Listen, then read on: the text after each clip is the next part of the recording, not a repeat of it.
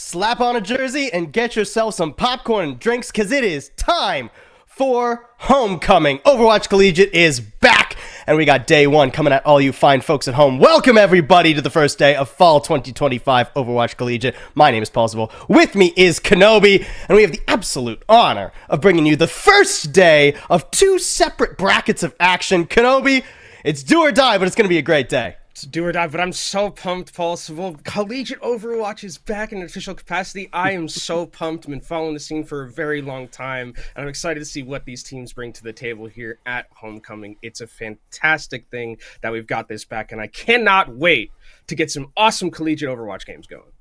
Oh, yeah, and for folks at home, maybe this is your first time tuning in to Overwatch Collegiate. It's been a little bit. We missed you, even for those coming back. Let's make sure everybody's caught up on exactly what we are going to be working with today, because there are two separate full brackets that we are going to be looking at. First, we are going to see teams from the open bracket of play. This is accessible to any collegiate players from across the whole nation. Flexible standards, even club programs can get in. And then later today, we're going to be looking at the rigorous varsity bracket as well. These are students that entered through NACE that have campus oversight, their official rosters for their squads. Yeah, and I'm going to love seeing kind of the difference between like the open system and the varsity system. It's really cool that we're having kind of these two different ideas of play between these teams. And it's going to be interesting to see, especially in the broadcast days, going from starting with open as our first two matches and then going into varsity, will there be a large shift in how the programs are going to end up playing and how these teams end up doing? I, again, cannot wait to see what exactly it means for the future of collegiate on broadcast with these two different types of tournaments that we have. It's really interesting, too, because some of the varsity teams looked at the open and said, we can double dip a little bit, right? And they ended up signing up there, too. So we might even see teams more than once per bracket here. So it'll be really exciting to see who the top contenders are across both styles. Yeah, and I think, again, like we're what I also like is that we're in that, single elimination. It's very March Madness-y, kind of talking about, you were saying who watches real sports as we were, chatting away at the broadcast. I watch real sports, Paul, and I'm really loving that we do have like this kind of bracket system where it is that very do or die, one shot, go home March Madness. And with the teams that we have, it's shaping up to be a very exciting bracket, especially with our first match of the day. Yeah, let's take a look at our schedule for day number one. We're going to be staying pretty exclusively in the round of 16. So the top 16 teams across both brackets. Open is what we begin with. We've got Bryant Stranton versus Cumberland University to start us off, which is actually going to be a pretty banger game. Then we got ASU, which is actually my alumni, versus North Carolina State. And then later on, we'll hit up the varsity and see some real heavy hitters in Bellevue and St. Clair taking on Wichita State and Kent State, respectively. Yeah, that's going to be great. These two matchups that we have starting off, I think, in that open bracket are going to be very good. We talked about Bryan and Stratton versus Cumberland. If you've been around collegiate Overwatch, even Arizona State University, these top four teams, they've been around for a while. And, Bellevue, St. Clair performed really well the last time that we had a collegiate season. So I can't wait to see what these teams are going to end up doing going forward. And one of the things that's also interesting is that you said that your alumni is in here. My alumni is not actually in this tournament, but I was born at Texas A&M. In College Station on campus, and they are. I unfortunately didn't get to get them, so I can't be biased. I'll be the neutral one in the Arizona State game for both of us. Yeah. It'll work well. No worries there. I even had to wear just a little bit of maroon for the ASU today. But either way, we're going to be starting off the day with Bryant Stranton versus Cumberland University. And taking a look at this game, honestly, this might be we might be starting with our quote unquote match of the day. Really, just heat out of the gate, Kenobi. Yeah, these two teams have already played each other throughout this collegiate season already, and I believe it was Bryan and Stratton who had that victory 3-1 over Cumberland. And, I think that this is, when we looked at the standings going into this from Swift, both of these teams are a top 10 top 10 teams coming from that Swiss. Cumberland, I think, was 10th at 8-2, and it looks like BCS Bobcats were 9-1. At that 8th spot, or 7th spot rather. So I think that going into this, it's going to be a very close matchup. The other teams that we have are kind of a little bit farther away in terms of the standing that we had from Swiss. So this one, again, is, like you mentioned, probably one of the best matches that we have of the day, if not the best. Yeah, let's go ahead and take a look at our two teams for today. Get familiar with who we're going to be starting off with, because I'm very interested in both of these teams. We're going to take a look at Bryant Scranton College, Virginia first. It's a bit of a mouthful of a name. Yeah. But either way, I'm excited. Manually Peace, Dion, Nenwai, and Pantera to lead us off. Yeah, a lot of names that I think people are familiar with. And that's one of the things that I think is really awesome about Collegiate is that you have this like kind of mishmash of a lot of different tiers of Overwatch, you know, from like tier 1 and OWCS, Face It, things like that. Like you have a lot of these players that are kind of amalgamating in this collegiate scene. And Peace is someone who I have known for a very long time, has been watching them for a very long time. And I think that they are one of the best Genjis that we have. If Genji is going to be prevalent in the meta, that's something to keep an eye out for because of the fact that Peace is so good on it. It's one of their signature heroes. Yeah, and then we'll take a look at our other team as well. Cumberland University going to be facing off against them. Like you said, they did lose last time they went against Brighton Scranton, but they're looking for their revenge today. Cabe Nodi. Okay, we got a pronunciation on this player. They told us it was hard. It's Icelandic. I'm a dumb American. I apologize if I pronounce it horribly. Ginger Rivdil? Something like that. Yeah, Ginger, just because we're gonna call them Ginger for our sake and your sake. Yeah, and that's what we were told to call him, just so we don't mess it up. And then we have Rachel and Chef. Yeah, we would drive you guys crazy if we tried every time to pronounce it correctly, and we would probably drive Ginger crazy as well, not getting it correct. But again, a lot of names that we've known coming into, you know, from Face It, from Overwatch Collegiate from a while ago. Cabe is someone who I've been very familiar with. Actually ran into them in a stadium game randomly at one point. So very good. Carried the heck out of me. I did nothing. It was a very easy game for me to play there. But I think this roster definitely has the chops to take it to BSC. Yeah, and I'm interested to see, one of the things that Cumberland told us coming into this is expect things that are unexpected. Don't expect them to play some normal standard Overwatch here. So can they throw us for a loop? Not the normal. I'm excited to see. I mean, already on like their selected, these are just their favorite heroes. I doubt this is the comp they're going to be running. But, you know, I'm excited to see what sort of unorthodox approaches Cumberland might bring in as we get into our first to 3. And the thing is also, I don't think we have like a set meta. Like there are things that are like relatively good. Like it feels like a lot of the off tanks are kind of strong currently, like D.Va and things like that. But it feels like the meta's like really wide open. It's not like where we were with Mauga, where it was just like, hey, we're playing Mauga on every single map. You know, it feels like it is a little bit more wide open now than it is. We do have the map pool to kind of look over, Paul, here as we go forward into these matches that we have. And, you know, very standard right here. I like that we're bringing back a little bit new Queen Street here. That's something that I have had. Junkertown is very interesting to me when I look at all of those ones on the payload maps, all very long range maps. So I wonder, like, you know, that screams to me kind of like D.Va, screams to me a little bit of Winston. Ball is very good right now. Long-range hit scans, I think, as well. So I think that this is going to be an interesting kind of look up to see who is going to, like, what kind of style of play we're going to be seeing. Because it can vary completely between all these maps that we have. Yeah, I'm really excited if we can get those escorts coming in. Of course, you know, I'm hoping it's not just going to be Lijiang Kings. Look, people love Lijiang. You already know it's either Iliash, Lijiang, and then straight into Kings Row second map. That's how we do it. Well, I'm hoping for something a little bit different. We have a long tournament ahead of us, plenty of time to see all of these maps. And while you guys are here, don't forget every minute that you are signed in and watching this wonderful Overwatch Collegiate Homecoming, you can earn special rewards. Yeah, for 30 minutes, an hour, 90 minutes, and 2 hours. I mean, I love the Pachimari with Iliari. That's so good, man. It's my favorite. I love that. I think it's my favorite. It's so good. Spray. So make sure you're tuning in at least. This is just for today, by the way. Yeah. So you watch basically the first 2 matches today. You get all of these goodies. So stay tuned in, folks. There's a lot coming up. Every day we'll have more and more rewards. So you're gonna want to be tuned in today, tomorrow, and next weekend. And the first match is going to be a banger, so you really have no reason not to stay for these first 2 hours. Like you just there's no reason, you know.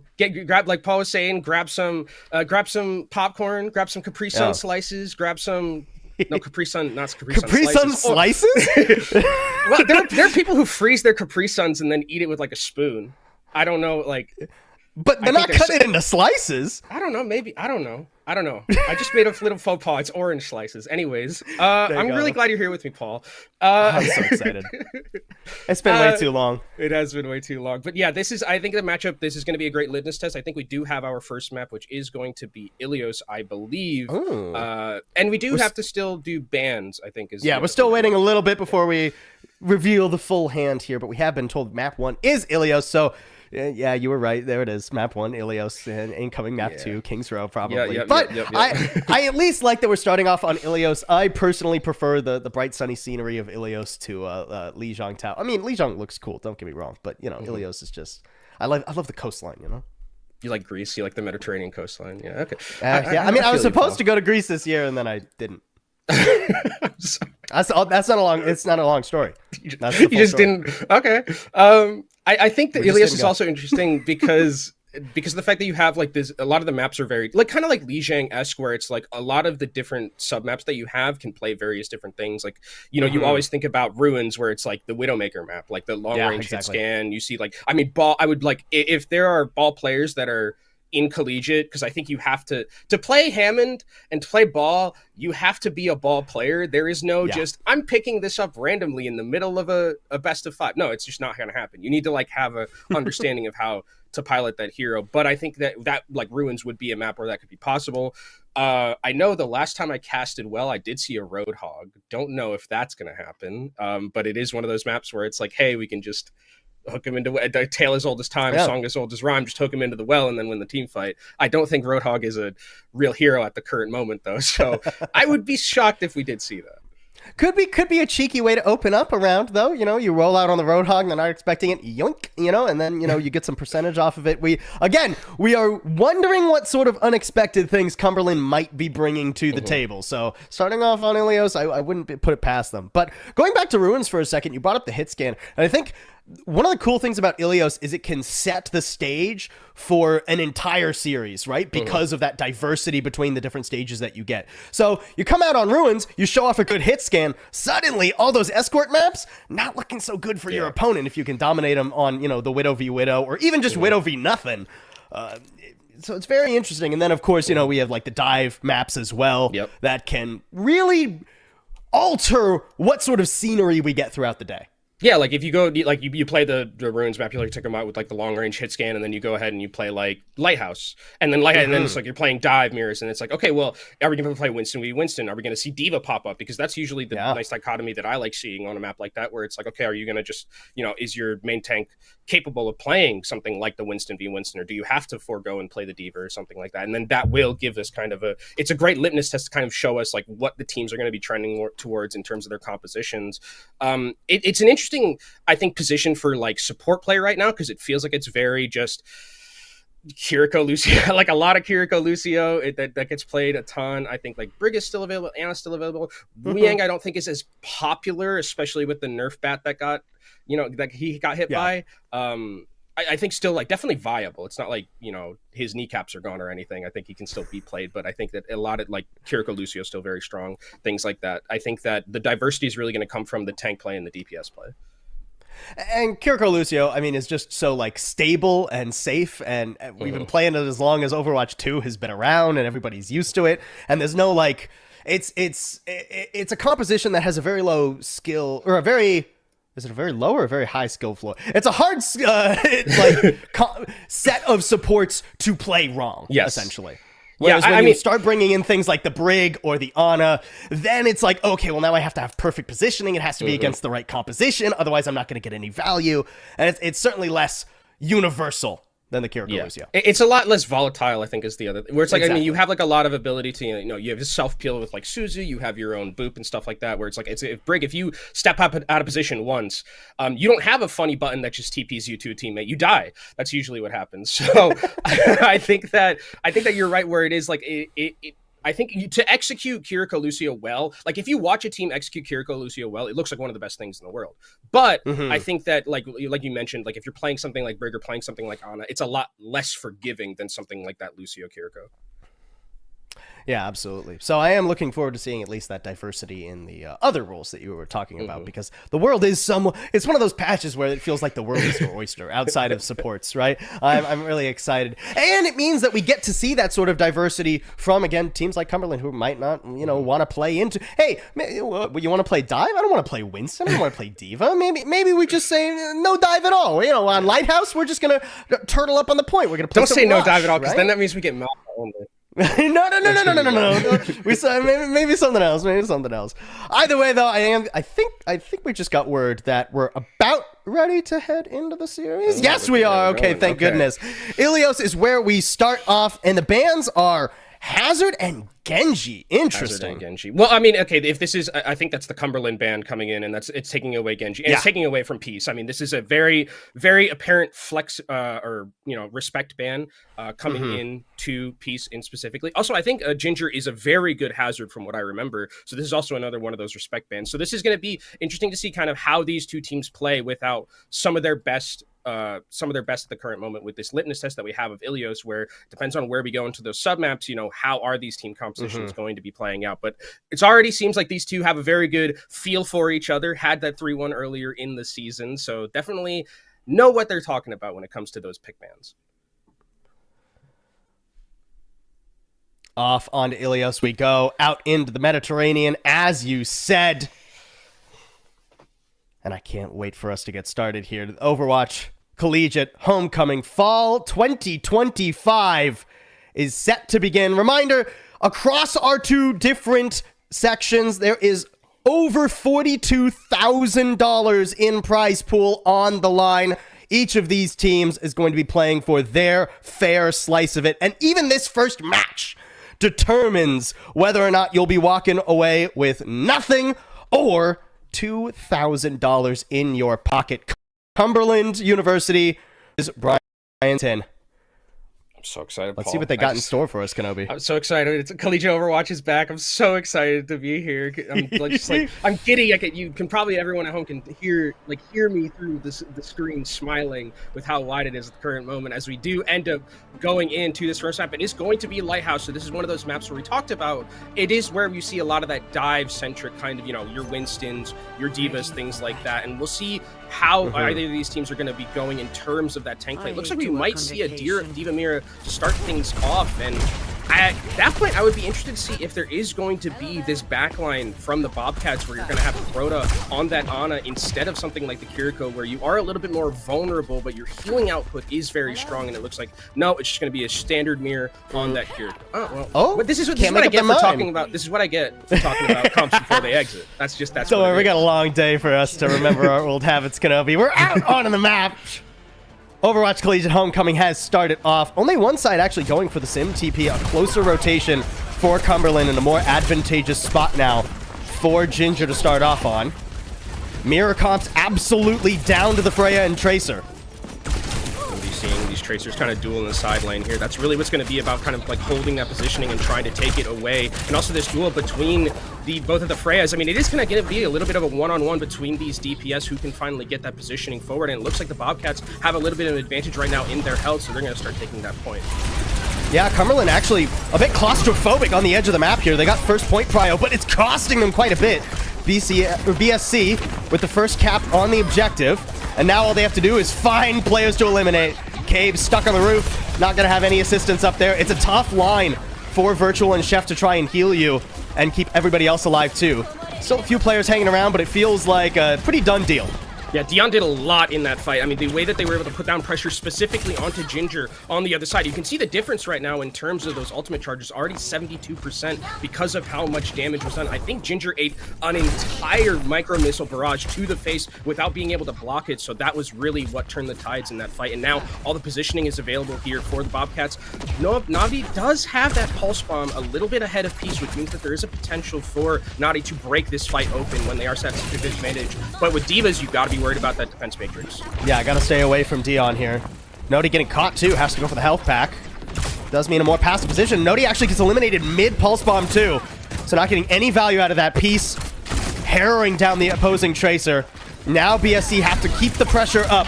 Cumberland, they weren't able to find much of anything. Ooh, and the D-Mech is tough as they're on their way out. really good communication from Peace and from Dion there, because you saw Naughty was going in very aggressively, got taken out of recall, and immediately you saw that Peace and Dion dived in. You could see it on the kill feed that there were those 2 kills, or those 2 bars next to that kill, taking down that Tracer, and that means that there is no pulse bomb. And look at the ultimate advantage for the Bobcats here. It's huge. It's going to be a nightmare of a team fight for Cumberland to work through. Yeah, flush 5 here for BSC. And just straight into the back line goes Dion. So, Soundbear out pretty early, but Dion still extremely low. Not going to be able to hang on to that mech much longer. And there goes Manually, too. BSC maybe overplaying their hand a bit. Nice stick, though, from Peace to bring things back to neutral. Virtual going down as well. Somebody's got to get to the objective. Somebody's got to be able to touch from Cumberland. Anybody? No? Cabe's going to try. Somebody, okay, at least overtime gets triggered, but Cumberland, despite some good starts to that fight, not able to keep the momentum going. Nice stream on as well. And, okay, a brief glimmer of hope for Cumberland, but honestly, the first round's all Bobcats.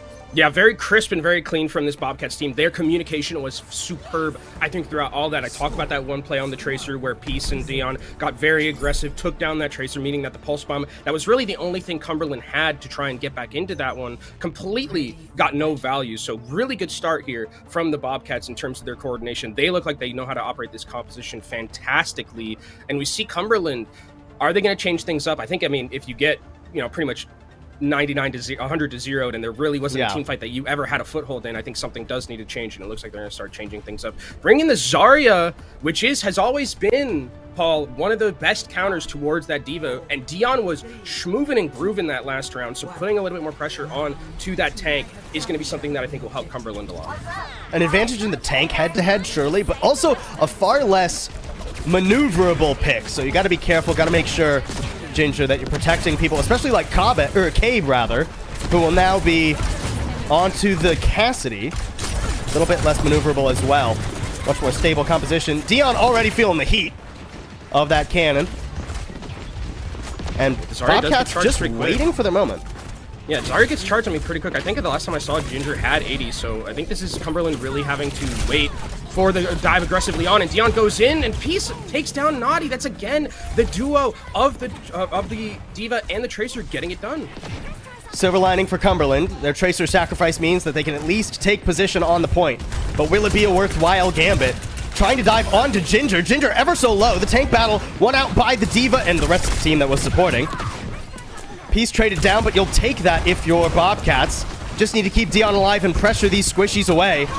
Cumberland doing a good job of at least avoiding BSC and keeping presence on the objective. Nice shots from Cabe, too. There goes Nenwai, and suddenly Bobcats, they're split to high heavens. Yeah, Cabe is doing a lot in terms of just that consistent damage and putting down a lot of pressure. Already 90% towards that Deadeye, in a fight that it looked like it could have been flipped back over for the Bobcats completely goes awry, and Cumberland are the ones taking up that percentage. Bobcats with the regroup now. Manually, high up in the air, ready with the ult. The bullet shot goes wide, though. Doesn't quite connect onto Cabe. And now the Kitsune Rush is going to keep Cumberland feeling nice and healthy. Bobcats, they don't even want this smoke. They're just going to back out and wait it out. Yeah, no, I mean, they're going to come back in with the Kitsune Rush, though. Oh, Dion taking a chunk of damage manually, too. Cumberland, keep the pressure up, not letting Bobcats get a foothold, even with their own Kitsune Rush. Nenwai's gone, and that means Bobcats are much easier to pin down, too. We might see 100 to 0 flipped to 0 to 100 here, Kenobi. It might be, because, I mean, look at the ultimates that you have from Cumberland as well. They have the High Noon. They also have the Pulse Bomb from Nodi. And, I mean, if you're Bobcats, really, you don't have a lot besides that sound barrier. Pulse Bomb's going to come through. Suzu has to be forced. So that's a cooldown that they're not going to have for the moment. High Noon just to zone and continue holding that percentage for them. It's cheeky. Ooh, gets Ginger in a really nice spot, too, to just saw away at manually. Nodi not going to risk it. Knows that 1v1 versus Peace has not gone well, so just comes back to the team. Sound barrier in the pocket. Who is going to have to beat first? Oh, okay. Cumberland choose to beat first. Get caught in a grab. Will they survive it? That barrier was pretty early, but they managed to weather most of the grab, but most doesn't really count in Overwatch. Virtual and Cabe, Chef, they all hit the floor. And Bobcats find their in. And I mean, I like the idea. I think they're from Cumberland, where they're like, okay, we know that Nenwai's going to have that sound barrier on the other side. Let's try and maybe catch them off guard with our Graviton Surge and with our own sound barrier. It doesn't end up working out. It was like just a last gambit for them. I am a little bit worried about the fact that they are going to be behind the 8 ball a little bit when it comes to those ultimates. Like, there is going to be a bullet shot here from manually. Pieces are going to have that pulse bomb relatively soon. And, I mean, if you cycle this ultimate economy effectively for the Bobcats, you can get this back to even relatively easy. Already the bullet shot. Ooh, that's quite a bit of damage, but Cabe will survive it. Just slowing everyone down. Ooh, nice shot, too, from Cabe, making his survival well worthwhile. Now, Bobcats have to back off a little bit, forced to use their Kitsune Rush to mirror the other side. Suzu used early, too. Proto can be in some danger, but does swift step away. Nodi got the Pulse Bomb, gets it right onto Dion, but I believe a bubble keeps him healthy, only for a moment. Yeah, no, this is Cumberland coming back in with a vengeance. And they're going to be able, not quite the 100-0 I thought it was going to be. But yeah, still a round 3 here on Ilios. Yeah, it was still pretty good for them. And I mean, the thing about this from Cumberland is that they really played well against the D.Va, and they forced Dion off to something completely different. I think when it was the Zarya v. the Zarya, Ginger just had such a good presence of mind for maneuvering around what they were doing. I also love the decision of putting Cave on that Cassidy, because you saw when Peace died in that last fight, it was a Kiriko and a Cassidy that took them out. And that's really difficult to play Tracer into something like that, because you just have the threat of just being insta-killed like we saw. And going off over onto Ruins. Dion just completely accepting that the D.Va's not going to be a viable option anymore. And Ginger, too oppressive on the Zarya. Doesn't look like much else is changing. Yeah, I wonder what... I assume these are going to be Tracers coming out from the Symmetras once they're done. Yeah, but that means that there is still going to be that Cassidy. So Peace is going to have to respect a little bit Cabe on this Cassidy with how well it was played in that last round. And manually, I think it's going to be his job to keep Cabe's head a bit more on a swivel. Put the pressure on the opposing hit scan. You've got the range advantage. You've got the aerial advantage. Can you make use of it? Oh, so close to at least picking off Cabe there. Ooh, aggressive from Nodi, getting right up in the face with the bubble. Cumberland using that moment to try and push forward, but over-investing a bit. Ginger, yeah, without that extra barrier, much more vulnerable, and Bobcats just have to hold their ground. Yeah, I think that was Cumberland thinking that they had an advantage going so aggressively because of that dive that almost got the kill onto manually, but just didn't manage to do so. And I think that they thought that the resources were so much in their favor that they could be that aggressive, but you still have to respect some of that incoming damage that we're seeing from the Bobcats team. And Peace played that a lot more slowly in that round than we did see previously, and it definitely helped him out. But manually gets caught by Virtually. That's just a Kiriko moment. Yeah, nicely done by Virtual. Huge opening here. Cumberland have to make sure that they can capitalize off it. Heading up pretty quickly. Bobcats want none of this fight. Ideally, Bobcats would just dance around the objective and wait for Manually. Manually already almost back, but can't dance around forever. Cumberland do get the flip. High Noon as well coming in soon. I mean, you can use the zone things off. There's also going to be that Kitsune really close from Virtually. Proto goes down, and that's a huge pick. So much it had to go into healing Dion there. The pressure was insane. And then the pivot from Cumberland perfectly timed, everybody looking at the Kiriko. It's just so much more consistent pressure from this Cassidy. I mean, manually, has that ability to put down a lot of that burst damage, but it's just continuously just right-click, right-click, right-click, or left-click from the Cassidys, and it's just so much damage that Proto and Nenway are kind of having a little bit of their mental RAM just consumed by trying to figure out how to deal with it. Piece going in. Wow, no pulse bomb needed. Nice work between the two DPS. Not sure where that bomb was going, but it's fine. Still player advantage. Make it 2 as Nodi hits the ground as well. And honestly, hardly even investment required here from Bobcats. That was just nice DPS duo. Yeah, I think Manually heard me talking there and was like, okay, I'll show you the real true power of the Freya getting a 2K. There's really nice coordination. The burst damage really coming to fruition right there, which is something that they're going to need to continue to do. Manually is so important here because they're putting a lot of resources into Peace, which means that Manually's left a little bit on an island, but if they can continue to keep performing like they have been, I think it's going to be fine. Cumberland, no shortage. There we go, Kenobi. I can speak English. Of alts. Pulse bomb completely blocked by the barrier there. Dion not struggling at all, and sound barrier too, to keep Bobcats nice and healthy versus all the alts that Cumberland were dumping in. Now, there will be a grab available shortly, but with Chef down, I think Cumberland are going to have to wait this out. Yeah, and Ginger's going to have it. I think he can go for it potentially. There's maybe Kitsune not. Rush in the Suzu. They're just going to try and make it work. Oh, I mean, Kitsune Rush, not exactly the best healing ultimate, so doesn't keep the two caught alive.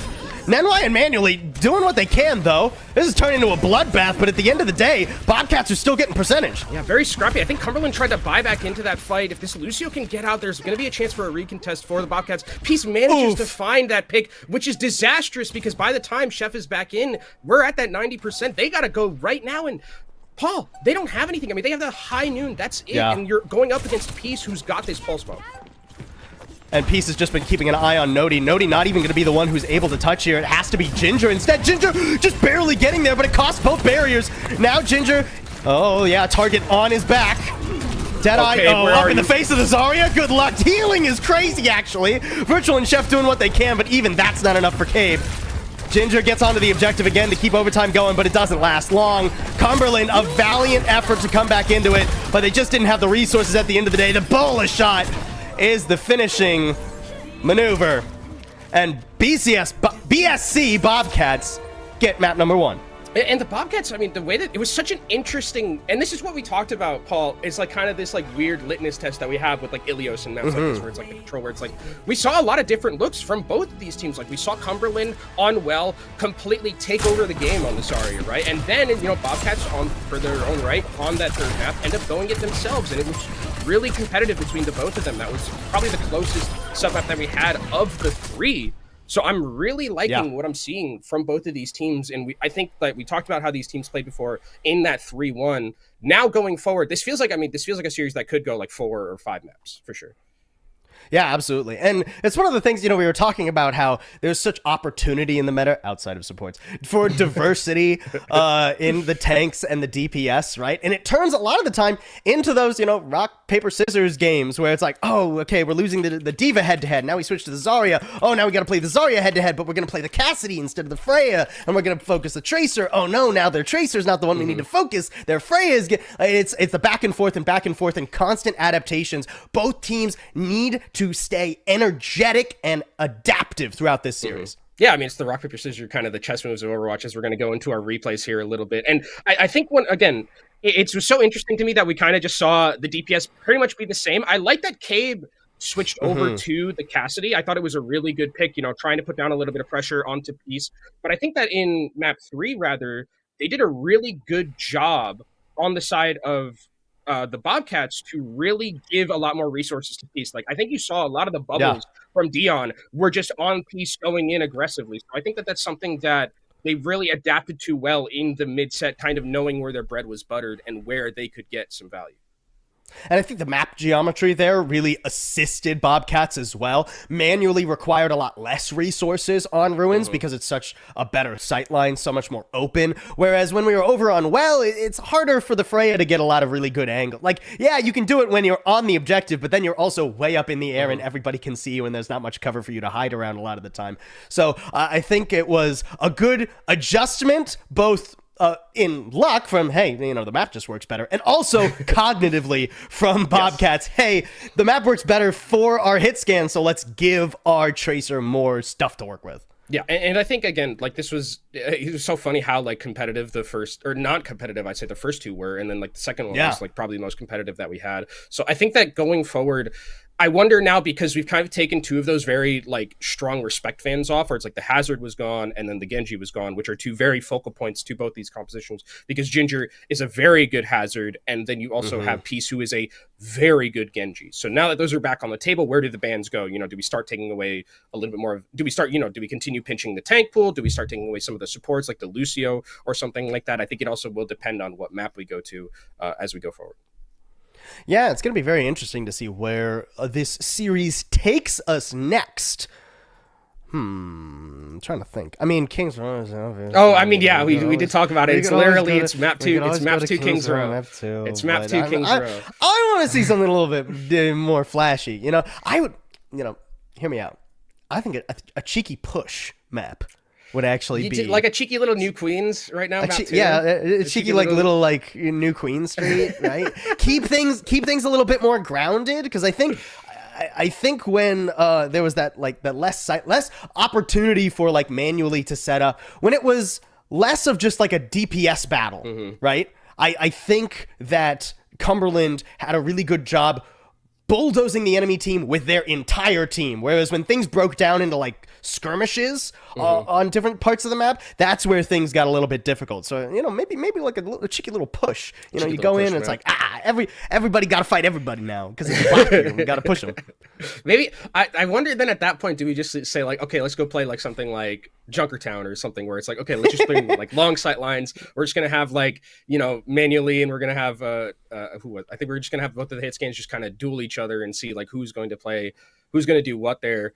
I don't know if I'd like that, especially. I mean, I guess the Diva matchup would be the thing that would work, but I think we're pontificating a lot for something that's just going to be mapped to King's Row, if I'm honest, because it's always weird though, because I feel like if you if you like second pick King's Row, it's like, who really has a disadvantage on King's Row? Does anyone, is it like really, it feels like just such a neutral ground.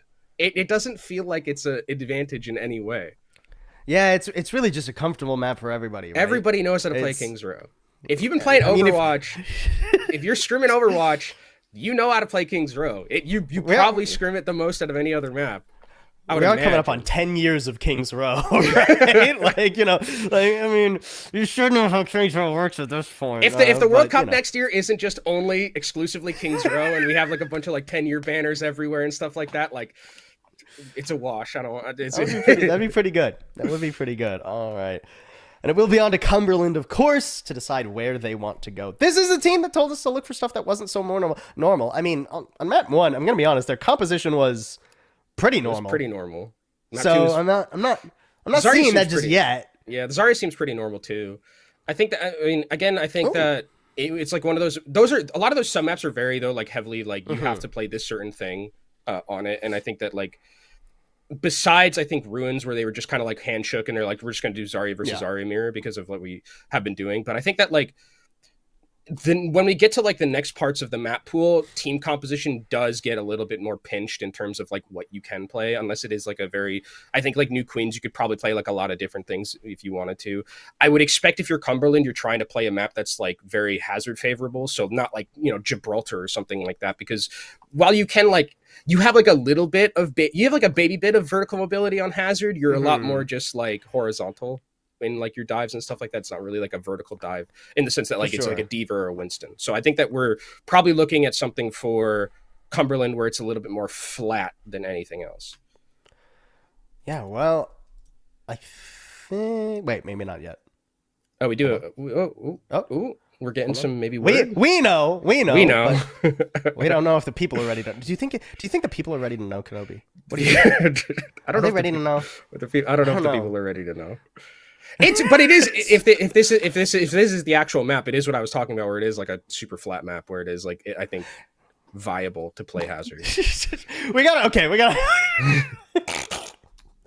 I think I'm just casting with you, Kenobi. It's very fun.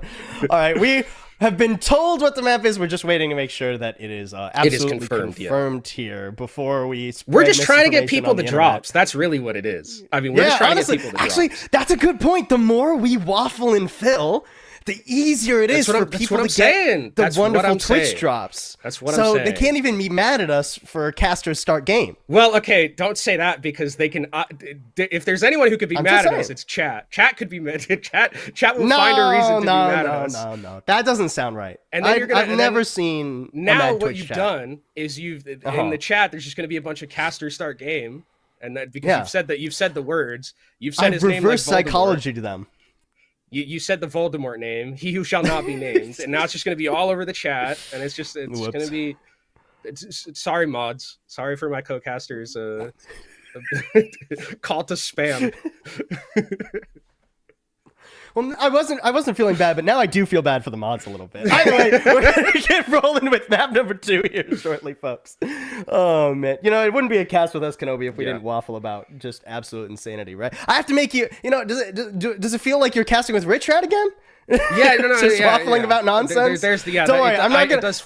It does feel very podcasty. You are a little bit younger and you have longer hair. Is what I was saying. That's true. That's true. But you do both. But you both have really nice blue eyes. I will say. Ooh. That is the one thing that both of you have that is very very reminiscent of me casting Earth Rich. Yeah, see, They're like staring into your soul. Have you ever seen the meme of it's just the stick figure with the blue eyes and they're just doing this? Yeah. I had an observer post that meme against me in chat the other day when I was casting. Absolutely I should show it to decimated Rich. me. I should show it to Rich. Are we ready for map number 2, folks? Let's get into the action, maybe? Yeah. I have no idea. I think we're good. Oh, Okay, we did it. Oh, We've done it. Dude, we just been waffling for nothing, dude. Oh, my word. Okay, that's on us. All right, Midtown is our map number 2. Ramatra banned out by Cumberland. And that Cassidy banned by BSC, putting respect to the Cassidy. Yeah, I think that this is something that, especially with how good that Cade played it, I mean, I think it's definitely a good respect there. Ramatra just taking it out of Midtown, I really like, because Ramatra is kind of one of those heroes that like is extremely good on this map, where you can just hold that ground, you have that shield, very pokey. It's also probably really good into Hazard, because if Hazard ever tries to dive in and dive out, you just, hit the vortex and Hazard can't move and he's just stuck there. Just stuck there holding. I mean, he could, when he's stuck there, he kind of just like holds up his angry claws and angry spikes and then doesn't die. But it's harder to get out. So I like the decision. If there is going to be that Hazard coming through, which if it is Ginger, I think is possible. Good ban on the other side of getting out the Ramatra. Smart to prep your tank for victory. Reminder is, of course, do or die. This is single elimination in first to 3, so Cumberland really don't want to have to stare down the barrel of a reverse sweep this early in the series. They got to start making up ground now when they can. They'll be starting off on the defense versus the BSC Bobcats on the offense. Let's see what we got defensively. Okay. Not a huge adjustment. A little bit more stable. We got the Baptiste coming in because, of course, it's a little bit slower. You don't have to be running around all over the place and need that Kiriko. And then the Sojourn for Cabe. Yeah. Interestingly enough, I think that if this is offense, we probably see a potential of the Hazard. I mean, it is still like...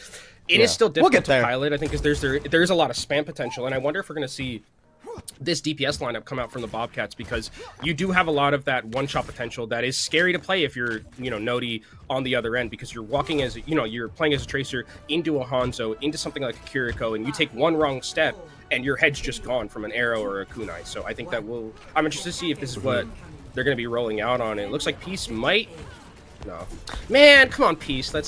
Yeah, I want to see scouting arrow. I want to see some Hanzo gaming. But Peace has been doing so good on this Tracer. Yeah. No reason to fix what ain't broken. Manually does have to be a little bit careful, but the Sojourn will end up, I think, being ultimately quite a bit less consistent than the Freya in when you have to be worried about the Sojourn. Yes, those railguns can be a big deal, but it won't be up quite as often as just left click. Yeah. I think that's one of the things I'm worried about as well, because Cave is also like, you don't have a lot to shoot at to charge up your Sojourn rail. Like, you don't, like, it's going to be like very seldom that you have one, so they have to make it count every time. Ooh, manually, it's okay. Took a heap of damage there, but good healing from Proto, good focus. And now gets into a really nice angle. Peace has slowly forced Nodi off this angle over in the alley, and that gives manually quite a shooting lane to apply pressure. Peace in the backline early, too. Well, I think an odd bubble there as Peace was exiting, didn't commit. Maybe a bit miscommunication. Cave in some trouble. Does have the immortality field to stay alive, but that means Virtual doesn't have it to stay alive. And everybody else falls. Yeah, and I mean, it's really good coordination and really good patient play coming in from the Bobcats there, just to try and just move around. And like I was talking about, like Cave, we saw Cave, the only time that we were on Cave's POV, it's just Cave is holding rail and is just getting completely focused down. And there's like like so many resources have to be put into this Sojourn, and you're only gonna have, like I said, you're only gonna have rail a couple of times with how kind of far away you are. So they really have to make it count, and they really have to put a lot of resources into Cave, which leaves Nodi a little bit on an island, because Peace on the other side on the Tracer is getting all the resources and all the buffers. Oh, and Cave's still stuck out here. Cave never got reset. Cave never died after the last fight. And now will be sent packing early. That makes it very difficult for Cumberland to try and stand their ground. They're going to have to give up all of this. And Nodi's way off in no man's land, too. Oh, this is going from bad to worse.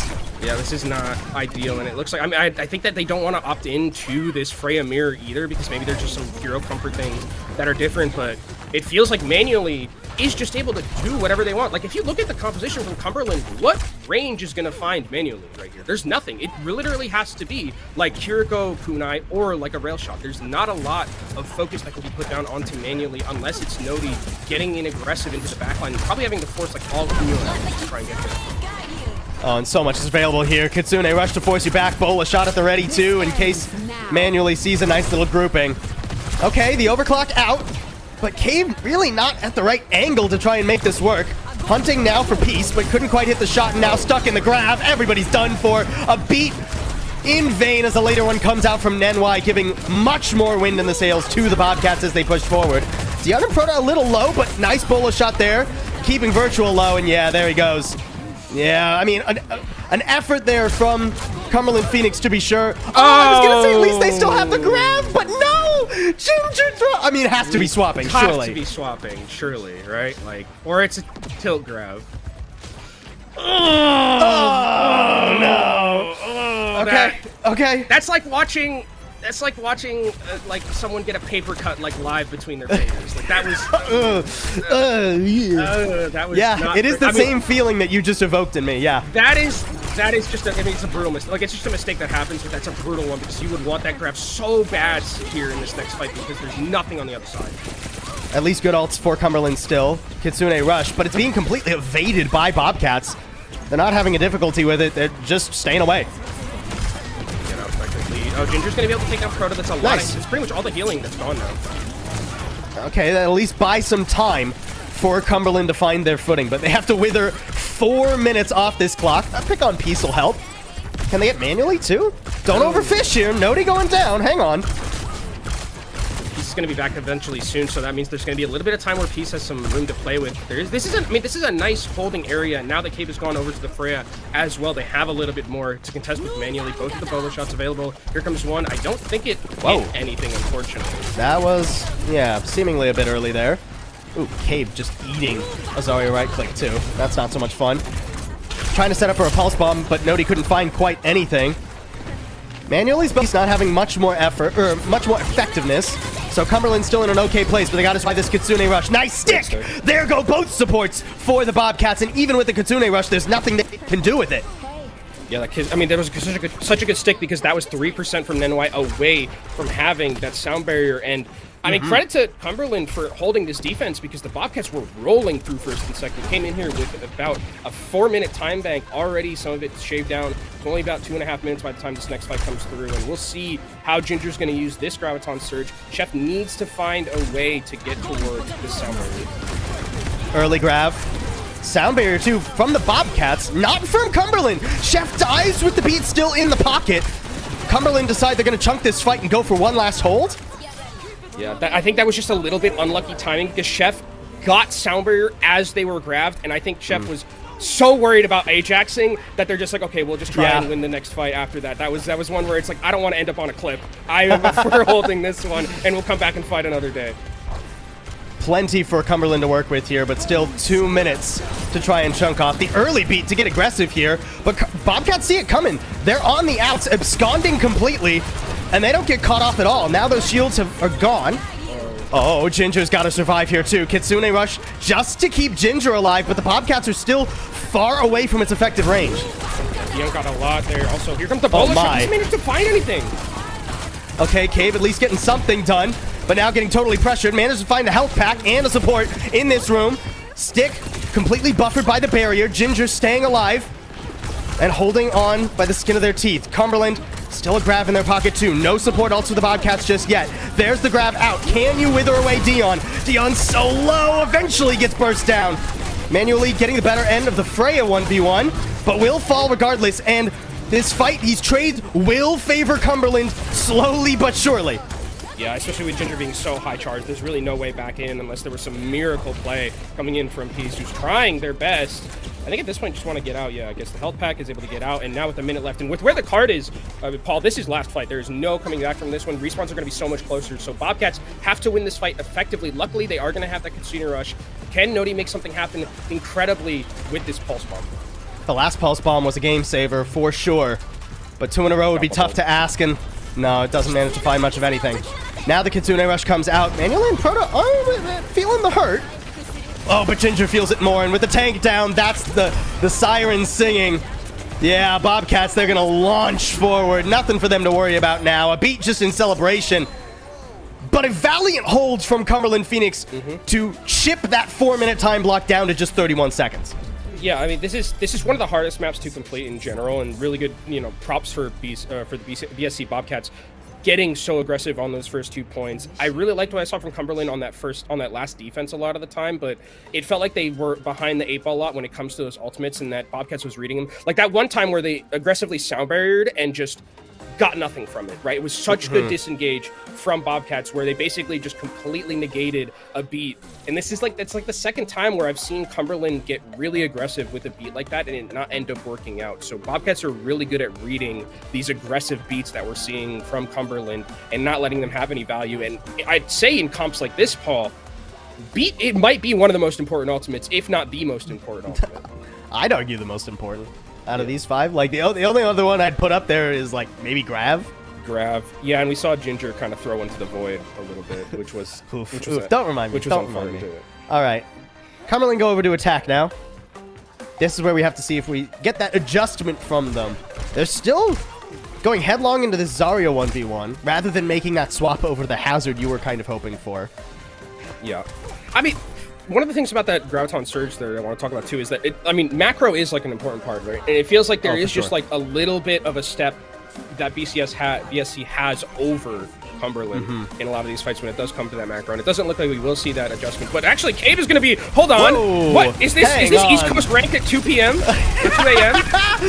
Oh my word! Oh my God! There's no way to see that coming. That's the unorthodox. That's the weird. The abnormal that I was hoping Cumberland were gonna give us. Oh man, yeah, no, completely stomped on, rolled over, vehicular manslaughtered. It's an East Coast lobby at 2 p.m. or 2 a.m. and we're playing ranked. I mean, they're going to try and recontest. Nice bubble. Gets Peace in to try. That's not enough. That overtime, but they can't do it. Nah, now the only question I have is Cave going to stay on the Bastion, or is that kind of like a one-time blitz for the first point? I think he's keeping it. Yeah. You still have the TP. You can still maneuver around effectively if you're like calling 3-2-1s. And Peace is dead. Virtual takes him out. So that means that there's a lot of damage that's missing, and now you just get aggressive. And I mean, Peace has a really hard job now that there's no enemy too squishy DPS to try and just keep in check. Who is Peace even going to be really diving in to go after? Virtual is just taking over, by the way. That's 2 DPS down in the name of the enemy support. Absolutely absurd. And I mean, high ground control, this is a burning time. Did you see that they had an engaged Bastion right there? Cave jumped up with Buffle, but rocketed themselves up onto that high ground and just was an engaged Bastion on that front line. But here comes another fight in the low ground. The bubble Bastion in your face is absurdly annoying. Oh, nice stick, but Immortality Field completely nullifies it. Peace doesn't get squat out of that one. Oh my. Wait, Virtual is moving. This is insane. They're gonna have a higher time bank than what Bobcats had. This is gonna be what is that gonna be 6 minutes? 6 minutes? I've never seen a time bank at 6 minutes in Overwatch. I've never seen a Midtown time bank at 6 minutes, ever. A Midtown time bank at 6 minutes. Holy. Okay, well now we're switching over. Okay. Bobcats are like, Peace is like, I've had enough of this shenanigans. I'm going over to my one trick. I'm going to the Genji. Well, now Cave has to be careful, right? You can't just headlong fire at whatever you feel like. Don't want to get a deflect in your face, even with the bubble supporting you. Still, I mean, there's still a lot available for Cumberland as well. That beat's nearly up. Peace is just going straight into Cave and having absolutely no luck. The shield, too, that Cave was playing behind. I mean, Peace is just having a bad day now. Here comes the beat. Cumberland keeping the pressure on. This is absurd. Okay, finally the support ults come out from Bobcats. They're weathering the storm. A grab, too, to try and get rid of Cumberland. But the Immortality Field keeps everyone up. Everyone survives, and Cave is so deadly. The turret is back, and there goes Nenwai. And now it's just going to be shooting fish in a barrel with a Gatling gun for Cave. There comes the artillery, too. Oh no. Where do you stand? Nowhere. Chunks of damage and Dion falls. They are looking to cap with over 4 minutes, Kenobi. I don't know if I've ever seen a Midtown cap this quickly, if they're going to be able to get it right now. Virtual has also the Amp Matrix. Like, how do you get back into this when it has to be a hero play for manually? I mean, manually with the overclock, has to find an angle first and foremost. There goes one. Okay, finally clips the immortality field. Is that 2 HP? Gets another though! No! But no one's on the card! Oh, it was 4.5-ish minutes for Cumberland. We'll round that up to 5 minutes and 2 seconds so the Bobcats can get one. I'm in, like, if there was ever a definition of the ace Unreal. up your sleeve when it comes to an Overwatch series, that was it. I mean, that was incredible with what we saw from there. I mean, the ability for them to just come, they must have like scrimmed this comp like a lot, and Bobcats were not aware of its existence at all, because that was just an absolute shellacking. Like, we thought this is one of the hardest maps to complete, by the way, in Overwatch in general, right? I very rarely see it completed. 5 minutes and 2 seconds. We had a 1-minuter, and then we had a 5-minuter. Like, I don't know, dude. If you're we were looking at Bobcats, how do you 31 overcome seconds. this? We were looking at 31 seconds, being like, yeah, I mean, pretty good completing the time. Ooh, huh? Huh? Why does it say 5 on the other side? Quintupling, that is. Actually, more than quintuple, because it was actually 4.5 to 30 seconds. Yeah, So we're looking at I don't do math because I'm a caster on stream. But what is that? Not. Hold on. No, I shouldn't do caster math. It won't go well. I think it's 9 times. I think. I'll take your word for it. Someone correct me. I'm sure I'm wrong. Cumberland now had such success with the Bastion Symmetra, they're keeping it on the defense. Yeah. And I mean, if you're Bobcats, you're like, okay, well, we have a minute. Let's see if we can make something happen with the composition that works so well at the start. But, like, you only yeah, they're going to swap. Like, there's no way this I think it's tough. I'm sorry. Oh, what? let's go. The Venture? Right. Oh. Okay, so they're going to just send the Venture in, and I think Bubble, and just try and take that space away from Cumberland's composition. I'd like this decision. Need a little bit more meat to throw toward the Bastion. But that swap costs them most of their time. Bobcats will only get 1 attempt. Got to keep the Sojourn alive, but that means Proto has no Suzu for himself. Oh, the push from Cumberland is so well timed. Cabe does eventually fall, but it just doesn't feel like it matters. 13 seconds, can anyone touch? There will be maybe a recontest, and not having Cabe here is a big deal because of the fact that you've lost a lot of your damage. If they can maybe proc that overtime, it's potentially here. Nenwai goes down! Oh, shut down. The bubble not even enough for Nenwai. And not a lick of progress gain for the Bobcats. So, like, this is Thermopylae Pass, right? Where it's like, it's 300 versus the entire Persian army, surely? Except like, that 300 isn't 300, it's just a Bastion. It's just a Bastion. It's just a Gatling gun versus, like, 20,000 Persian soldiers. I'd take the Gatling gun if it has enough ammo, I'll be honest. I don't know. I've never seen a 6-minute, like, second getting to third on, like, a yeah, no, map it's nasty, man. On a hybrid. I don't know if I've ever seen a 5-minute defense on a hybrid. Dude, if this turns into a draw, this will be the most legendary full hold of all time. There's surely, like, the amount of things that would have to go wrong for Cumberland to make this a draw it's like the statistics are would be absurd. I'm telling you now, I can't see it. I can't see it. That's what I'm saying. It's 300. Like, this is Leonidas and 300 Spartans, and then Cumberland's like the. Oh, you were saying it the other way. Yeah. Oh, okay. The Bobcats are the Spartans. There's no way the Bobcats are the 20,000 purges in this. Well, but I thought you were saying I thought you were saying Cumberland were the Spartans because, like, they're at least taking a chunk out of the other team.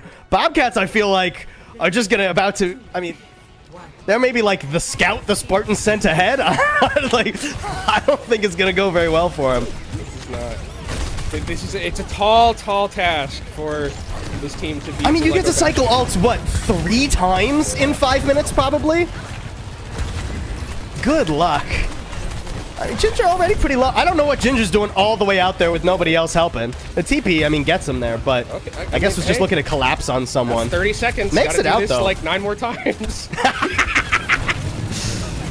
And here comes the Bubble Bastion 2. Already so much damage. Cabe does fall, but has Cabe done enough? Everybody on Bobcats on the back heels. Chef dying too. That doesn't really help. And the healing coming out in spades for the Bobcats to keep them alive. Peace going down, but we'll be back soon. So the first minute goes well for Surely. Like, surely not, right? Like, surely. Wait, too early. Talk to me again about that when we're at 1 minute remaining. Oh, okay, then yeah, see, there's the problem. we went a little bit too over aggressive there to try and secure that kill. So now I think this is just they're gonna walk in and take this one because now you have no way to get around. And you just TP point, right? You have no mobility. There's like zero mobility if Nenlo's out here. Yeah, I mean they're just gonna TP to the point and say, hey, you guys got to get over here. Oh, Ant Matrix, by the way, with the Bastion. Good luck. Nenwai dies again immediately after respawn. Just feels like bullying at this point. A Kitsune rush, and I mean a valiant effort, but the hill was 90-degree angles of straight climb in with 100-mile-an-hour wind. There's no way you're making that. So we go 1-1 after 2 maps. Yeah, I mean, fantastic composition. We talked about it a little bit, like your Cumberland was like, oh, look for us to play some weird stuff, and definitely understands why they picked Midtown in this map. Also understands why they banned Ramatra, because Ramatra would have been insane against that composition, by the way. True. Like the Bastion would have been really annoying. So good. Oh, it's funny that ended right before the turret took him out. But yeah, no, really, really good stuff. Really practice play coming out from this Cumberland team to take us to a 1-1. I got worried like a little bit. I was like, I told you, I was like, Paul, surely after this first fight loss, there's no way back in. But yeah, it was what's the name of that guy who pushes the world up the cliff? It's very Sisyphus? Sisyphus, yeah. It was a very Sisyphean task there. I mean, beyond a Sisyphean task. I mean, that's like a Promethean task where you're just getting your guts eaten by an eagle. Every day, there's not much else going on for the Bob. Because even if you manage to do the 1-minute fight, which congrats, Bobcats, on at least getting the first fight. Gonna do it 4 more times. They're gonna cycle ults like 2, maybe 3 times in that time. It didn't feel possible. Yeah, and it's interesting kind of thinking about how we're gonna be looking at this forward because they've shown their hand a little bit with this composition, right? And I think it's like a composition that probably only works on like a certain amount of maps. Like it would be very difficult, I think, to like pilot this on like some like much more long range maps. Like you have like Symmetra. Sure. I mean, you have like Symmetra TP to like push you forward a little bit and like maneuver, but it'd still be really difficult, I think, to make that work on any other map. So now we're going to probably go back to something a little bit more standard, especially with the map pick going over to the BSC Bobcats. And I think that we probably hear... What do I think, actually? Because that map was so weird, because it doesn't like give us like anything in terms of like going forward, like a test or anything, because it's just like it's going to be a map where it was like, okay, yeah, that one's just the one where they played the Bastion composition. Can it work anywhere else? I think if you're the Bobcats, you don't take like, you pick any map that's not like enclosed like that, where like they can get value off of like teleporting the Bastion directly into your base. The longer range, the better.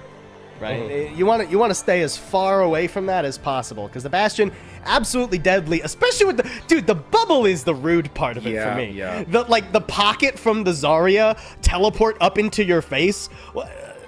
That's exceptionally rude, because at least it's forcing a barrier, at least it's forcing a Suzu, at least it's forcing like the speed from the Lucio to try and get away, right? Like it costs so much to try and survive that. Even if you do, what do you have left to kick back with? Yeah, and then the other team's like, oh, you took out the Bastion's bubble, immortality like immortality. Dude, that's and it's just like, rude, okay, it's like, man. what do we do? It's like you're gonna lose, especially with like the DPS that we saw on the other side. It's like you're just gonna lose the battle, because even if you take out the Bastion, at that point, like your Symmetra's probably all the way charged up, your Zarya's got 80 charge, and you've lost every single one of your defensive resources, and you just fall over. So again, I think it was really good decision making and planning coming in from that Cumberland side.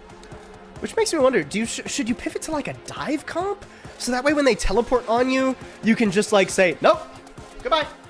And like try and get away from it. Everybody has like their mobility. Yeah. And you just stay away from it. And then once the Bastion's out of turret form, you like jump back in on it. But even then you're jumping in against so many like survivability resources. It's tough. Man, would Ramatra have been good into that? That's all. Like I'm thinking about every single thing that would like be good against that map, and it just comes back to, wow, Ramatra would have been so good, because like you just like if you throw down like Vortex onto the TP, like they get slowed. You can cross your arm. You have like a shield. You cross your arms. You know, don't die because you're too angry. And then like maybe you have like a little bit more ability to hold those resources effectively. Because like I was thinking about Sigma as well, because it was Midtown, but it's like, yeah, you have your grasp, but like if Bastion's shooting into that, you're going to get a lot of shielding, but then it's like, oh, I have Symmetra and I have Zarya.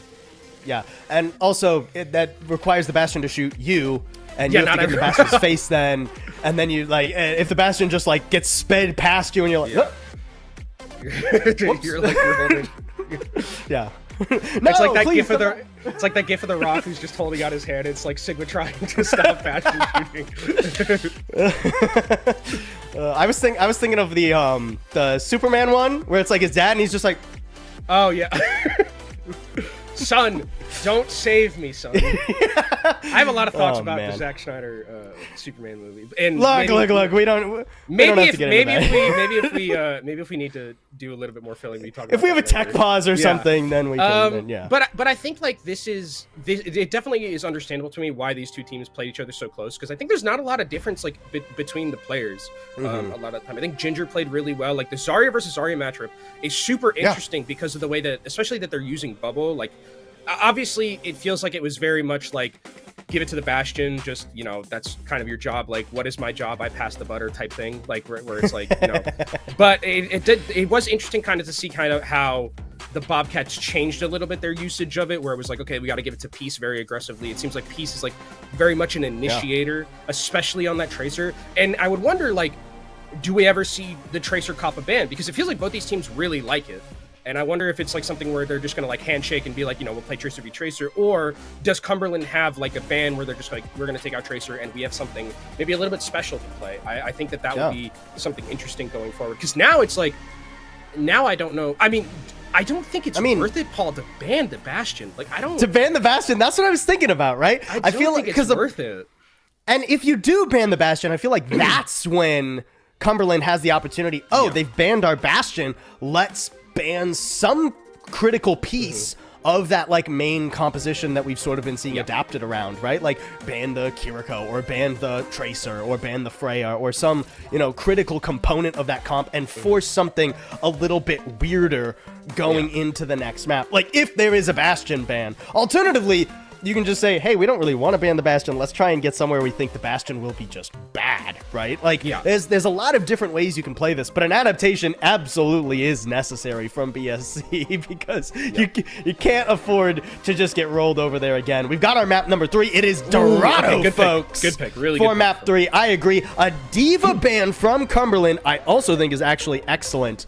And then we have the Lucio. Whoa, the Lucio ban. Hello? Yeah, so that's... Okay, so the D.Va ban's interesting because of the fact that I think that this is a really good D.Va map. So now it's like, okay, do we play Hazard? Do we play Winston? Like, do we just go over to... Because I think D.Va would be, like, really good, especially at, like, holding those high grounds and things like that. You have a lot of that vertical mobility, but now it's like, okay, well, now you're kind of forced into Winston or forced into something like a Hazard. And if you're playing a Hazard mirror, Ginger is really good at Hazard. So I think that this is a great ban. You take away like a very strong pick also from Dion, who played, I think, a very good D.Va back over in map 1. So I'm liking the ban so far from a lot of these teams. They're playing it very effectively, but this is also just a really good map pick. It's like the Bastion can't play here. It'd be like super difficult to maneuver around with like how wide open this map is, how far away this map is. It's a very difficult place to operate a Bastion composition like that. So I think both these teams, I mean, really showing their stuff in terms of the mental game. Yeah, no Bastion here from Cumberland. They're going to be starting off on the defense yet again. Ginger? Hello? Is that real? Was on the Zarya for a moment. I figured we were just going to be going back to the normal comp, but with the Wu Yang instead of the Lucio, since Lucio's banned. But no. Ginger's showing us a little bit of an adaptation, something a little spicy here. Yeah, okay. Very good. I mean, very good Junker Queen player as well. And I mean, the thing about this is that there is going to be a worry about like the spam potential, so you got to play around like corners and geometry pretty effectively, especially if we're going to be staying like manually back on this. But I mean, I don't hate it in terms of like how good Ginger is on this hero. I think it's definitely viable. But we're going to see the Sigma on the offensive end, so the D.Va's gone and everything has changed. Both teams completely different looks here in the tank now. Dion going to be providing a lot of coverage. I mean, it's going to make it very hard for Cumberland to pick a staging ground with this Junker Queen, because Ginger will always be taking more damage than not only Dion, but the entirety of the Bobcats. Anytime Ginger decides to contest, you have to give all the way up until that critical choke point. And now it's a question of can manually find a good angle off this high ground. I mean, Cumberland have to cede so much space here. Yeah, they have to really just play around this corner. It's really going to be the way they're going to try and get back in. As Nenwai's getting taken down relatively low, should be able to survive. But I think this is what they kind of want. If you're Cumberland, you just want to hold this corner, not let them push through and get these angles if they want. This is a tough choke to break for any composition, but especially one that feels so grounded as the Bobcats right now. It's really on Manually and Peace to find an opening to work together. Manually spotting a low health target, but couldn't quite finish him off. Back to lick those wounds. Trying their best here. I think it's really about this kind of side battle between Manually and Peace and Nodi and Cave right now, and that's really going to be the determining factor. There is going to be a Nano, which you could use aggressively to try and just brute force your way through. There it is, Nano going up onto Manually, allowing Manually to just go forward. Damage reduction means you can play aggressively, but you gotta still hit these shots, and no! Too much pressure. Virtual takes him down, courtesy of the Kitsune rush. Support ults traded, and Cumberland come out better for it. Yeah, Tidal Blast is going to be available for both of these teams, which, I mean, if you put a Tidal Blast onto Ginger, this is going to be pretty much an unkillable Junker Queen right now. Cave needs to be very careful to not die here because you need to have this ability to poke at long range against Manually. And actually, they're going to send the Tidal in and give the Tracer and go aggressively, and it works out extremely well. Yeah, getting rid of Nenwai 2% before the other Tidal Blast was available. And now Bobcats just have to lick their wounds.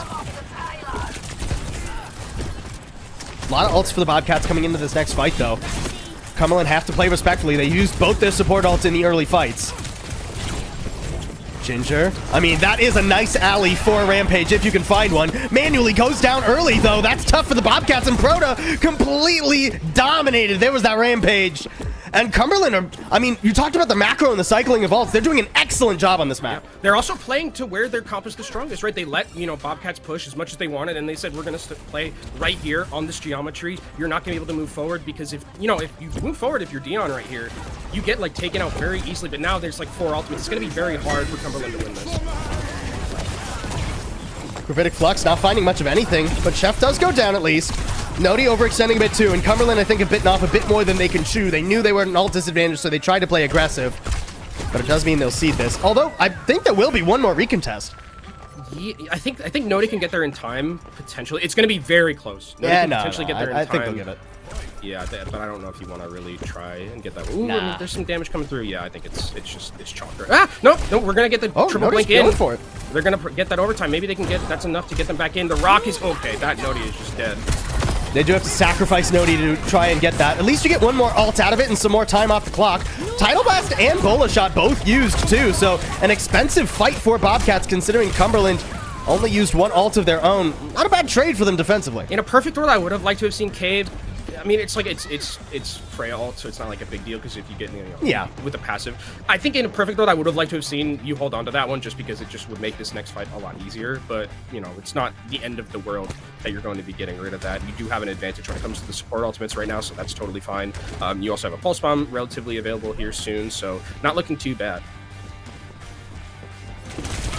Manually really putting in work here as well. And now that we go to an even more intense high-angle, long-range point, I'm really looking at Manually.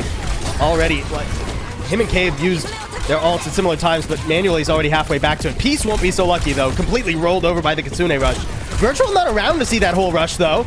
And Manually putting in damage up top. Nodi trying to skeet shoot the Freya. Eventually gets it done, but it's struggling a little bit, and the pulse bomb goes wide as Proto hits the headshot. So Bobcats, I think, are going to keep this moving. Yeah, that's one that back. That's one that Nodi, I think, is going to want to have back. Unfortunately, wasn't able to find anything with that pulse bomb. I mean, we're going to be coming to this corner right here, which is good for the side of Bobcats because they've been, you know, the most successful when they have the ability to hold a certain area of the map. You're going to have this Rampage available. It's not going to be as like free as it was on the first area. As here comes again an engagement with the Tidal Wave and the Tracer. Nodi not finding nearly as much value this time around, though. There was nobody hanging out on that high ground for Nodi to get. So the Tidal Blast wears away. And Cumberland not able to find anything aggressive this time around. There's that pulse bomb. Virtual down. No Suzu at the feet. And that means Ginger has no healing to survive. Bobcats just weathering the one ult and coming in back with a vengeance quickly. The second point is going to be theirs. Yeah, I think that the Jungle Queen has like had a really tough time on second, especially because of the fact that it's a lot more vertical than like first or third is going to be. I think you can still stay on it if you're Ginger and Cumberland here, but it was going to be really hard to pilot. And you also have like a pretty decent macro advantage right now, so I think that it should be fine for them to hold here. 2 minutes is... It's not a lot with how long these fights have been going, so I think that it's going to be, you know, you're in not a terrible position.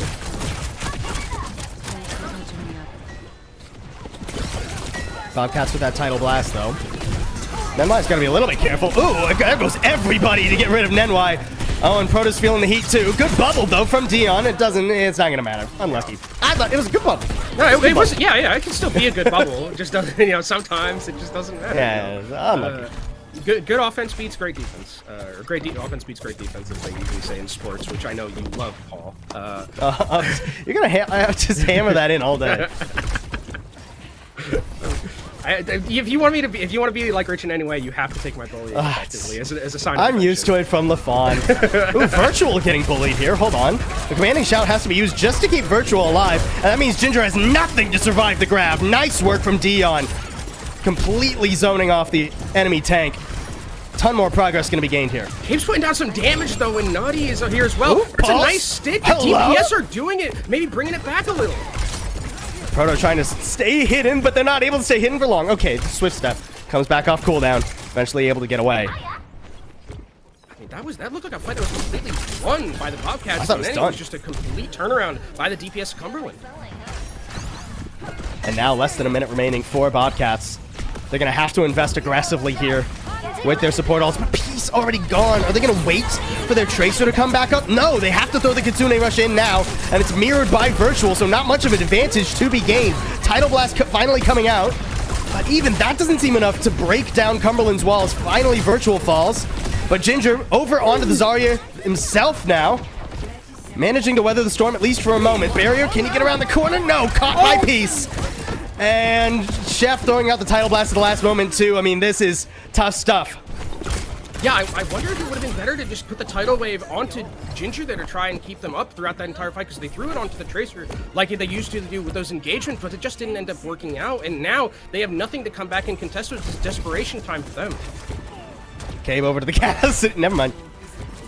Cave over to the spawn. That's what it really is. Bobcats playing respectfully, though. Letting Ginger and Chef and everyone walk out to them. And then just picking them off one by one. No time bank this time for the Bobcats, but yet another map completion for them.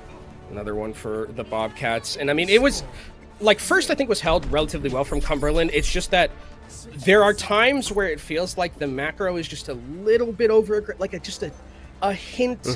A hint over aggressive from Cumberland. Like they cooked the steak just like a little bit too long on the grill, and it's like just barely turned to medium well instead of just like a crisp medium. Like, tragic. I think that like the way the Bobcats though are playing with their ultimate economy, they are so good at understanding their advantages and knowing when they have one, right? Like they are very good at just like knowing that they have that ability to just blitz them in any time with their ultimates. They don't really get frazzled when they, you know, unless they're playing against that Bastion composition, but when it is like more of a standard mirror composition, the way that they're able to pilot it and communicate through a lot of these team fights at the early staging phase, I think is fantastic.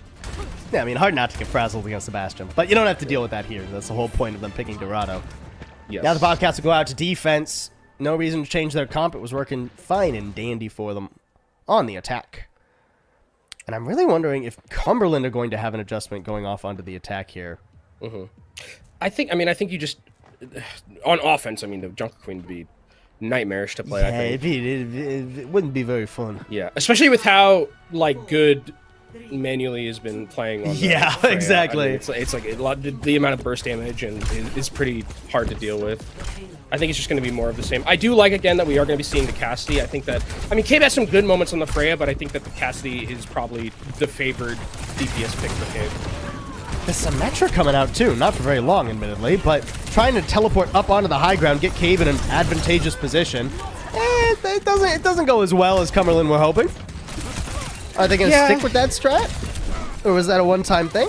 It looks like they want to keep it. I think, I mean, I like the idea of, like, kind of just trying to get them with the Symmetra, but Cave is going to go back over to the Freya. But, like, You better get those picks because you saw manually just hit like basically one shot and just like all of the health bars were down low. And look at look at Peace already 65% towards a pulse bomb. I don't even know if Cumberland's going to be aware that this is even a possible thing that's available. I mean, first things first, Cumberland have to find a safe place to even stand manually. Keeping their heads on a swivel. Ooh. Cabe has gone over to the Freya to put pressure on manually, and that gives Nodi a little bit more room to work with. Peace trying to get up and behind. Sees the enemy Freya, but couldn't quite finish him off. There's that pulse bomb at the ready, but not enough health, not enough confidence to go for it just yet. And slowly, Bobcats, I mean, they're losing control of the situation. Proto falls. They have the Kiriko. It's going to be not long for this world for the Bobcats. Pulse bomb onto the arch. Interesting placement from Pace there.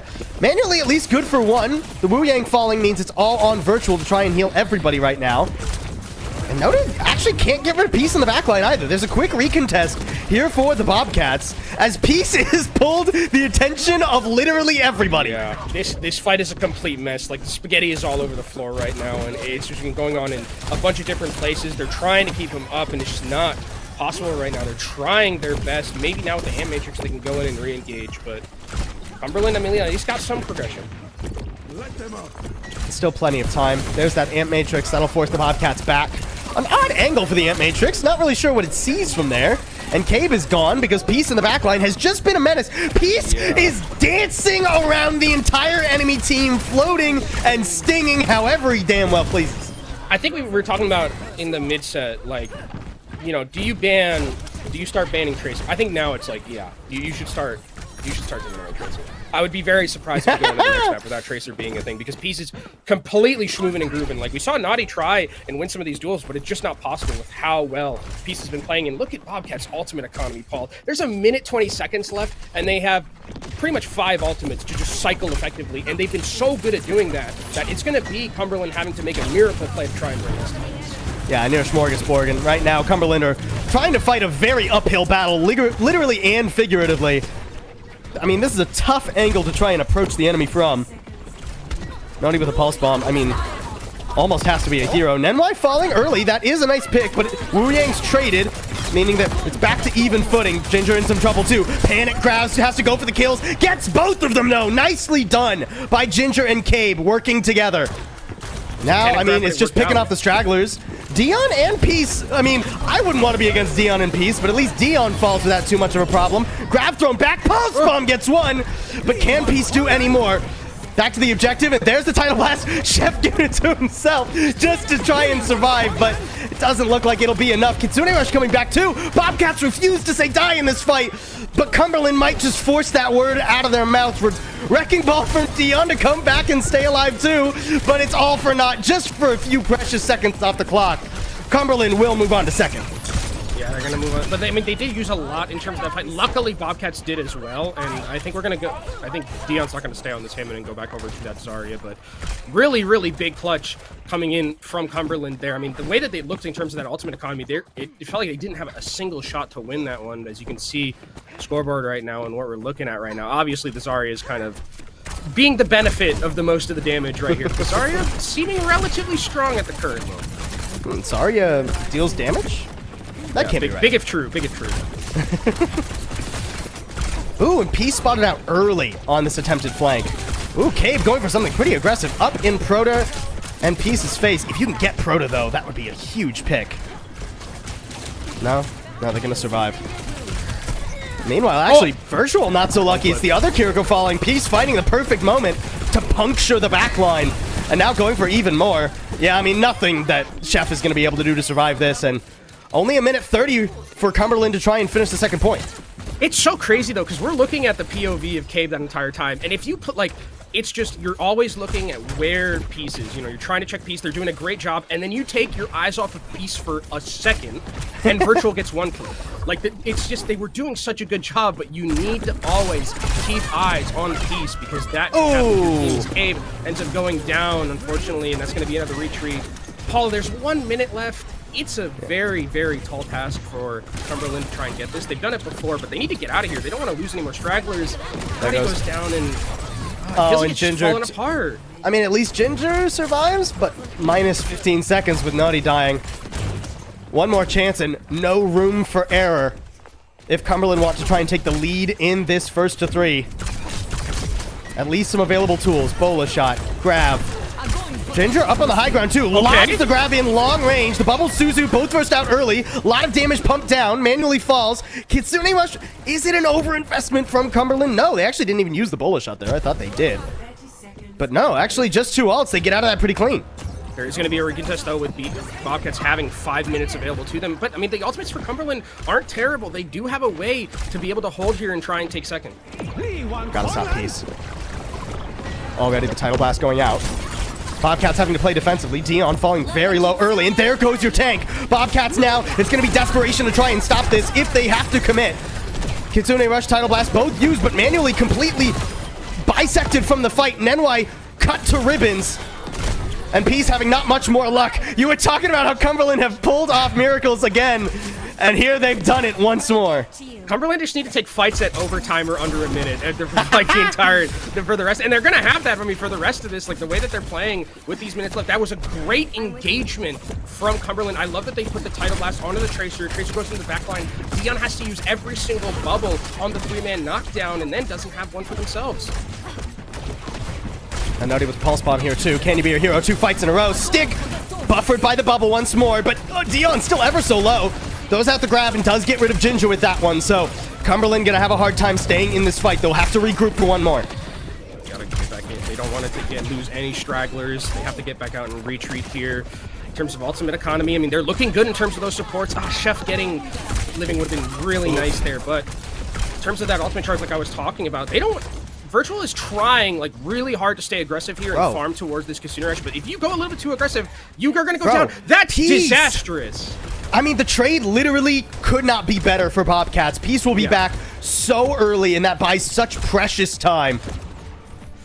Now it's guaranteed last fight, and I mean, yeah, you're going to be able to get these support ultimates in time. Cade is going to be able to also have this ability, but man, they would have loved to have gotten those support ultimates and get back into the continue farming.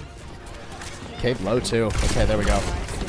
Has to try and find an angle and is immediately hounded by Peace. Peace into the back line. Gotta keep your head on a swivel. Turn your DPI up to keep that Tracer away. Alright, the pressure going into Dion. Bola shot to get rid of the Zarya. It manages to work flawlessly. But now you have to survive the returning barrage.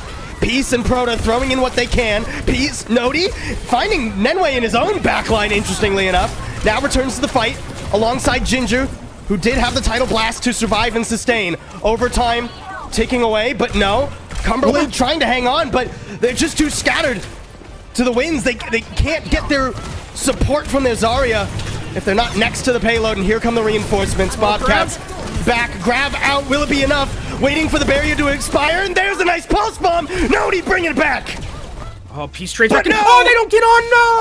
Oh, they're not on, and the Bobcats are gonna get one. Take us to 2-1. A very, I mean, yeah, I'd say it was still very close, even though I think the time bank is a little bit, you know, a little bit of a misnomer in something like this, but yeah, that's one. I don't think that there was a way for, like, Cumberland to win that fight, to be honest. Like, respawns were, and there was also a Tidal Blast coming in, like, it, I guess I'll call it like a C9 kind of.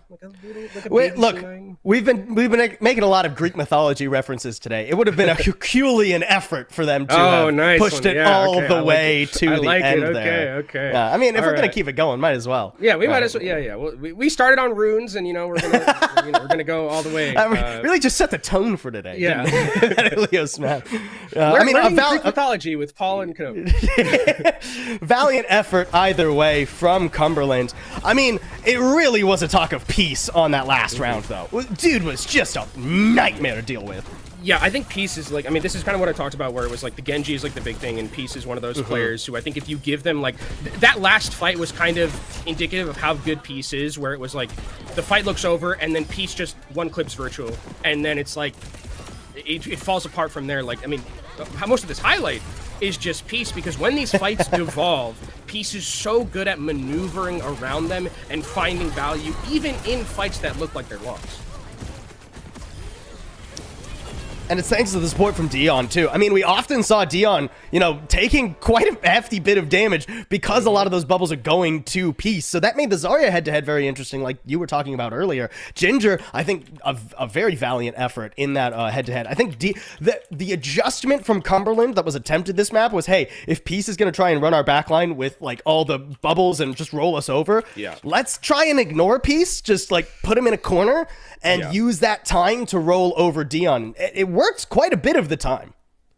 Yeah, I mean, I think that the weird thing was that, like, I always look back to that one where they, like, go to second, where Cumberland's on second, and they're looking over, and they're like, Cave is checking masterfully. Like, masterfully, this Tracer can't move. Oh, yeah. They move and look away for a second to go to take the other fight. Virtual just pops, and it's like, okay, well, what can we do at that point? Like, it's very difficult. And now I think it's like, I think we need to ban the Tracer. Like, I think it's definitely worth a ban. Well, whether it's a Tracer ban or a Bastion coming back or some other adaptation, Cumberland will only have one chance to push us to a map number 5 if they want to stay alive in the single elimination open bracket here. We're going to a quick break, folks, but when we come back, the conclusion of our first match of the day.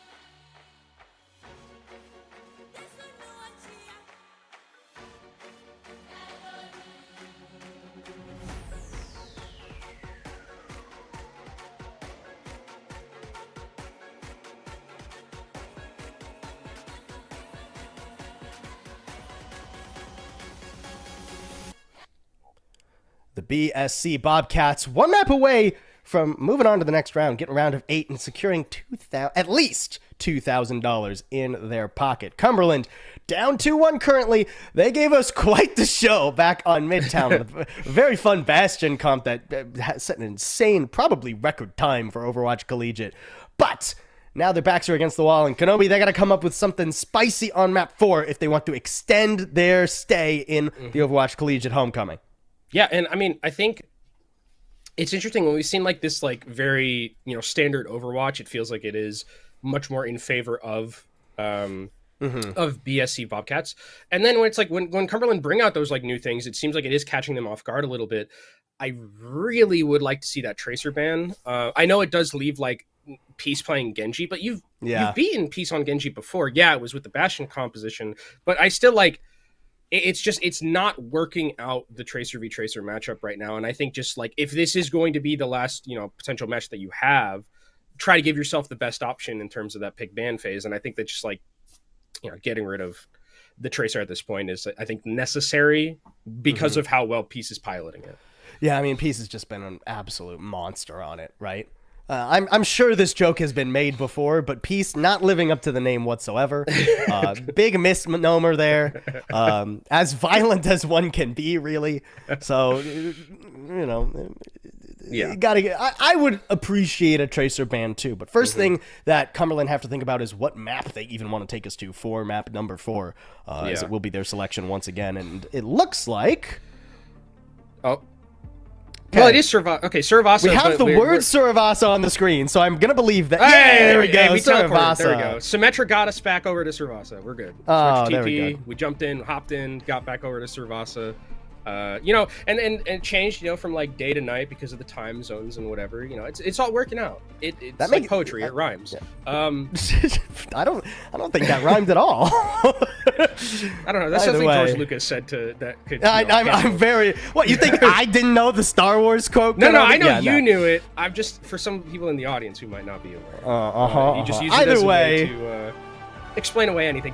Great ban, I think, from this Bobcats. From Bobcats getting rid of I agree. Junker Queen on Survasa as well. Very good ban.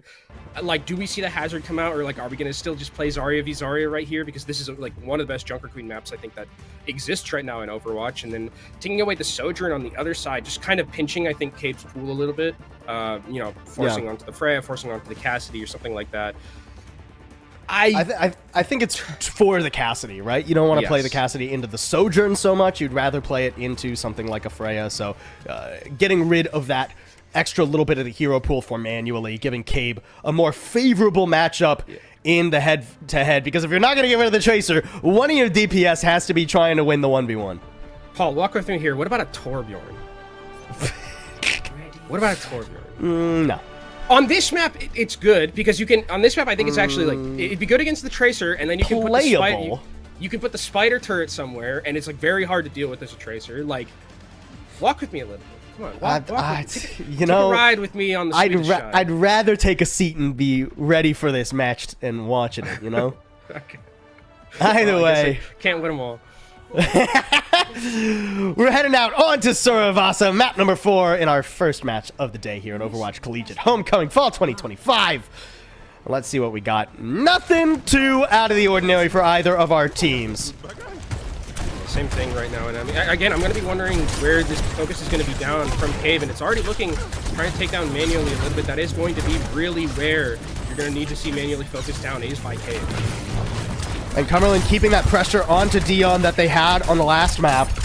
Just wanting to make sure that if Dion has to use the bubbles for himself, he won't have as many to give over to Peace to tear into the back line.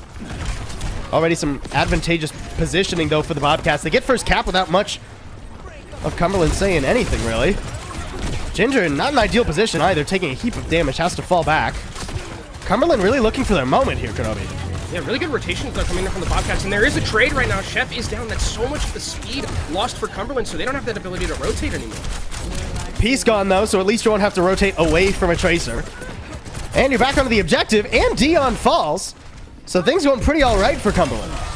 Yeah, not bad right now, as Cabe is going to be able to get that one back in onto manually. So, did you give up 13 or 31%? But it's not that bad. I mean, in terms of how they were able to accrue ultimates for themselves, you're going to have the Ant Matrix. That's going to make it hard for them to get in.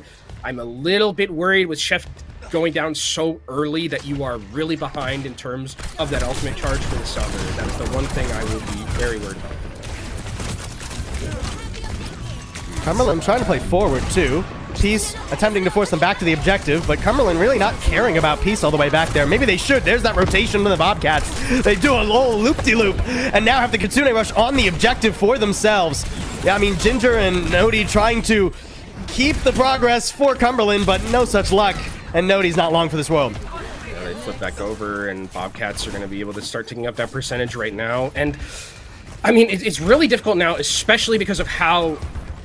Okay, that's also a really bad pick to lose because you're at this point right now where you're starting to take up really, really strong percentage-wise, and this is going to be last fight now. If Virtual, like, somehow doesn't end up going down there, you probably get 1 or 2 fights maybe, but now it's guaranteed that this is last fight, and you're walking into a sound barrier. It's going to be difficult for them, as Nodi is actually going over to the Symmetra, so foregoing completely that Tracer v Tracer battle.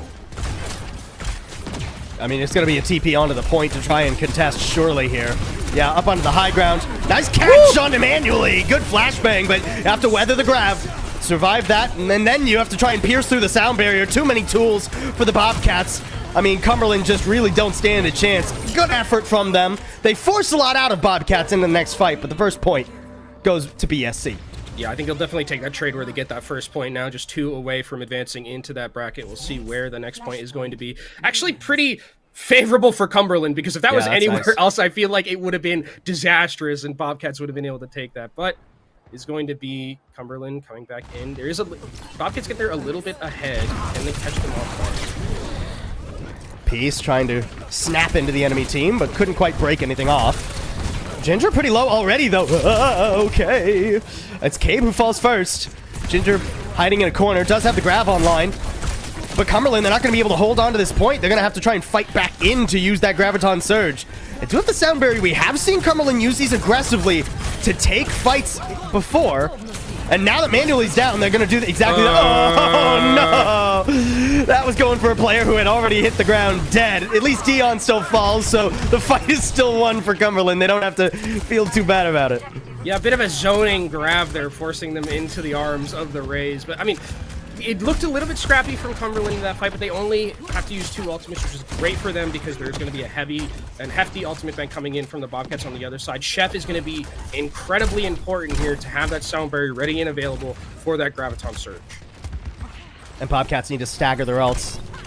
That way, the sound barrier doesn't just get rid of all of the teeth that this cat wants to bite with.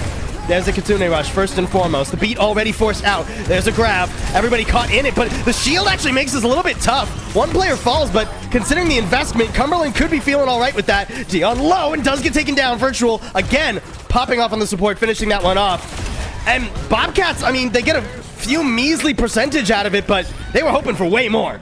Yeah, definitely. I mean, they're very lucky, actually, Paul, that they were able to flip that one, because if they didn't, this is pretty much over right now, and it's 1-1. So really, heads-up play, I'll say, from the Bobcats, but great job from Cumberland being able to weather that storm of everything that the Bobcats threw at them. They do have to do a lot in terms of this next fight, though, because they're going to be up against the sound barrier. If they can maybe win this fight, like, early and get a pick somewhere, that's going to be their real best avenue to try and hold.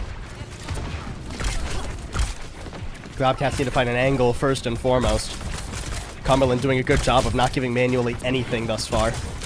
Oh, spot Virtual. There's an Ant Matrix, though, and players in your backline, too. Cabe pretty far from the team currently. Oh, and Chef again gonna be found.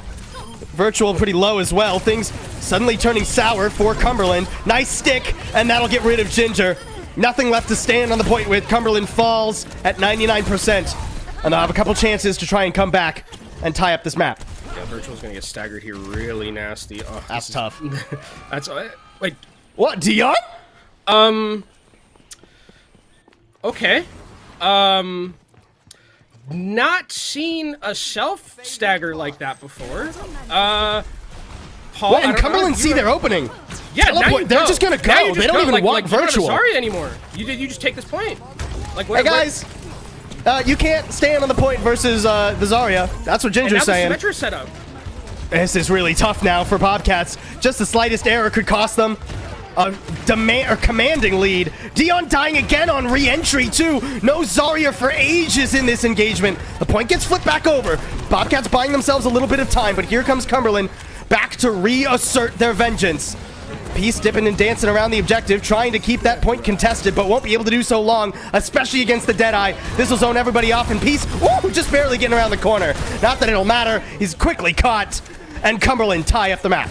Yeah, that's one where it's just a complete error, I think, from Bobcats. If they keep the Zarya in that fight, I think there's like no way that Bobcats, I mean, there is definitely a way, but it would be a much easier fight. That one felt like it was just gifted to Cumberland. They're going to say, thank you very much, go over to this next point. They have the advantage of the positioning now, which is great because you want to get those Symmetra turrets set up and make it difficult for Peace to try and get in entry. At least a favorable position here for Cumberland again. There's those annoying sim turrets set up so quickly, and now you can set up the ones for the point too. The Deadeye on the objective, given the bubble, but there's nothing manually can do with that. Not completely, I mean, barricaded away from the rest of the team. No healing, nothing can get to him. Just no chance. Yeah, and I mean, if in a perfect world, there's a little bit of overcommitment. Woo, okay. Cabe is... No wonder this Cassidy got banned at some point. Cabe is feeling it right now on this Cassidy. It's working out pretty well. Sound barrier available for Chef. Again, needing to be very careful with that against Dion, who has the Dark on Surge. Peace going in on the flank. Actually, an aggressive beat. They're just going to try and take him out, and they do. And many of the aggressive beats haven't worked out favorably for Cumberland, but this time there's nothing Bobcats can do against it. They're just flattened. Yeah, Peace is maybe going to be able to get... Yeah, Peace is going to be able to get out totally fine. But now, I mean, now this next fight's just like... It's almost a wash significantly. If you're Cumberland, your goal here is to force out as many ultimates from the Bobcats as you possibly can. Oh, nice little bubble there. Keeping Cabe alive, and now that Deadeye zoning Bobcats away once again. The TP, cheeky, but a nice bubble too. Traded back onto manually and keeping the Freya up. Now grab, Kitsune Rush, barrier, everything invested by the Bobcats. They have to win this. NY gone. Nodi getting some more damage out too, but both supports gone for the Bobcats, but it's looking favorable for them to at least hang on. Yeah, I mean, you're totally fine. That's exactly what Cumberland needed to do. They use one ult to get 3 out from the other side, 3 very important ones in the Kitsune Rush, the Sound Barrier, and the Grauton Surge. So now, even if they lose this next fight, I mean, they're theoretically going to be ahead in terms of very key support ultimates coming in. So this is not a bad position for Cumberland to be in, especially now that they just need to win that one fight. Dion feeling the heat. Oh my word, there's too much. I mean, just a complete team thrown on top of your head will crush you into the dirt. Cumberland make it look easy coming back and getting the advantage. Yeah, and I mean, this is going to be 2-1. This should, like, it should realistically be only 1-1, and Cumberland should have, or Bobcat should have another round if they didn't make that misstep, and now I think the point's going to be favored for them. Again, they're going to be able to set up. They didn't have to use anything for that last fight, so look at their ultimate economy. It's going to be in such a fantastic position for them, and they're going to be feeling great. Ooh, Peace going in really aggressively for the Pulse Bomb, too. Good immortality. I mean, get some damage, but yeah, the immortality stopping that from going awry. So Bobcat's aggressive gambit doesn't quite pay off, but at least they get good positioning. They're taking chunks out of Cumberland as Cumberland march toward the objective. Here comes Peace again, but Peace has got to be a little bit more careful now that Nodi's hanging around back here. Ooh, good work, though. Manages to find the right target. Virtual falling means that Cumberland really don't feel long for this world. They're doing their best, though. Ginger getting rid of a couple, and with Dion falling, Bobcats, they can't even afford to stay. I mean, Ginger is a couple measly percent, but that's it.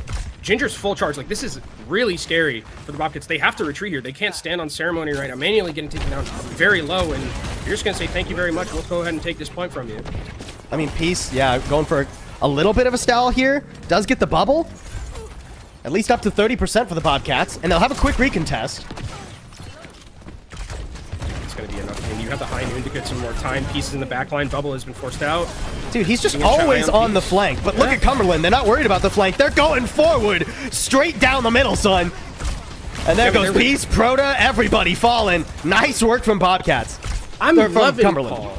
I'm loving, Paul, this idea that they just kind of are completely forgoing the Tracer battle, and they're just like, okay, we're going to start using Symmetra, and it's working so well. They're winning the fights in the front line instead of just continuously dueling in the back line, and they're putting enough checks onto Peace where once Peace is out and once the bubble is forced, they can just be like, okay, we can go in. Graviton Surge, but it doesn't get much of anything against that barrier. Oh, I knew, falling a little bit there, but that's all right.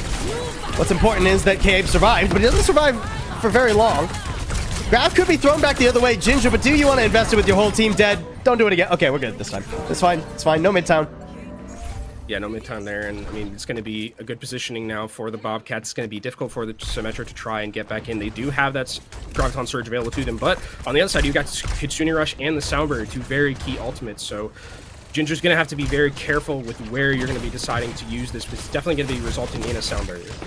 There's that quick TP, immediately trying to circle around, lobbing the grab in to get the sound barrier out, and Proto just cannot survive. Even with the barrier, even with the Suzu, all the healing in the world could not keep you up. But Virtual and Noti also in some trouble. Ginger feeling the heat now too, and without that critical healer, it's hard to stay alive.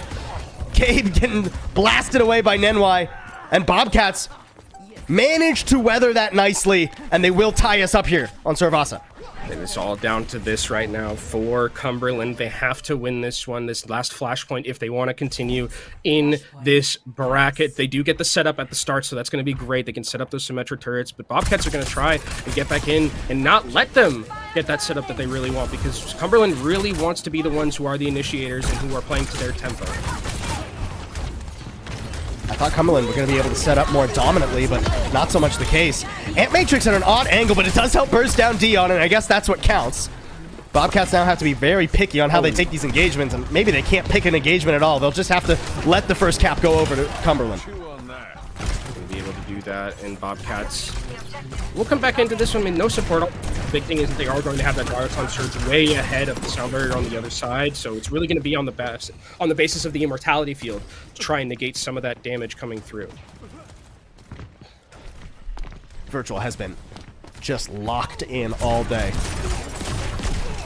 But now, I mean, fights like these can decide the series, can decide your fate. A stick! Oh, the stick! Critical! Even before the TP goes! Peace finding the enemy Cassidy, and now on to the Baptiste as well. There goes that immortality field, and I don't even think the grab's gonna be necessary. A quick swing back for the Bobcats. Man, how clutch is Peace on this Tracer, just taking names at any point, completely negating that high noon TP, which was in a great position. And now Cumberland, I mean, you don't have a lot to work with here. You have the sound barrier, but at this point, Nenwai has gotten back up. Cade takes down Manually, though. That's another time where Manually is just caught out in these neutral fights, and now this is the go button for Cumberland. And because the grab was saved, the barrier is going to be online. Grab gets thrown out, but no, there's no damage. The projected barrier from Symmetra too strong. The sound barrier is not even needed. A quick swing forward, a quick swing back.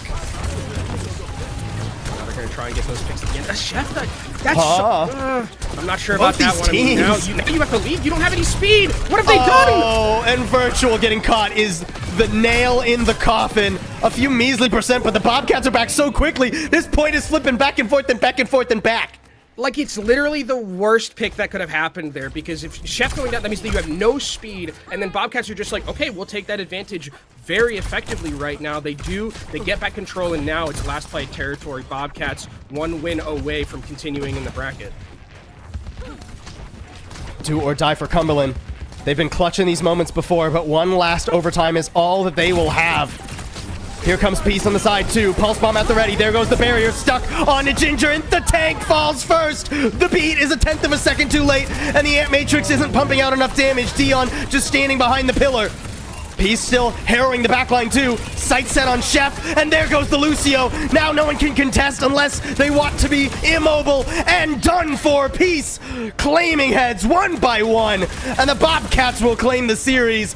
Ginger back on the desperate contest on the Wrecking Ball, but it's just a matter of time. The Wrecking Ball won't survive long, and even Virtual will get found eventually. Once the ball falls, the Bobcats ring out, and we'll move on to the round of 8. Bobcats taking themselves to the Elite 8 here, and I mean, if that last fight was kind of an amalgamation, Paul, of like the entirety of the series, I think, is just Cumberland's just unfortunately sometimes a day late and $1 short on some of these ultimates there, and unfortunately not hitting Ginger with that sound barrier completely turned that fight around, and that's going to be how, unfortunately, Cumberland bows out of the tournament. What an effort from Bobcats, though. They run back the success that they've had against Cumberland before. Another 3-1 for this roster. And I mean, it's hard not to be excited about this Bobcats roster. Now that we've seen. Peace is just nasty, man. So good. And we gotta start banning the Tracer, I think, at this point. I mean, that kind of feels like a question you would ask yourself if you're Cumberland, right? Like, do we actually ban the... Because they weren't playing it. on that map. They started on the Tracer. They started wanting to try and contest that and quickly pivoted over. I gotta shout out Cumberland though. I loved the flexible adaptations from them. All these different looks with the Symmetra and the Bastion. I think that they were really giving Bobcats a run for their money.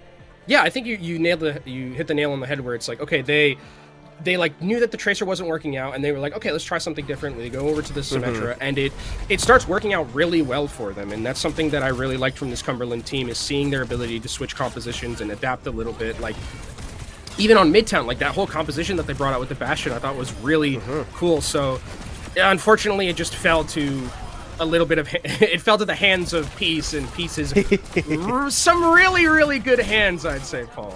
Yeah, dude is ruthless. I mean, absolutely nasty. And I mean, shout out to Manually too, because anytime Peace was getting focused and like not having the just world being his oyster, Manually was picking up the oyster and taking a big bite out of it.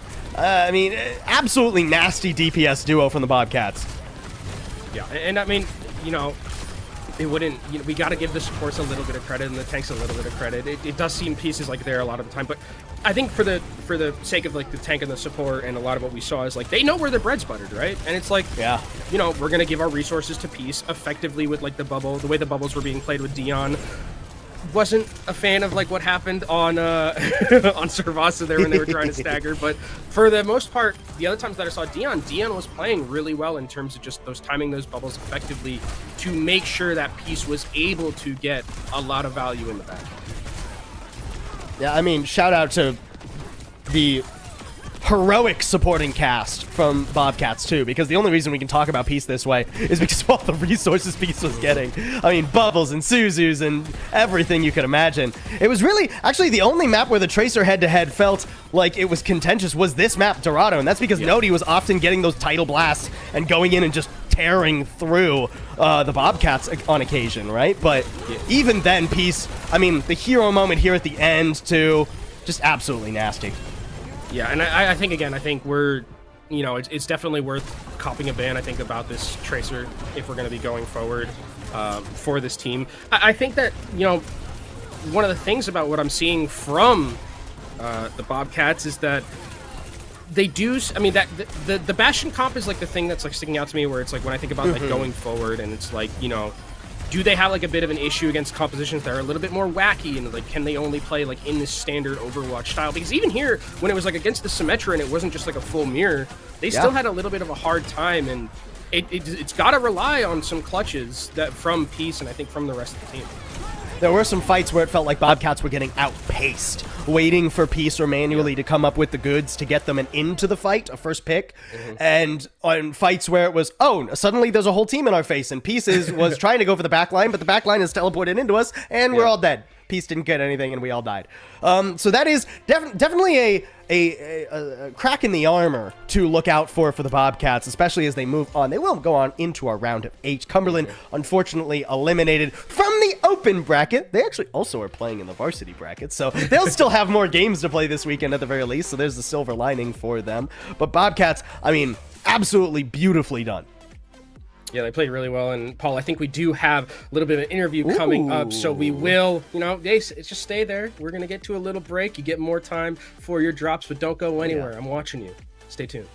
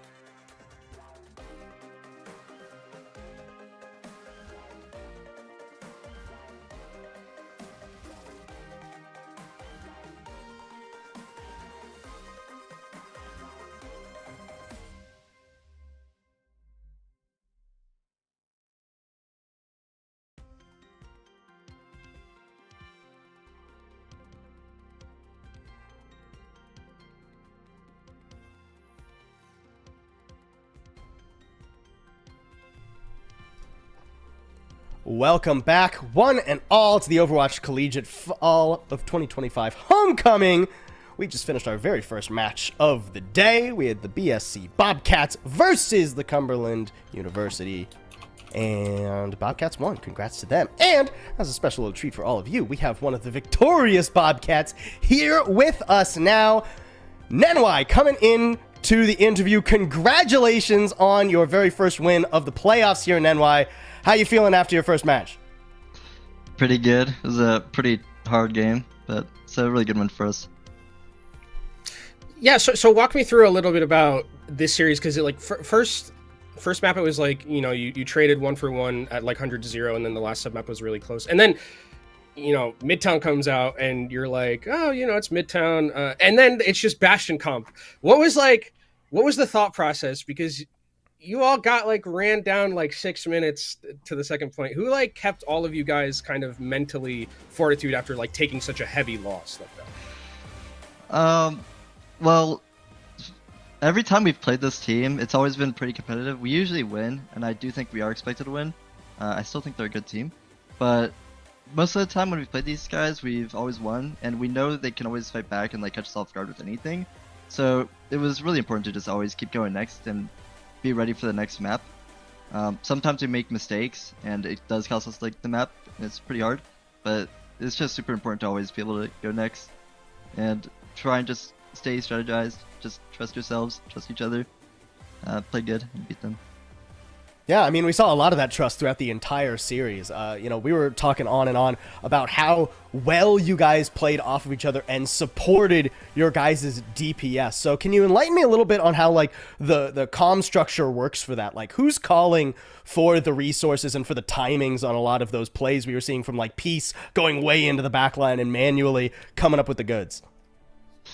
It's mostly a team effort. I would say it's definitely more on probably cool. I'll definitely help with rotation calls. It really does depend on the comp, but with when we're playing Freya, we obviously wanted to make it as easy as possible for Manually to do what he can do best. So we'll try and call rotations for him. If he sees something, he'll call for it. Dion will call if he can help, give a bubble or something. Dion will call if he's pushing somewhere. Just a bunch of communication with each other and trying to play around that as best we can. Also, so talk to me a little bit about where you think main support is kind of in the current, because the meta seems relatively, it seems kind of open. Zarya seems really strong right now, but it seems the meta, at least in other parts of the of Overwatch right now, are a little bit more versatile. It feels right now as supports, it's very much Lucio and a little bit of Wu Yang. There was some Baptiste in there. Where do you think is the current situation for support players? Right now, especially in this tournament, there's a lot of off-tank players, which most of the time, unless it's D.Va, tends to be a lot of brawl and ground tank matchups. So Lucio is really popular and almost a must-play. You should be playing him, or the team without Lucio should just lose pretty hard. So yeah, we try to play around that as much as we can. We have a very comfortable Lucio Kiri backline. Although we would like to play other backline comps, I'm not a believer in them unless it's a specific map or specific bans. On Dorado, that map is a bit harder for ground tanks, even though we still tried to force Zarya because D.Va was banned. We forced the Lucio ban, so we're able to open up more comps, and especially because it hurts their Lucio Sim Bastion strat. Ah, gotcha. I was just about to ask about the Lucio ban. I was like, oh, if Lucio's so important, why the ban? Because it's a ban on the Symmetra, actually. I like that. All right. Well, Nenwai, it seems like you guys have it all sorted out over at BSC's. But before we let you go and get ready for your matches maybe later today, I can't remember off the top of my head if you were in the varsity bracket too, or matches tomorrow at the very least. While we have you here on stream, any shout outs you want to give before we let you go celebrate with your team? Just shout out the team. We're gonna keep trying. We really hope to win our game tomorrow. We really think we can make it part of this bracket. Nice. Yeah. Well, I gotta love the confidence. Thank you so much for joining us here in NY. Hope to see plenty more of you on the Overwatch Collegiate stream. Thank you so much. Thank you, NY. All right, I like that. A Yeah. cohesive unit is what we're learning about the Bobcats there. That's what you need to go far in this bracket too, especially since their next matchup I think is going to be very difficult. It's going to be the winner of your TAMU Maroon and the St. Clair Saints, which are a very strong team. They're gonna need that power of friendship going on very strong. But we won't be seeing any more of the Bobcats here today. We might see them maybe later on tomorrow or through the rest of the tournament. But what we will be seeing is plenty more games. That was only our first series of the day. 3 more are coming at all you fine folks. After the break, we're going to have the ASU's Red Devils versus North Carolina State. So stay tuned. Don't go anywhere. Keep getting those drops. And we'll see you in just a second.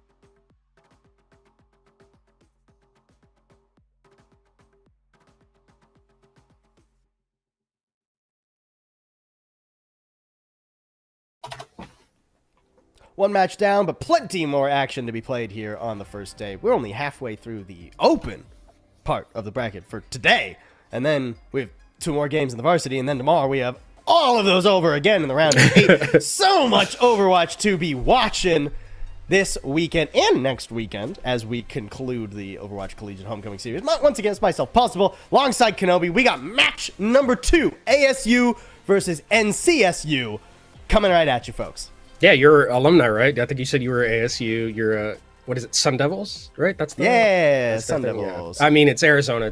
Sun's gotta be, somewhere in there. It is a very prominent part of the Arizona lifestyle. Quite frequently, yeah. So but I think this is a very interesting matchup between these two teams, because it's like ASU is this team that we know very well, and we know a lot of the players on ASU, and we've been casting them for a while in collegiate. And then you have like this NCSU red team, which is like very like student driven, very like new. And I think that's one of the best things about Overwatch Collegiate is that you have these like matchups between like these very well-funded programs and very well-known programs, and then you have like sometimes these teams that sneak up into the top 16, which is like what was the you said like how many students were like registered and stuff like that? I think a ton. You had a stat somewhere. I think I remember you saying earlier, but did I? I think so. Regardless, see. Like if you're in the top 16 of all of the teams that registered for this tournament, that's a really, really good start to your esports program. I don't remember how many students, but I do see 271 teams signed up, each of which presumably would have 5 players at least. So well over 1,000 players if you can sneak 5 of yours into the top, 50 some. That's pretty darn good, I'd say. That's good for a team that's just starting. So I think that this is, again, one of those really cool things about the collegiate program, and why I'm glad that we have it back, is to be able to, see teams like this go up against some of those very, very historically, good teams that we've seen in Overwatch Collegiate, and maybe make a name for themselves. Like, this is a big deal for them being on broadcast and being casted like this. And so I think that this is really, really going to be an interesting matchup. Yeah, and keep in mind, while we are going to be watching these 2 games today, there were a couple other series happening as well. So, I mean, I believe we can take a look at the bracket here to... No, never mind. We are not going to take a look at the... Oh, wait, no, we are going to take a look at the bracket. Hey, okay, I debated myself there. That's on me. Yeah. This is our full round of 16 bracket here, folks. Yes, we have the one score reported already. We did just finish that map. This isn't the current fully updated map, but just so you guys can see all the other games that will be being played today. It's quite the roster. Yeah, and I'm just gonna let some of you, like Winthrop winning, kind of expected. ISU winning, kind of expected. A lot of these were expected. I think this BSC CU game is probably one of the closest that we're gonna have in the top 16. Between these teams. It was a 10th seed versus a 7th seed, I believe. And, I think that it's really going to be interesting to see once we get to top 4, top 8. Like, that's really where the nose is going to hit the grindstone. And that brings us to our very interesting match of today, ASU versus NCSU. Because these 2 teams, I mean, while we obviously know a lot more about ASU, it's a program, a team that's been around longer with players that we're more familiar with. In the actual, Swiss standings, these 2 were neck and neck. ASU came in at 8th. NCSU came in at 9th. Both were 8-2. They lost to only top caliber teams. I mean, there is room for this to be an extremely competitive series as well. Yeah, and then, I mean, your prize for winning this is, you get the $2,000, and then you got to go play Winthrop. So, hey, it's a good. I'd take $2,000 in a chance over going home 100%, early. 100%. So there's a lot to play for between both of these teams, and I'm really excited. We can, I think, get to their rosters eventually, because then some of these are going to, for ASU, I think they're going to be very known in what we've seen from them. As we can take a look at their roster: J-Man, Anhu, Aurora, Angelic, and Skyla. This is a team that Paul, when we got some answers, and our good friend who's going to be on the broadcast tomorrow, Jesse Twin Salty, was kind of giving us some information. This is a team that thrives on synergy, right? They've been together for a very long time as a unit. They're all seniors. That means they've been playing together for a long time. And actually, Skyla and J-Man, they won a high school championship in Arizona together. The history of these players goes on very long, from even back before they were in collegiate. And I mean, you're talking about history of the players. I'm looking at Angelic. I remember casting this guy way back on ye olden days of Square One, right? Like, dude has been around the scene. I mean, I'm outing myself as, what do they say? Unk status these days. We've been Unk status. We have been Unk status. Angelic much younger than us, but yeah. But it's still like seasoned veterans on this team. A lot of history there, and I mean, I love that fact between J-Man and Scylla, like Arizona, like bred natives. Like going to ASU, it feels like a home ground team, Yeah. And that's one of the things I really like about the ASU program is that it does feel like it's very, maybe it's not like the same like name brand recognition as like your Northwood or something like that, but they still always put out really good teams. So I'm really happy that they're here, and we can take a look at the other roster as well. And it's going to be a bit of a, for us, it's a team that we don't really have too much, prior tape on in history. But again, getting to the top 16 is no slouch, and this is a team that is like a lot of it's kind of just like them. They're very much student led. They have really good chemistry with each other. So I believe they're all juniors except for one of them. So I think that this is going to be kind of one of those like the young upstart versus the experienced, I guess, unks on the other side of ASU. Even though I'm still calling it college senior an unk, but they're not that old. They're not that old. Well, and North Carolina, they only lost in the very last rounds of Swiss, and it was to St. Clair and Fisher. Everybody else, it was 2-0, 2-0, 2-0, 2-0, 2-0. They didn't stagger or stumble until they got put up against some unbelievably stacked rosters. I mean, who wouldn't at least the best have yeah, for sure. So I'm excited for this match and for North Carolina State to show us what they can do. Yeah, and I think as well, like, we are going to be starting, I don't know what our starting map is just yet, but it's going to be like one of those, like, Ilios Kings Row, not Kings Row, that's our second map. It's going to be Ilios or Lijiang. Yeah. Oh, it's going to be, it's going to be Ilios or Lijiang. And we actually do have, it's Ilios. Okay, we're going back to the Mediterranean like you'd like, and it's going to be a ban of the Baptiste taken away, and the Hammond taking a ban right now. That's very interesting to me because that means to me that there is some Hammond possibilities going further in the series. And I mean, this is a great map for Hammond as well. If you can play Hammond on a map like this, it feels probably better than like most of the other maps. Like, I can't think of another map where it's just like it would feel so good to play Hammond. Yeah, I mean, the Wrecking Ball is very tasty here, especially, I mean, I look at it for a map like Well. I think it's just nasty on Well. It's so mobile, it's so versatile, it's always in your backline, but it's always protecting, and it's always, I just don't know where this guy is. The Baptiste ban strikes me as interesting here from ASU, because that's not at least what we saw in our first series. Now we have, saw the Baptiste, we've seen the Baptiste some, right? But on this map where you need to be on the move all the time and you don't really want to get dove, the Baptiste was not the flavor that we saw our last two teams. It was pretty much exclusively the Kiriko Lucio on control and other fast points. And I think this is probably where we're going to see like a lot of D.Va, a lot of Winston, I think, on some of those other maps. It really is going to depend, because of Ilios is so versatile in terms of like where you can go, in terms of like what sub maps you're getting. I think that this is probably going to be like, some D.Va played. I also wonder if everybody's just like, okay, Zarya is just really strong right now, and I wonder if that's like, it seems like, we heard from Nemoi that it's very like ground heavy type of brawly style of compositions right now with a lot of off tanks. So unless you are playing something like a Hammond, it does feel like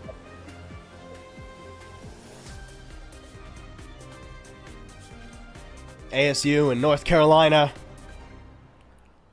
We'll see what their ticket to win is. Do I have a golden one?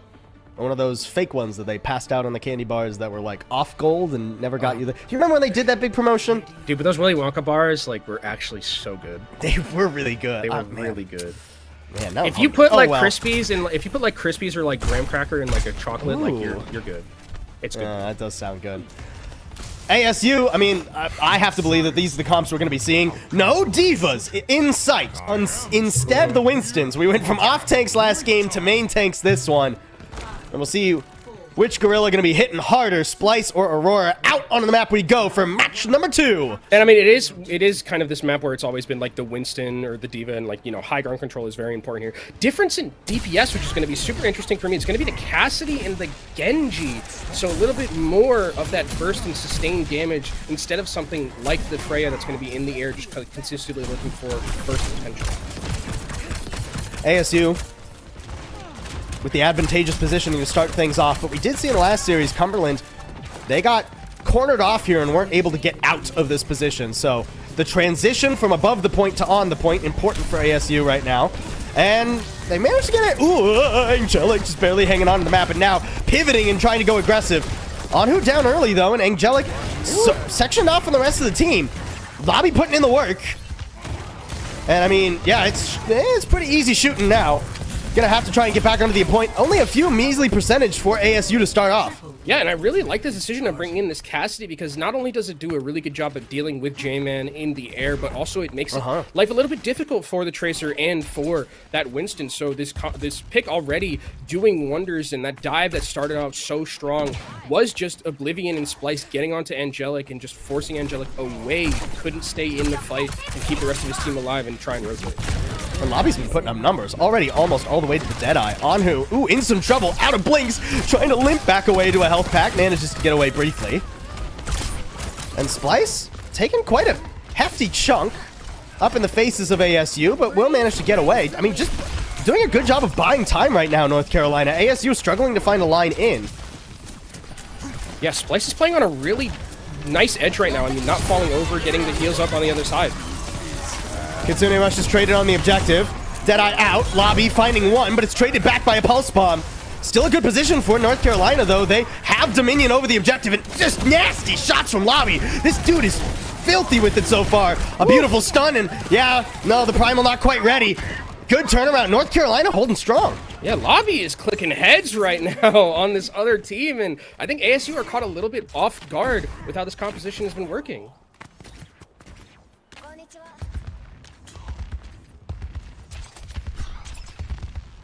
ASU. Oh, having to approach close to some important ultimates of their own. Anhu just trying to force some NCS players back. But no light, no dice. Primal early here from Splice, as he once again got up in ASU faces. This guy likes to get aggressive and hold a lot of space. And yeah, now we're at 95%. I mean, there's so low health bars on North Carolina right now, but they're going to get back in, and Primal Reach is going to be committed from Aurora just to try and stall. Ooh, Oblivion. Pretty low, but able to get back to the health pack. Getting juggled in the corner, the deflect keeping him alive momentarily, and actually he gets out. Oh, not to safety though. Scylla will gobble him up. A flip coming in over for ASU. North Carolina didn't feel like they wanted to commit to that. Yeah, I think they would have really have liked Genji to live there so that way Oblivion could use that blade and potentially force out something like that sound barrier, but ASU coming back in, have both support ultimates in their back pocket. We'll see what North Carolina tries to do on this engagement with that Dragon Blade. Dragon Blade into the beat, though, can be a little bit difficult. Angelic will have to pick the perfect moment for that sound barrier. Kitsune Rush is traded once again. Overlapping. Oblivion looking for the angle here for a blade, but Splice has already fallen, and I'm not sure North Carolina want to stick around in a fight without their main tank. Heading into the back, onto J-Man. Okay, that pick could open up the door. Oblivion's got to live, though. That's the blade. That's the win condition, especially as the Deadeye is really just used for zoning. Not finding much of anything now. ASU can try and fully re-engage. Splice has come back off respawn, though, so Oblivion's sacrifice not completely in vain. Gives North Carolina another in back into this fight. But so many ults for ASU. They're going to start off an aggressive sound barrier. Going for the kill, but can they actually find anyone? Yes, Lobby falls, and Nelix joins him in the grave. That will be the win in this fight for ASU. Oh, okay, hold on. They took a lot of damage there, but it's all right. Oh, Oblivion? Oblivion's gotten 2. I mean, he's 1 health. It shouldn't be able to... Yeah, I mean, so, okay, Oblivion got 3, though, and they should be able to get back and recontest this, and somehow, maybe, they can find a way back in if they can get that contest, especially because the Dragon Blade is here, and there's no sound barrier on the other side. Somebody's got to get to the point, though. Splice up and over. Will be able to manage the touch. How much health does that cost Splice? Not much. Aurora actually much worse for wear. J-Man in some trouble, too. Deflect. Outlasted! And the blade's not going to be an issue now. J-Man's worth that trade. But now the question is, can the other 4 players of ASU get it done? No, Lobby picking people off once again, ending the round just how he started it. There's a nice Suzu, too, keeping Bunkachu in. That sound barrier going to ring out a victory bell for NCS. Now they just need to find the picks. Okay, they have the health, but can they get the eliminations? There's one. Anhu falling, and Oblivion's back now, too. This blade, can it finally get some value? There it is. All right. cutting into the enemy tank. Oh. Lobby putting the work in. And a close contested round, but one North Carolina win. Okay, Lobby is showing me something right now, Paul. This Cassidy, Dude, he's nasty with it. Incredible. Like the just clicking heads, putting down so much pressure, like showing up in the kill feed, yes, but just the amount of times where I'm looking over at ASU and I'm just seeing that just chunk down consistently. Lobby top damage in the lobby, haha. At 11-1 right now. I mean, this is just a really, really good performance so far from this DPS player, and I think, like, I wonder what we're going to be seeing on this map, because this is, like, I mean, you can still play the Cassidy, but this is one of those longer range maps, and it looks like, are we going to see the Widowmaker? Ooh, I mean, Is Lobby built like that? Dude, you feel your hands hot, you gotta go for the gold. Lobby pulling out the Widow. Oh my god, it's the Widow. Now, the adjustment in the tanks is interesting. Splice going over to the D.Va, but Aurora is on the Zarya, so Splice's life a little bit more difficult. But Aurora has to actually be able to get out into the open first, and who is going to contest Lobby? Yeah, Lobby's life is not difficult right here. There's not a lot to really be able to contest unless they're on the ground right here, and the Tracer manages to find a way in, so Lobby feeling real good at the current moment. Fraction more charge, and J-Man would have gotten that elimination. Splice demech too. I mean, that's the really difficult. I mean, yeah, not much you can do as a D.Va versus Zarya. I'm expecting a pretty quick flip here from Splice. Yeah, I like the Widowmaker on a map like this in particular. It has always been a good Widowmaker map, but the problem is that, like, it needs to work, and it needs to work really quickly, or else you're just going to eventually lose that war of attrition. But now, it's a switch over, bringing in that Sojourn and the Hazard coming through, so a little bit more of that aggressive tempo potential. Splice looking for the burst. Already in onto Aurora. Not the ideal target. Looking to leap past the enemy Zarya. And actually just inching past the enemy Zarya. Now on top of J-Man, who does slide away. Aurora feeling some pressure, but will be able to reconvene with the rest of the team. Anhu not so lucky. Nice railgun from Lobby, who's pivoted quickly onto a much more viable hero for this moment. Aurora falling 2 means this is just an inevitability. North Carolina will take some percentage here. Really good patient play coming in from Splice, using those dives effectively, like you mentioned, where it's like, you know, you're not trying to dive on Aurora, you're just making those soft dives, and then gets into the backline, forces them all away, and Aurora gets completely taken out by the rest of the team. Really good coordination coming out from North Carolina.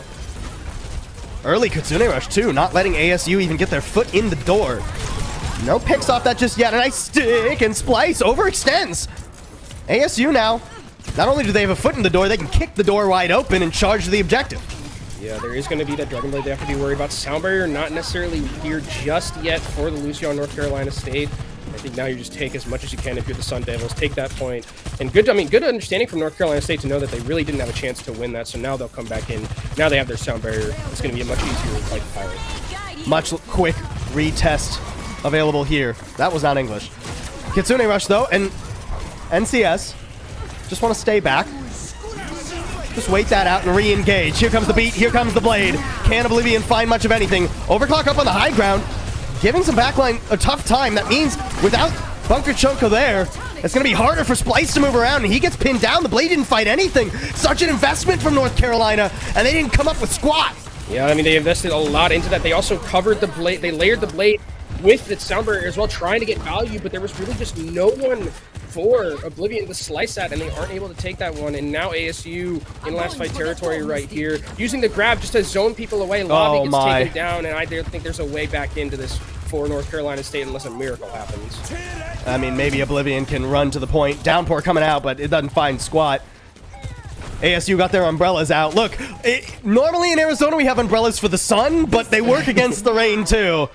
And round 2 goes over to ASU. Don't you guys also have, like, UV lights or black lights on your Yes, you have to keep a black light because scorpions. Yeah. Yeah. Scorpions will glow under a black light. Yeah, that seems like a great place to live. What's the phrase? A monument to mankind's ignorance? Yeah. Something like that. I think that's cool though. It's cool that like it's just like it's like a thing where it's like, yeah, you just have to have a black light because there's scorpions.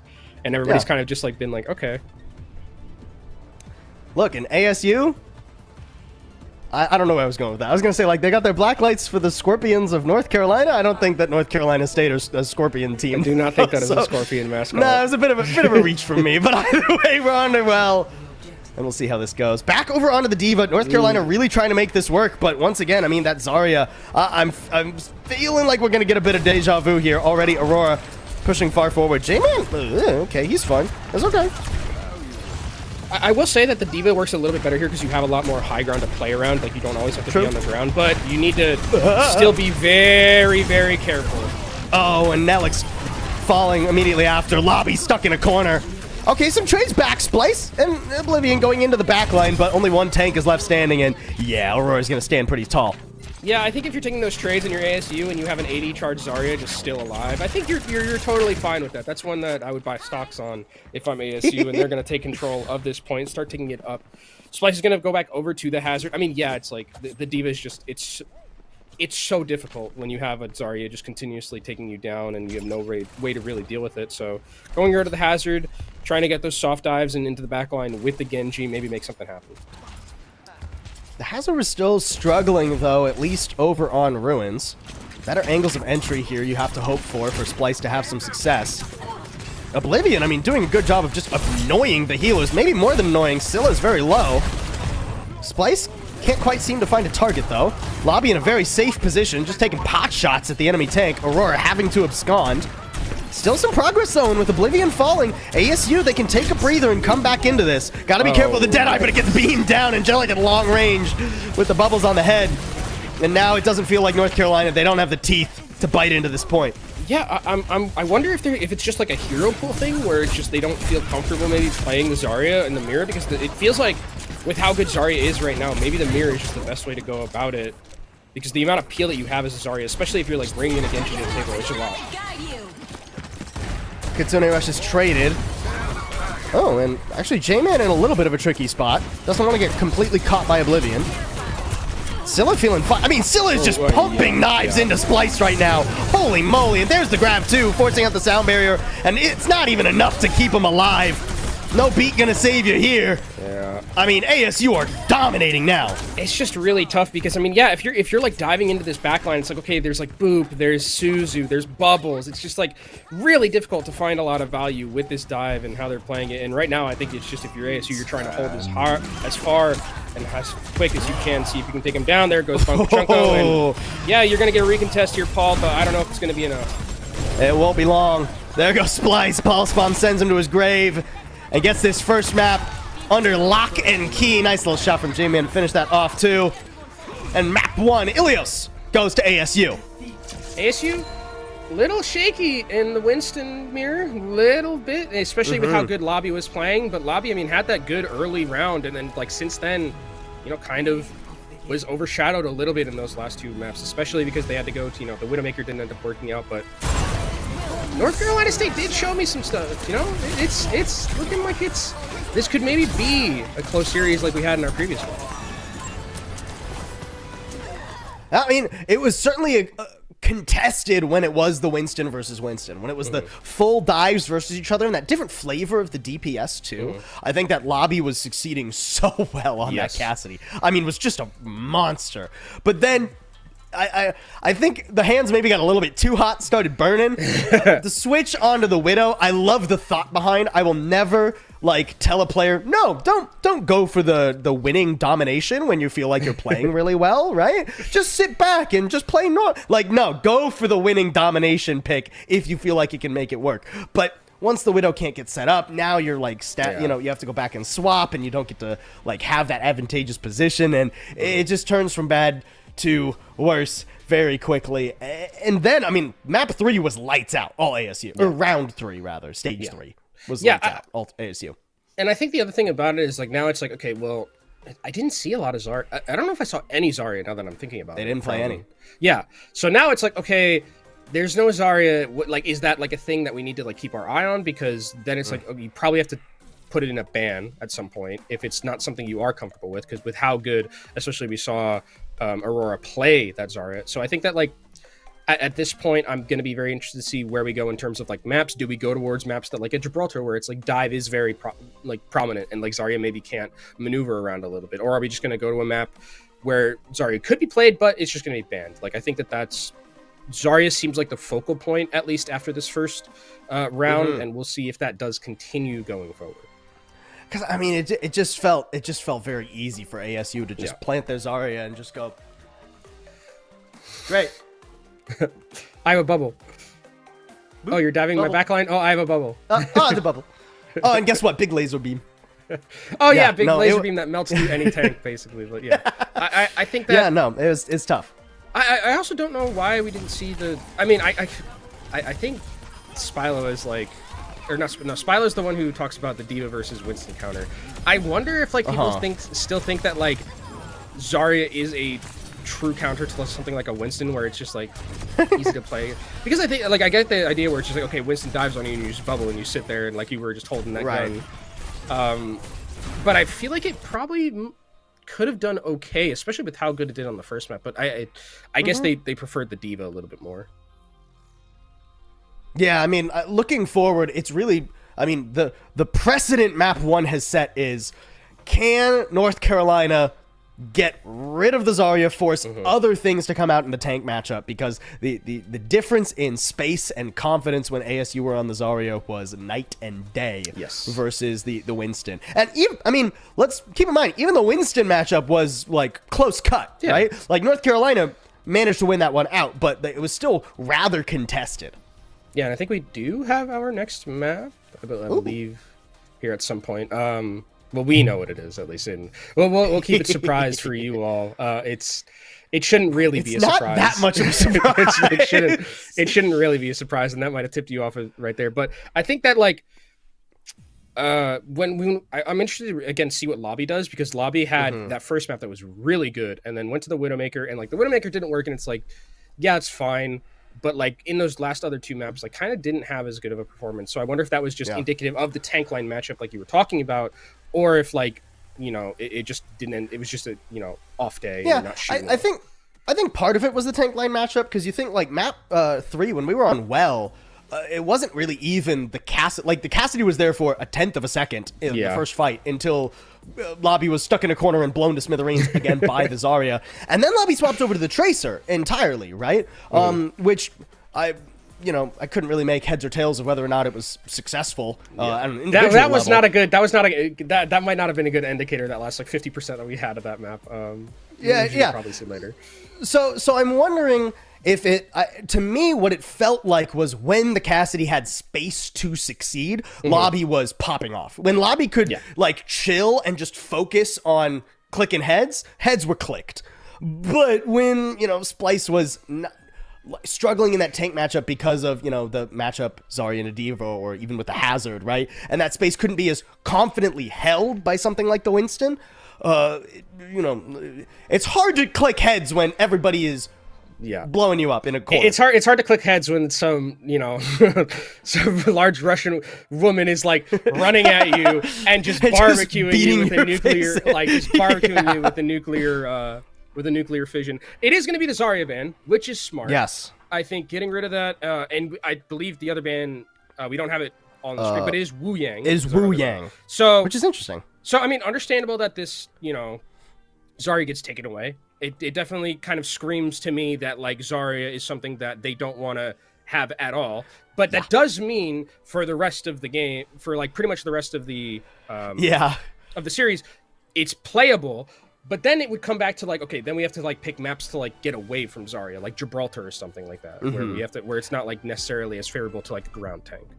I think this map is going to be ever so important for North Carolina, because if they can't win on Kings Row when the Zarya is not something they have to worry about, I think they're going to struggle on a lot of the other maps. Yeah. Obviously, like, a Gibraltar is available to them, but outside of that, like, I'm not Junkertown, but Junkertown tough. You can still play, like, you could if you wanted to. You can still play like a drone tricky. tank. I mean, yeah.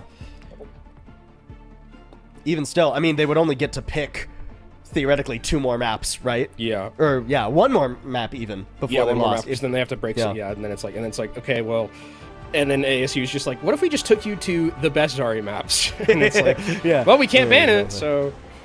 Yeah, it would be a tough situation for North Carolina should they not win this pick of theirs here. Kings Row, like we were talking about before, no surprises really. This is what we expected out of our first series, and we got Midtown a little bit more unique, but Kings Row is just where everybody loves to play. since the dawn of time in Overwatch. Yeah. Both teams will be very comfortable. Scrim's row for a reason. I know LaFawn hates it, but I can't. I can't acquiesce to that part of being your normal co-caster. Don't worry, I'll bring the King's Row hate for him. Okay. That's how we'll get it in there. But I think so on the defensive end, interesting. I mean, okay, so I think you could definitely play the Hazard a lot easier here, especially because you're not going up against the Zarya. It's like, but the Ilyari is not something I've seen a lot of, Paul. I know she's gotten some like nice quality of life buffs on her turret and some like other buffs as well. This is not one I was necessarily expecting. Yeah, it'll be interesting, to say the least. It will be ASU on the attack here, folks. We're gonna get those flippity flap for you real quick. North Carolina defending first and foremost. Oblivion back on that Genji that we saw early on in Ilios. Wait, this is a real Hanzo. Ooh, real Hanzo, Wait, not just scouting Hanzo. J-Man actually does have a nasty Hanzo. Yeah. This is classic ASU.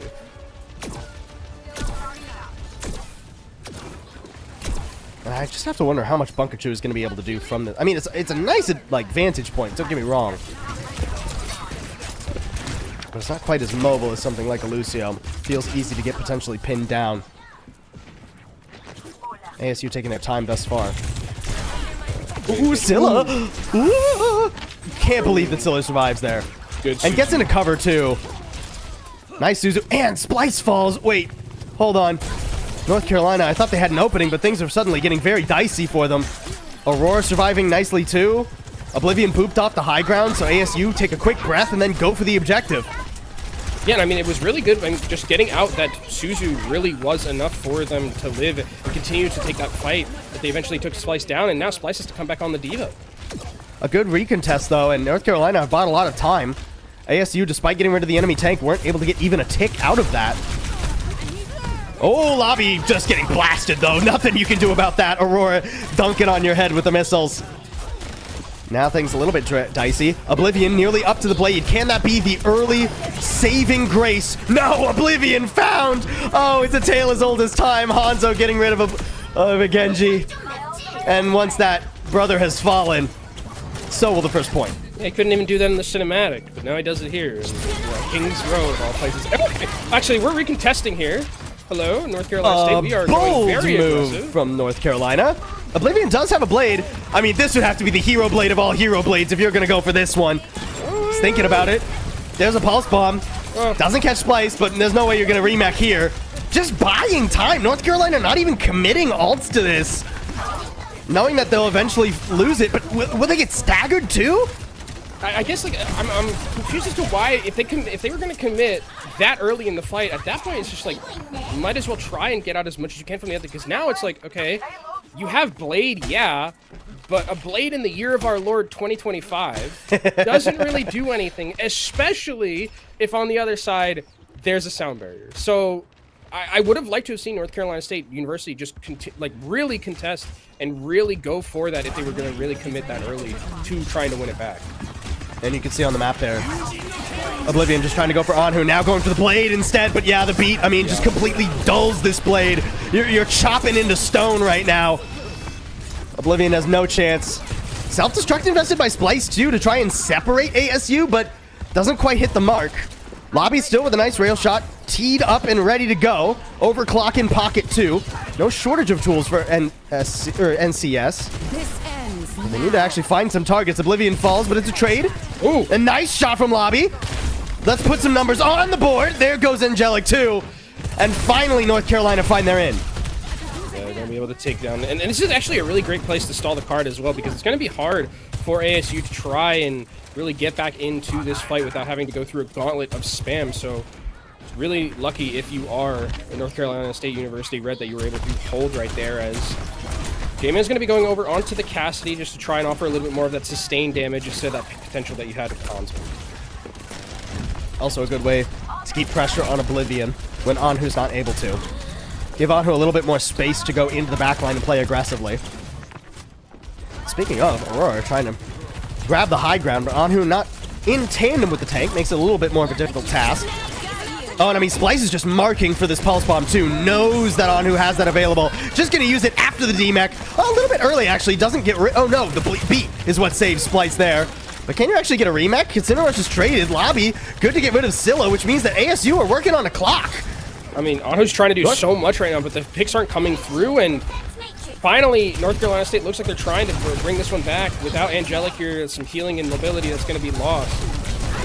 I mean, inches being gained for ASU, but that's not ultimately going to be enough. A self-destruct, oh, no. Allowing for the remech, trying to go for the crush, but couldn't quite squish him. Still, I mean, inches being gained here all the while. Just 2 players were standing for ASU, but they're still getting progress. Dragon Blade available here, ready and waiting, but they might not need it. Lobbies takes on Angelic, and that's huge because that was right before the sound barrier, and now there's no way. They have to retreat. And if you're North Carolina State, you want to get as many stragglers as possible right here, but you don't want to get too over-aggressive. Overclock is actually going to be used. They really want these picks. I mean, they're going to get them. There goes J-Man. The DMAC is inevitable as well. And I mean, just the defense matrix to keep Lobby alive longer. Long stagger on Aurora, too. Yeah, got to go all the way back to spawn, switch over to something else, go back to the Diva. Anhu's going to end up going down. Oblivion has done a really nice job on these side angles, taking away this Tracer play. I've been very impressed with how Oblivion's been matching up against that Tracer. And you look at the ultimate economy here, Paul. It's about to be 3 very key ultimates coming in from North Carolina State Reds. And Aurora just with that Destra swap over to the Junker Queen. Junker Queen May, Anhu, tired of being marked by Oblivion and Splice, goes to something you can just walk into them with. I mean, May is a nightmare for both Diva and Genji, so this is a hard counter kind of swap. But only 40 seconds to make it work. Nice little stun there. Oblivion in some trouble, but Splice is the first to fall. Now the beat goes out. J-Man looking for something with a Deadeye, but I mean, honestly, just zoning is going to be good enough. A quick, decisive fight. Yeah, Splice really would have loved to have gotten back in that mech, as unfortunately wasn't able to hold as the tank. And now we're on the Orisa. We're just playing all the tanks. We went from like just only Zarya, and now that Zarya's not here, it's just mystery heroes on this tank line. Is there a way for North Carolina State Red to get back into this one? I mean, Splice will make it to the objective, but it's so much damage and you're walled off from your team. There's no way you're stopping ASU. Only a minute 30, though, for ASU to try and complete the map. Yeah, I mean, not bad in terms of how it looked like they were struggling really on second to even get to third right here. And interesting that they're going to be picking the Zarya here just to try and hold that ground in front of the Junker Queen and just continuously spam, because there isn't a lot to block it. So this Orisa is going to get a lot of value just by the continuously spamming down. Oh, Splice. Leaping forward, too. Oh, Lobby. Trying to go for something cheeky. This is going to be basically a pincer maneuver. North Carolina going to cede some ground, and Lobby going to pop out with the overclock. Nicely timed shout, though, actually keeps J-Man up. Going for more. J-Man once again low, but the shielding is good. Lobby not finding any eliminations. Oblivion will be back soon, but North Carolina have to disengage. Blizzard catches Splice as well. No chance for the Orisa to run. It was a fantastic disengage from the Sun Devils as they were really in the crosshairs of Lobby, but they moved so effectively away, and you mentioned it perfectly. That shout kept them alive, and now we're seeing the Junker Queen. Oh, that's not good. Oh, time for nothing. Aurora is sent to bed. Anhu shut down 2 and only 20 seconds left. Kenobi, can they even touch? I don't even know. I mean, maybe you get like the Doomfist to get out there and maybe try and Tracer or something like that, but it's going to be very difficult for them to get on here. I mean, Aurora over to the Doomfist just to try and get through the window. But the aggressive... I mean, the Kitsune Rush in your spawn basically feels a little bit bad for ASU. They can't even get to the... Oh, they okay, technically got to the objective. Overtime's triggered, but good luck keeping it going. I mean, beat, blade, everything North Carolina could have hoped for. And there goes Aurora. Caught in a corner, too. Scylla, no chance to get away. Oh, and just the celebratory slam on Angelic to guarantee the hold. And I mean, for North Carolina State University Red, this was a great defense from them. I loved what I was seeing, especially on second, and not letting ASU complete the map at all. It felt like North Carolina State University had a lot in terms of just being able to hold that tempo for themselves, cycle ultimates effectively. Lobby had some good moments on the Sojourn. Like, this team is putting up a really good fight against a very storied Overwatch Collegiate program. Certainly making ASU work for it, and honestly, that's an excellent hold. North Carolina had some fantastic moments there. Really shout out to, I mean, I was very impressed with Oblivion and Splice, the way that they were bullying Anhu over and over and over on that Tracer, forcing the hard swap. And I mean, I think the thing about Anhu as well is that like when we saw the switch over to the Mei, I like the idea of like bringing in the Mei, especially against something like the Orisa, where it's like you can basically make the Orisa not get healed at all with wall and stuff like that. But I think there was a lot of times when I saw the walls go up, there was really good communication from North Carolina to break walls. And I know if you're playing out there and you're playing in ranked and solo queue, no one's breaking walls against you on the other team. So I bet Splice feels real good about the teammates that he has. Oh, now we're getting a straight up D.Va head to head. This is our first D.Va head to head, right? Yeah, I think so. Yeah, I think this is the first one for this series. There was a little bit earlier on Kings Row, I think. For this series for sure, but I mean, with how it's been going, I would expect these to swap at some point because these teams like to play a lot of different tanks. It feels like we saw an Orisa versus Junker play. True. I wouldn't expect to continue. Oh, and the Symmetra being committed to by Oblivion, a quick TP, trying to get to the high ground fast and rob the ASU supports of the high ground. Good work from Aurora, though, disrupting that rotation. A teleporter down to try and get back and around. But again, the movement from Aurora is pristine, not allowing North Carolina to get anywhere in. Oh, that rail shot is so dangerous, but answered back nearly, just by the right click. Like a pixel away right there from Lobby. Especially, I was right on Anhu's head as well. And they're going to just dive onto the backline. This Cassie manages to dive away. Great peel. The movement here from ASU has been sublime thus far. North Carolina cannot pin down these usually slower players, and they spent their first minute just dancing around the objective, trying to find anything to sink their teeth into. Yeah, these rotations have been excellent from ASU on the defensive end as they're going to try and continue to hold this defense. Splice getting taken down low. Needs to be topped up. Aurora, too, taking a hefty chunk of damage, though. And now, finally, North Carolina are trying to force ASU to commit to the point. The problem is, you don't really want to force the Mei to commit to the point against your players, not if you're going to be there, too. But now Anhu is on the low ground, so at least potentially more vulnerable. J-Man with the Deadeye at the ready. Ooh, that's a tough chunk taken out of him. Deadeye used now just to try and dissuade a dive. Movement back in. Deadeye, can it find the angle? No, not quite in time. Nice Matrix, too, to keep Splice in Mac. There's Blizzard. Okay, all right. Yeah, just get rid of the Symmetra. We're tired of UTPing. Stay on the ground. Stay where you are. And that's when ASU strike. I mean, this is incredible patience and movement from ASU on the defensive end. The way that they were able to make those rotations away from North Carolina State University. I mean, the way that I kind of talk about compositions like that, where it's like they have little T-Rex arms, right? And you never want to get in the way of the T-Rex arms. And then for 2 minutes, basically, they just rope-a-doped around North Carolina State University, and they were never able to get a foothold. It did cost ASU a lot of or at least more ultimates than North Carolina in that fight. Beat available, photon barrier rather, starting everything off. Aurora needs to be careful too. That Symmetra will burn up charge pretty quickly. Self-destruct just to remech and keep Aurora in the action. Lobby trying to pick a corner.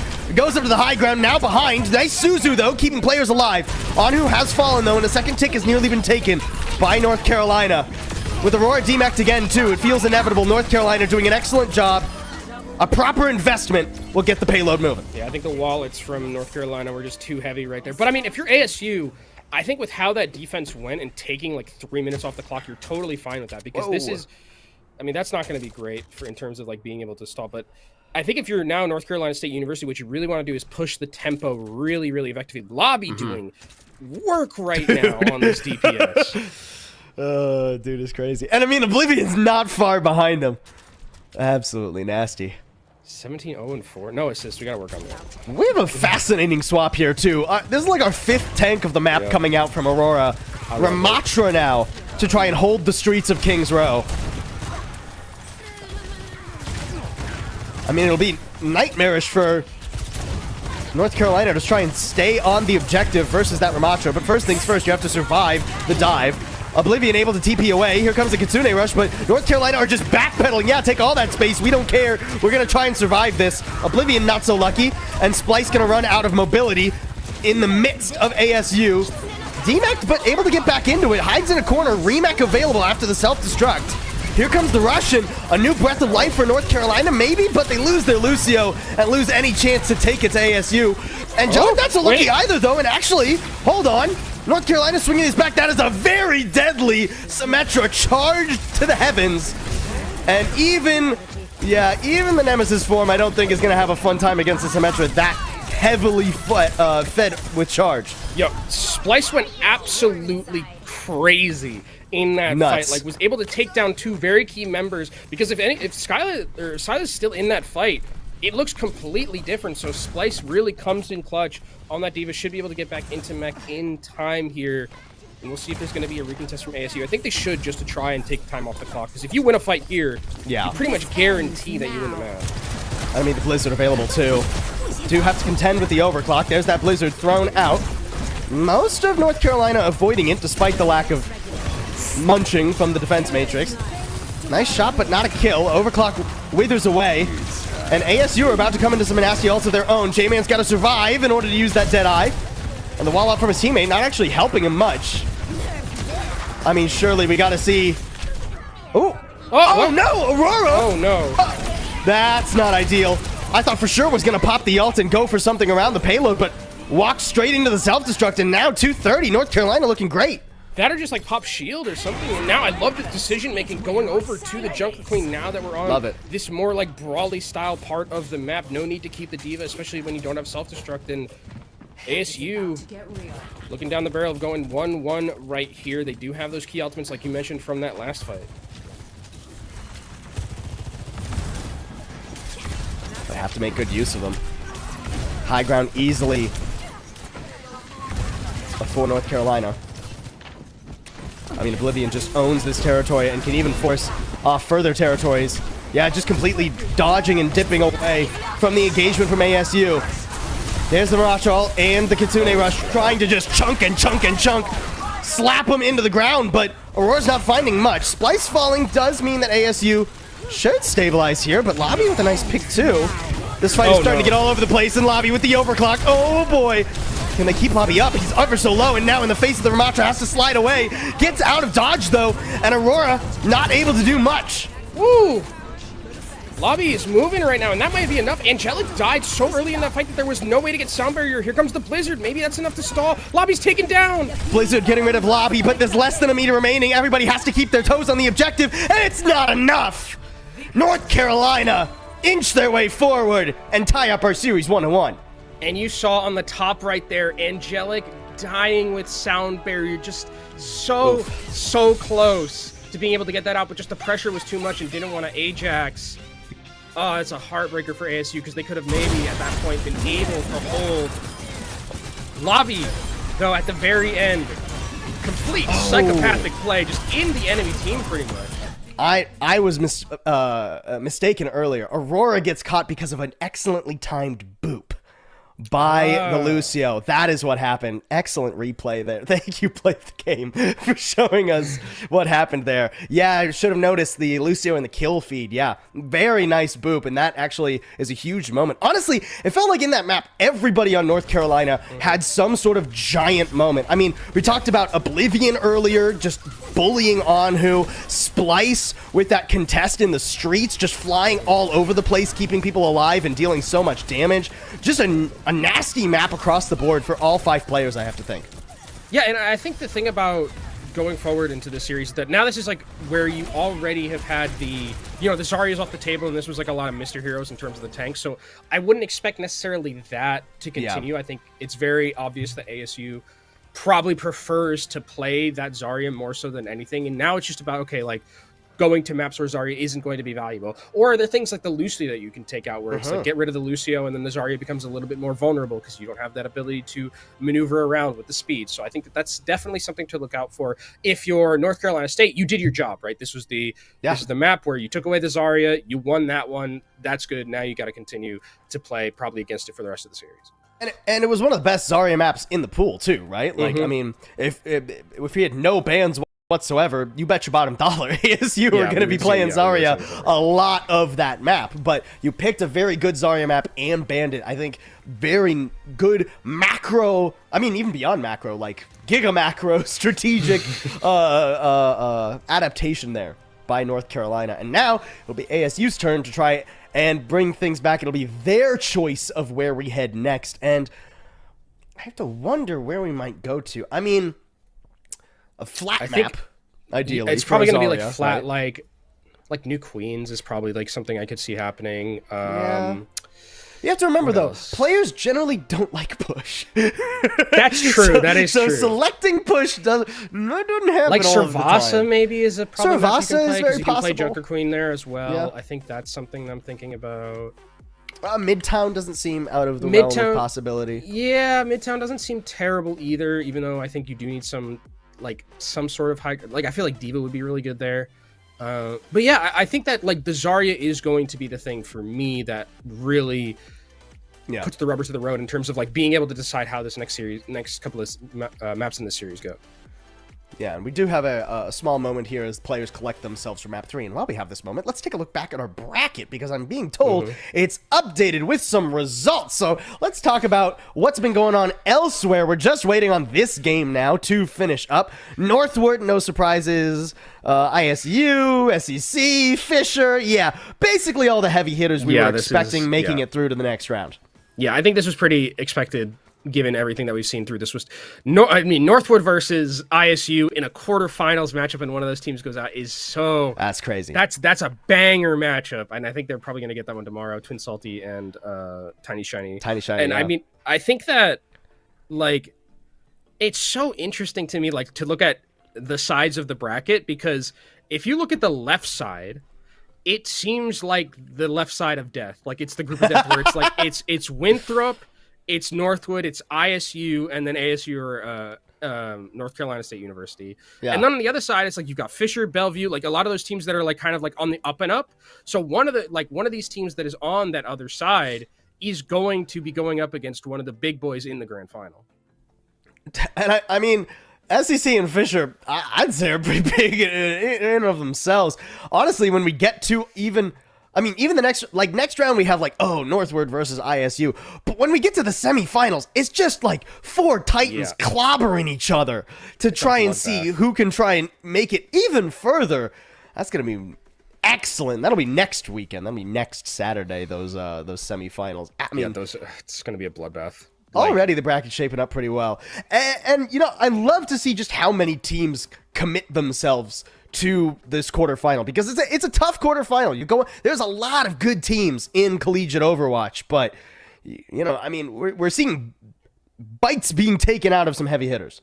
Yeah, we are, and I think that like definitely as we like coalesce towards like the top 4 and the the semifinals and the grand finals and things like that, it's definitely the competition is definitely going to be like even that much higher. Like these matchups that we've seen today, they've been like pretty close. I think we saw 3-1, which I think is like it was not indicative of how close that series was. This one already we're in map 3 and it's 1-1, and these are two teams that are like very close in terms of, I think they were like 9 and 8, right? They're the 9 and 8 seed. Yeah, well, yeah, they were the 8th and 9th seed. Yes, let me double check that, seed, but I'm almost positive. Yes, 8th and 9th. So like it is very close between these teams that we've seen so far, and I think that they definitely have a chance to hit, punch above their weight, like you were talking about. Yeah, the matches that should be close have been close, and then the teams we expect to be doing well are doing very well. I like to see a first round that kind of goes to expectation, because it means that it's very likely that the best teams have, in fact, made it through, And that means that when they start going up against each other, we get even more competitive matches when the stakes are even higher. Yeah. Cinderellas are cool too, but I think like you are right that it's like if you get like we're getting Northwood versus ISU, like I talked about, in the quarterfinals. That's insane. Like that's insane to me that one of those teams is going to not make the top 4 because they are usually so just... In the time that I've been casting collegiate, it's like been ISU and Northwood, just block them in for top 4 every time, and one of them is going to be going home. That's the beauty of the bracket sometimes with like a single elimination, where it's like it's that way where the bracket, the seeding from the source kind of works out that way, and one of these huge heavy hitters isn't going to be going to that grand final. When you have 5 teams that are all unbelievable, one of them's not going to make the semifinal. Yeah. That's just math at the end of the day. Just math. That caster math I can do. That I can do. I can do 5 - 1. I can do 5 - 1. It is a little bit tricky, but we made it work. let's zone back in, circle back into map number 3 of our series here, ASU versus North Carolina. Because, I mean, hey, if you do like Cinderella stories, it would be one of these teams, or, you know, the team we saw in our first match, to potentially pull that off going into the later rounds of the tournament. But first things first, you got to get through this match right here. It's a single elim, do or die, and now it is a tied game. We basically just reset and go to a first to 2. Yeah, just going. You took the words right out of my mouth. I was we got the caster synergy going, me and you already, because I was thinking, I was like, yeah, no, it's just a best of 3 at this point, first of 2 as you called it, and I think that, like, again, the Zarya to me kind of feels like the focal point where it's like we saw it in the first round, it really set the tone, and then without it in the second map on King's Row, it definitely felt like we caught a little bit of our legs if we were Cumberland. Or not Cumberland, sorry, if we were North Carolina State University there. So we'll see how they play now that the Zarya is going to be there. I would expect the map to be chosen that is going to be very Zarya favored, very low ground favored. We do have that map pick ready. Let's see it. Like it is going to be Servasa. Yeah. Ooh, so, okay. And I like these bands. I love these bands. Yeah, the Symmetra ban from ASU is very interesting. It gives you a very clear indicator of what they thought was really annoying on King's Row. But I'm really interested in the Lucio ban. This was something you were looking forward to, Kenobi. Yeah, because now it takes away the mobility that Zarya you can get. Because now Zarya, like... Yeah. Especially with the Symmetra gone, now Zarya has 0 mobility. So now it's like, okay, do we just handshake that Zarya is going to kind of just play? I mean, does Juno come to the table because I was just thinking of that. Like, is that something that we see? Not like the biggest fan of the Zarya Juno like mix up, but it can work. I think like this would be where I would expect maybe Junker Queen to come like to the table, where it's like you don't see. Like, you see the Junker Queen because you need that ability to have some mobility in your back pocket. Because Zarya, I mean, yeah, Zarya is very strong, but a lot of the strength comes from that ability to walk forward at your enemy and beam them with a nuclear device. And if you are very slow, you don't have that. Especially on a map Servasa. like this, right? On Servasa, you got to be able to move around the map. Yeah. You can't afford to be as slow as a snail. Because even if you win a point, then, I mean, oh, good, let's slowly march our way to the next one. Oh, yeah, the other team is diving. We got out positioned and we lost. Yeah, it's like, it just comes down to where the map is going to be, like where it's going to be picked for, like, it just comes to the RNG of, like, where your next flashpoint's going to be, and you're like, okay, well. And it also means you just get to take less fights per point, right? Like, you go from, like, 3, maybe 4 to probably 2. If you're lucky, you'll get a 3rd. So we'll have to see what... Yeah, leave the DPS open, besides the Symmetra, and... Okay, now this is just cuckoo stuff that we're going to be seeing if this comes out right here. We do see the Juno, which I expect will, like, hold the same kind of, like, vibe as the Lucio did in this regard, where, like, you do have the speed ring to be able to push you forward.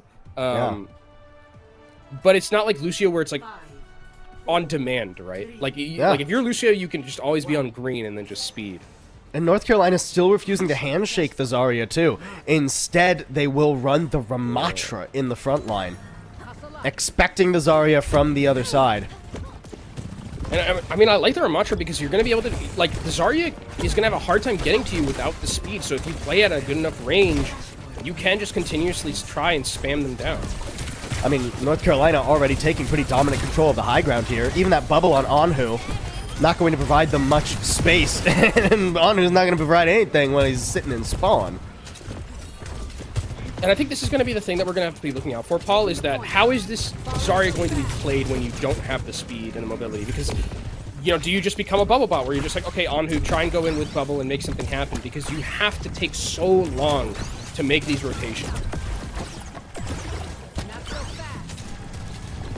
It is an achingly slow pace from ASU. And Oblivion's still going to be able to mark Anhu a lot of the time, too. So you have to invest those bubbles if you want your Tracer to have an advantageous position on the flank. And even that seems to be difficult.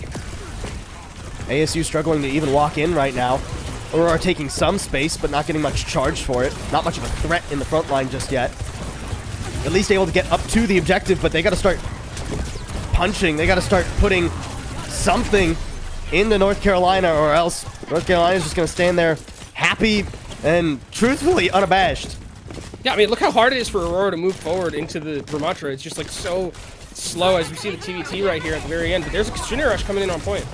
And Kitsune Rush, I mean, just thrown out immediately from North Carolina, not wasting any time, bulldozing Aurora down, and there's no chance for even, I mean, you could hardly even call that a second real fight.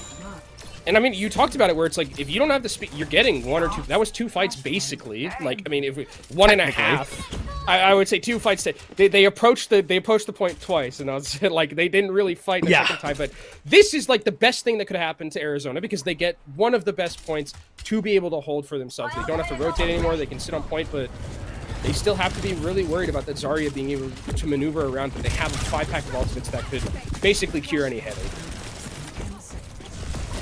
Anhu looking for this pulse bomb early, putting the pressure on the Splice, but has to dip back to the rest of the team. Kitsune Rush out to kind of try and counteract the Tidal Blast. It's a big blast though. ASU taking a lot of hurt from it. They managed to survive. Lobby now with the overclock, but that bubble is going to stop him from being able to get Anhu, who's really just being a nuisance right now. A fly in his ear. That Lobby cannot get anything with the overclock. North Carolina though, they're getting the first cap, or at least trying to. Splice, ready to throw out the ult as well. And, I mean, isn't even going to need it. Everybody's caught. Splice. Splice feeling spicy. And like, now it's like, now my question is, okay, so it's a win fight for North Carolina State University. They used 3 ults, yeah. Or they used only 2 ults, actually. And the Sun Devils have no support ultimates coming into this next fight. So my question is like, you have to like you have to set the tempo if you're ASU. This entire map so far, they have just been playing on the back foot and never being the aggressor. Things getting very difficult for ASU, and like we said, they're running out of time. Nice pick there from J-Man. That should open up some opportunities. Aurora with the grab as well.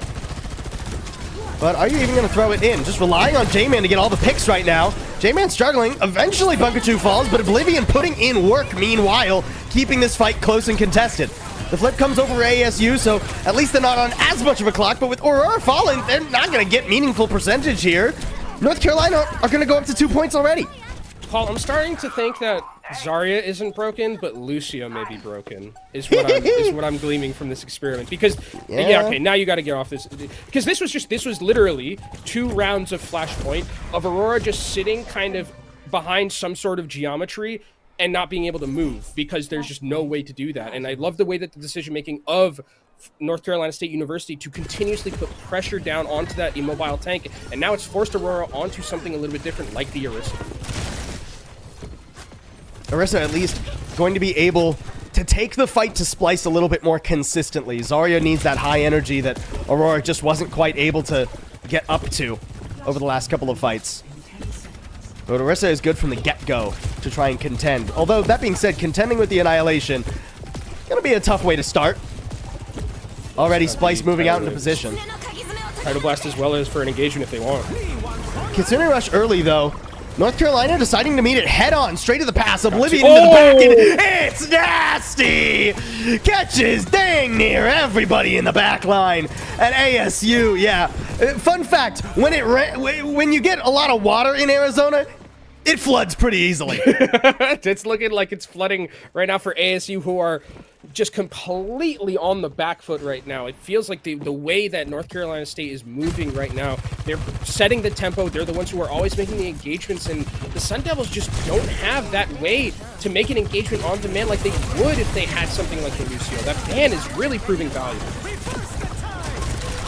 ASU really trying to force the issue now, pushing everything into Splice, but then dipping past on an Alex. Nice work from Anhu, and this is the first real opening ASU have had in ages. Can they make it worth it, though? Only 3 players standing left on the point, but Splice still has the Annihilation. Lobby falls around him. I don't think he's going to use that ult here to keep it moving. Although he has gotten J-Man, and actually, he decides to invest it, surprisingly. Aurora going to be able to tank that damage up pretty easy, though, and Bunkachunko in some trouble, too. Splice eventually falls. Meaningful percentage for North Carolina, but they will have to give it another go to win this map. Yeah, I think that was one that was called probably from the team where it's like maybe we can buy back into this one. Nelix was going to eventually be close with the teleport to try and get in. I think if Bunkachunko was a little bit closer towards getting that Tidal Blast, then it's a chance to engage. But we've seen how good these engagements have been from the Tidal Blast and the Tracer, getting a lot of value. Yeah. Essentially do it again. It has to be on Scylla here to try and get that Suzu to negate the CC. Have to have nerves of steel. Not using the Suzu for anything else. I mean, so much else you might need the Suzu for. Pulse Bomb. Overclock out immediately. Lobby already getting rid of the competition. J-Man hits the floor and On, who's fallen as well. Only 3 stand for ASU, and they ain't standing long. A desperate Terra Surge, but it doesn't get squat. And 1 fight win for ASU, but this map was just dominance from North Carolina. Yeah, I don't even think there's a way back into this one with how fast it's going to be ticking up. Even if you do get here, you've got the Tidal Blast from Oblivion to kind of knock them down. They do exactly that. And North Carolina State are 1 map away from continuing in our bracket against the vaunted ASU Sun Devils. A team with a lot of experience, but maybe not much tenure left in the fall 2025 homecoming. I mean, it feels like everything has been going right for North Carolina. They identified the Zarya problem early and have found creative ways to force ASU onto compositions they are clearly not as comfortable with. No, they're not. And I mean, the Orisa, like, I mean, it's a good idea. Like, I like the fact that ASU is like definitely thinking about like what we can do if the Zarya isn't working and switching things up, going over to something like that. But it feels like, man, the snappiness that I'm seeing from North Carolina State, the tempo that they're setting, they're always the ones who are being aggressive. Like, every time you have that combo of the Tracer and of the Tidal Blast, just going in. Like, there's nothing. It's very hard to stop unless that Suzu is going to be there in time. And I'm just loving the coordination that I'm seeing from this team. North Carolina State, I mean, just rearing, ready to go, right? And like I said earlier, it feels like every player on this team is finding their perfect moments. Whether it's Bunkachunko and Oblivion working together with those Tidal Blast combos, whether it's Splice just being a monster in the front line. Lobby, obviously, we've been talking about him since moment 1, map 1. Look at that shot. Just, I mean, the tiniest pixel and he gets rid of J-Man.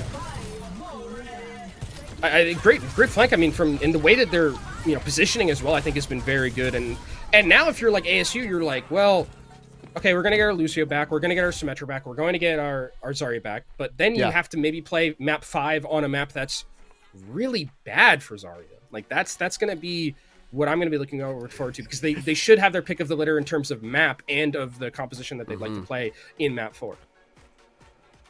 Yeah, certainly an uphill battle now for ASU. We're going to head to a quick break here, folks, but when we come back, we'll see if the Sun Devils can pull off a miracle or if North Carolina are moving on to the round of 8. Stay tuned.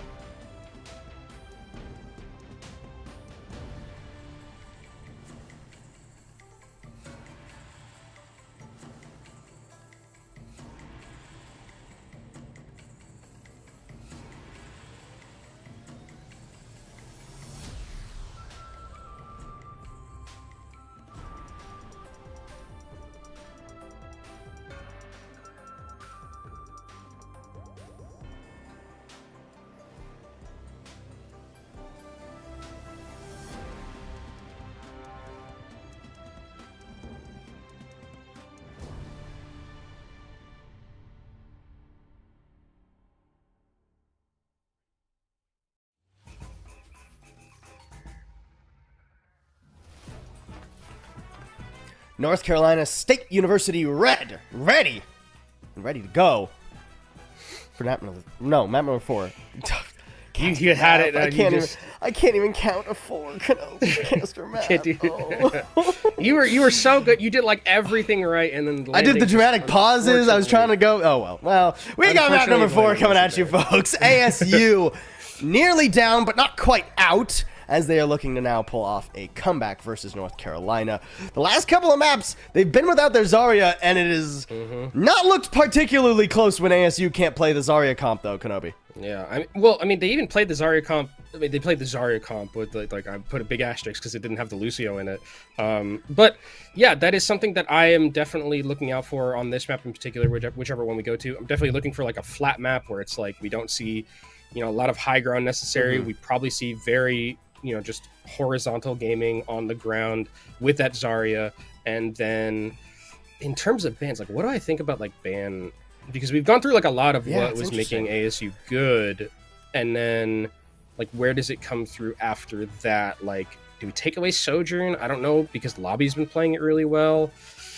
Yeah, it's going to be interesting to see what the ban is going to be, because I think that they've been banning fantastically, I think, throughout the last 3 maps so far. So I would expect them to pick something that does make a lot of sense. Well, and I'm just as interested in where we're going to end up for map number 4, Runasapi. Oh, it's push. Right. It's our first push. It is our first push of the day. Ramatra banned out by ASU and Tracer banned by NCSU. I like the Tracer ban. Yeah, especially on this map where it's like you have a lot of angles to play around on the flank. Anhu's been pretty good at it. Yeah. Getting rid of the Ramatra makes sense because it's like, okay, well, it's been a pretty good counter to Zarya. I think it is I personally really like it as a counter to Zarya. So now it's like, okay, well, I expect from ASU literally just they're going to play the Zarya rush comp, and if I'm North Carolina State University, what is that other DPS going to be? Because it can't be the Tracer. I think it's going to be Genji, and like they're just going to be opting in for that's what Oblivion has been opting for, certainly. So honestly, I'm more curious for ASU because we've only seen 2 looks from Anhu so far. It's just the Tracer when, almost always. And then occasionally we saw the Mei, but that was a very specific scenario that I don't think is going to likely rear its head again here on Runasapi. Yeah, I think maybe Mei could cook here. Maybe you're cooking a little bit. Maybe you're cooking I'm not against the Mei coming back. Now that you have the Lucio, right? Yeah, if you can like get the Zarya like sectioned out, like it's not bad, man.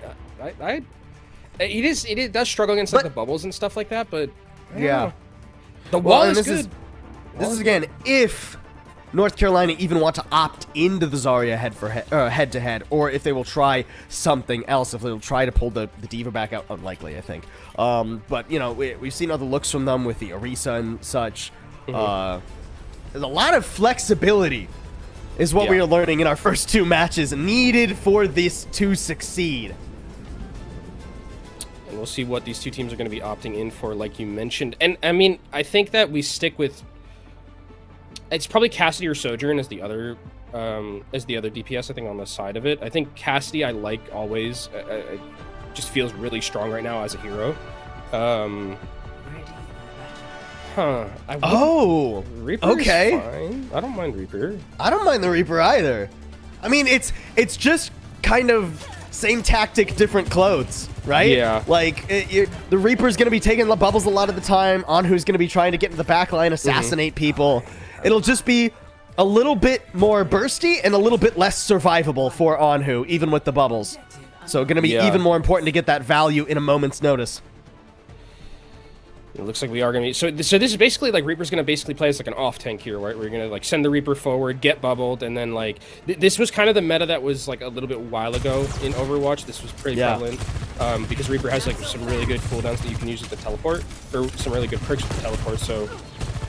We'll see if it continues on a map like this. Gets stunned, though, immediately. That was a spear into just instant death. Not a strong start for Anhu as Splice pins him to the wall. Oh, and Angelic pins and gets his head pinned to the wall by a railgun, too. Wow. A lot of pinning against the wall to start things off with Riz. Ayo? That's a Lemon Kiwi joke. I still remember. Shout out Lemon Kiwi. Yeah, pass the buck. Yeah. Anyway, North Carolina State University had won that fight pretty easily. You really sat in that for Rich would usually like go along with me, and you just let me marinate in that. And No. I cast with the fall. I just let you sit in the bad joke. All right, ASU back up to the plate now. Anhu, immediately getting the bubble too. What? And again, the spear completely denied. I mean, Anhu wanted to be in that cover anyways. It's not the worst spear we've seen out of the 2 we've seen so far. Ray step to try and back up too. ASU, it's going to be tough for them to just muscle through Splice though, with both the Wu Yang and the Kiriko on the other side. I also really like the way that they're focusing out the bubbles from North Carolina State University. They really are making sure that they're taking those out before they make any type of engagements. That does mean that Aurora's already getting up to quite a bit of charge though, now looking to rush past Splice into the backline courtesy of the Kitsune Rush. Splice regrouping with the team though, nice teleport there. Oh, Splice in some trouble. Terra Surge giving him a lot of armor, but it's not enough. Now the tank has fallen, and North Carolina don't feel long for this world. They'll get out of dodge and try to regroup quickly. I think that might have been a little bit of miscommunication because Splice went in there and no one followed. Like, the rest of the team was not in that fight at all. So Splice thought that they had a really good opportunity to get some value there with the Terra Surge, but it doesn't manage to find anything. An expensive fight, though, for the Sun Devils, having used that Kitsune Rush. So now Carolina State can come back in and stop it before ASU can. It'll be close cut on this corner, though. And again, ASU can kind of play the waiting game with their bubbles, especially now that they're up to some pretty potent ults. Grav at the ready for Aurora. Just have to be careful, don't get eaten by the javelin spin. Ooh, J-Man trying to go for a flank, maybe a bit ill-advised, but commits to it now that the rest of the team goes forward. Aurora falls, though. Grav tees up J-Man beautifully, though, not dying in vain. J-Man has to survive, though. Needs another pick. On Splice just runs up to him, slaps him into the ground. Splice looks really good on this Orisa. I don't know how you like pop off on. I used to say I don't know how you like pop off on Orisa, especially when it was old Overwatch 1 Orisa, where all you would do is pull and throw shield. But I mean, Splice right now, every spear, it's just forcing out so much pressure. Like, it even started with just that first spear that we saw taking down on who went to the back line, and now gets him out with the Symmetric TP, and we'll see if they try and go back into this one. They do have the Tidal Burst available for Bunkachenko. That Sim TP is so obnoxious, too. You can tell ASU get into so many positions with the Sim TP. Bails North Carolina out. Not going to bail out Lobby this time around, though. Couldn't get in the line of sight of the heals. Completely sectioned off. Now without Lobby, Anhu has a much easier time playing forward. Tidal Blast comes out, but it doesn't really find much of anything versus the sound barrier of Angelic. Terra Surge again shut down before the slam could even be completed. And ASU taking it back and forth. I think they'll claim the lead with this one. And I mean, I'm talking about how good Slice has been playing in the neutral in terms of these, in terms of the Orisa movement, but these ultimates have not been it, Chief. Like, it's going to be a no from me, dog, American Idol style, because they have just been really, they need that ultimate to try and turn those team fights, and now you look at the macro advantage from ASU, it's so heavily in their favor.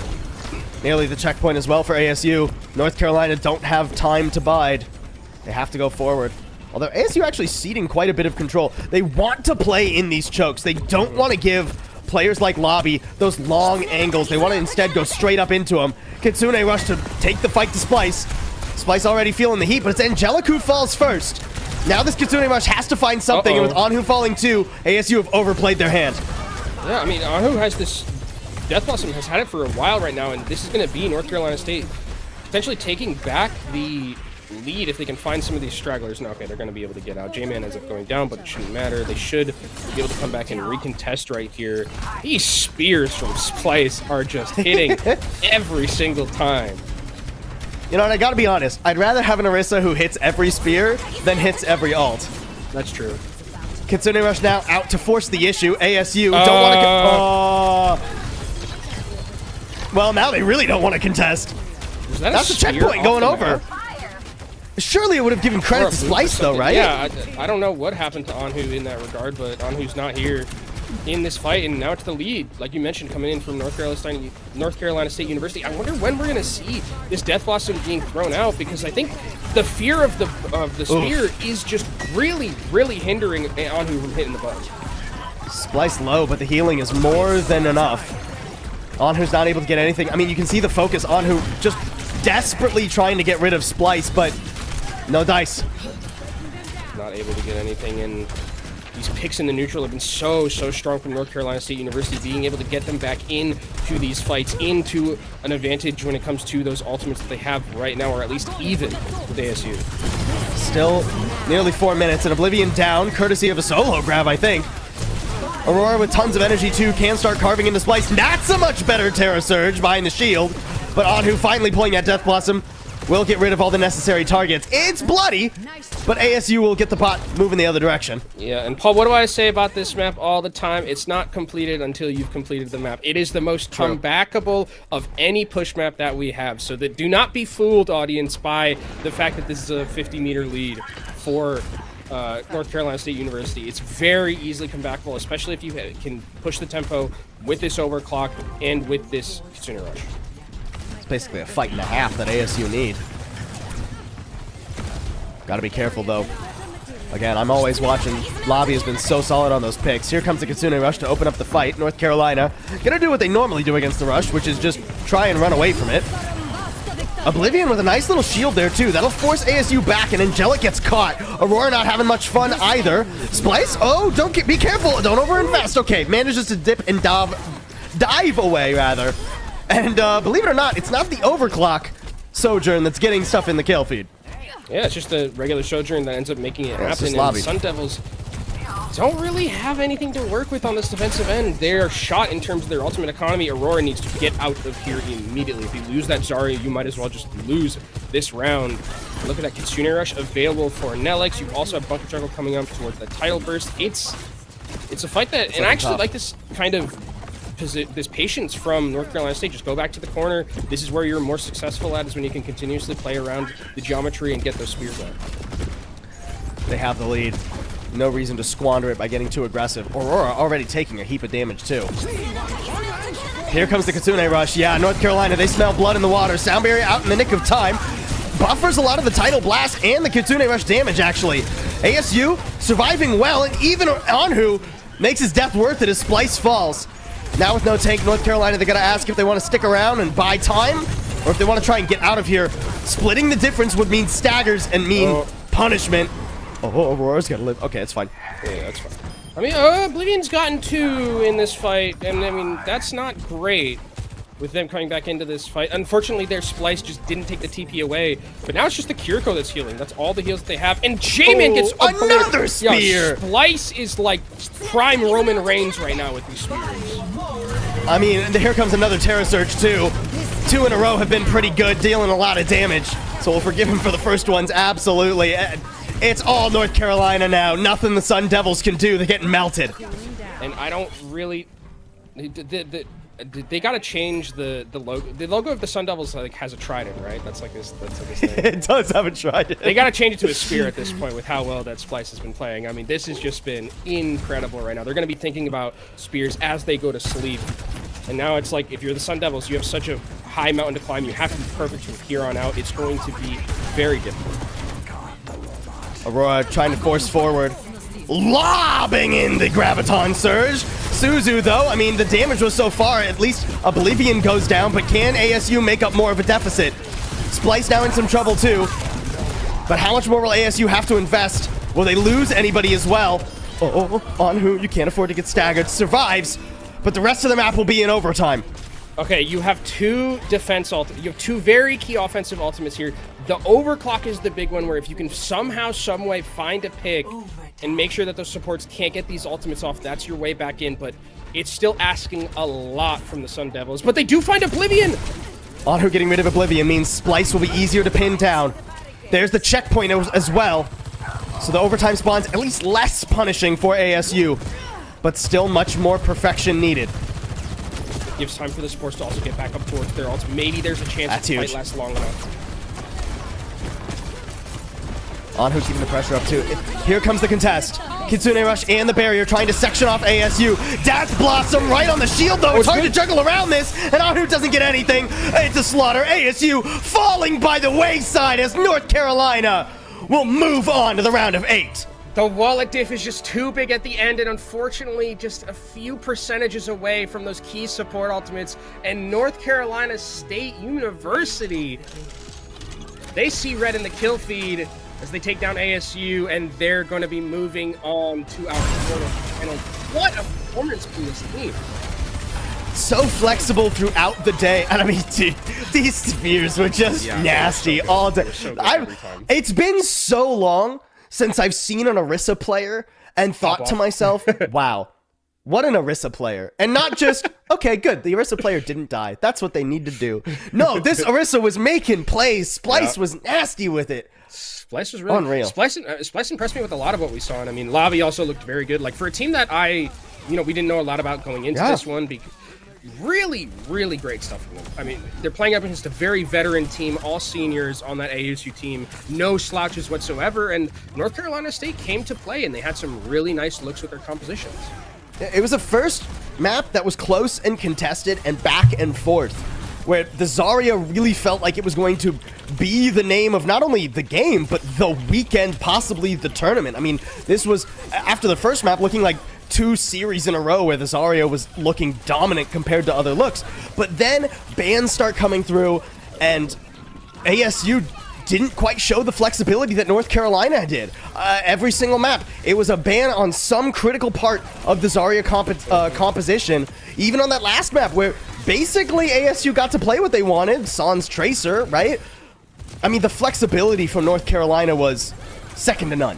Yeah, and the understanding of like what the, how the bread is buttered on the other side, where it's like, hey, we're seeing that the Zarya comp is like pretty much what they bring to the table every time.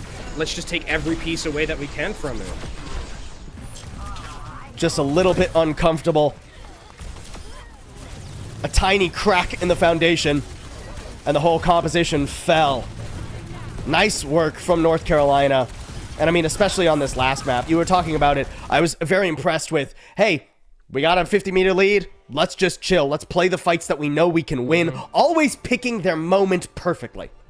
Yeah, they really, moved incredibly, and I think the tempo that they set was really good. Like, I think those last 2 maps, it was really just ASU on the back foot entirely. They never had a foothold that they kind of wanted from map 1 when they were on the Zarya composition in whole. And even map 2, I mean, credit where it's due to ASU. We were talking about how impressive their rotations were on defense of King's Roll first, right? Like, this is a squad that is still exceptional and made it to this point for a darn good reason. But at the end of the day, it's North Carolina coming out with the win. That is going to do it for the open section of our first day. Well, almost. We're going to come back after a quick break here with an interview from one of the North Carolina State University Red players. So make sure you don't go anywhere. We'll be back in just a sec.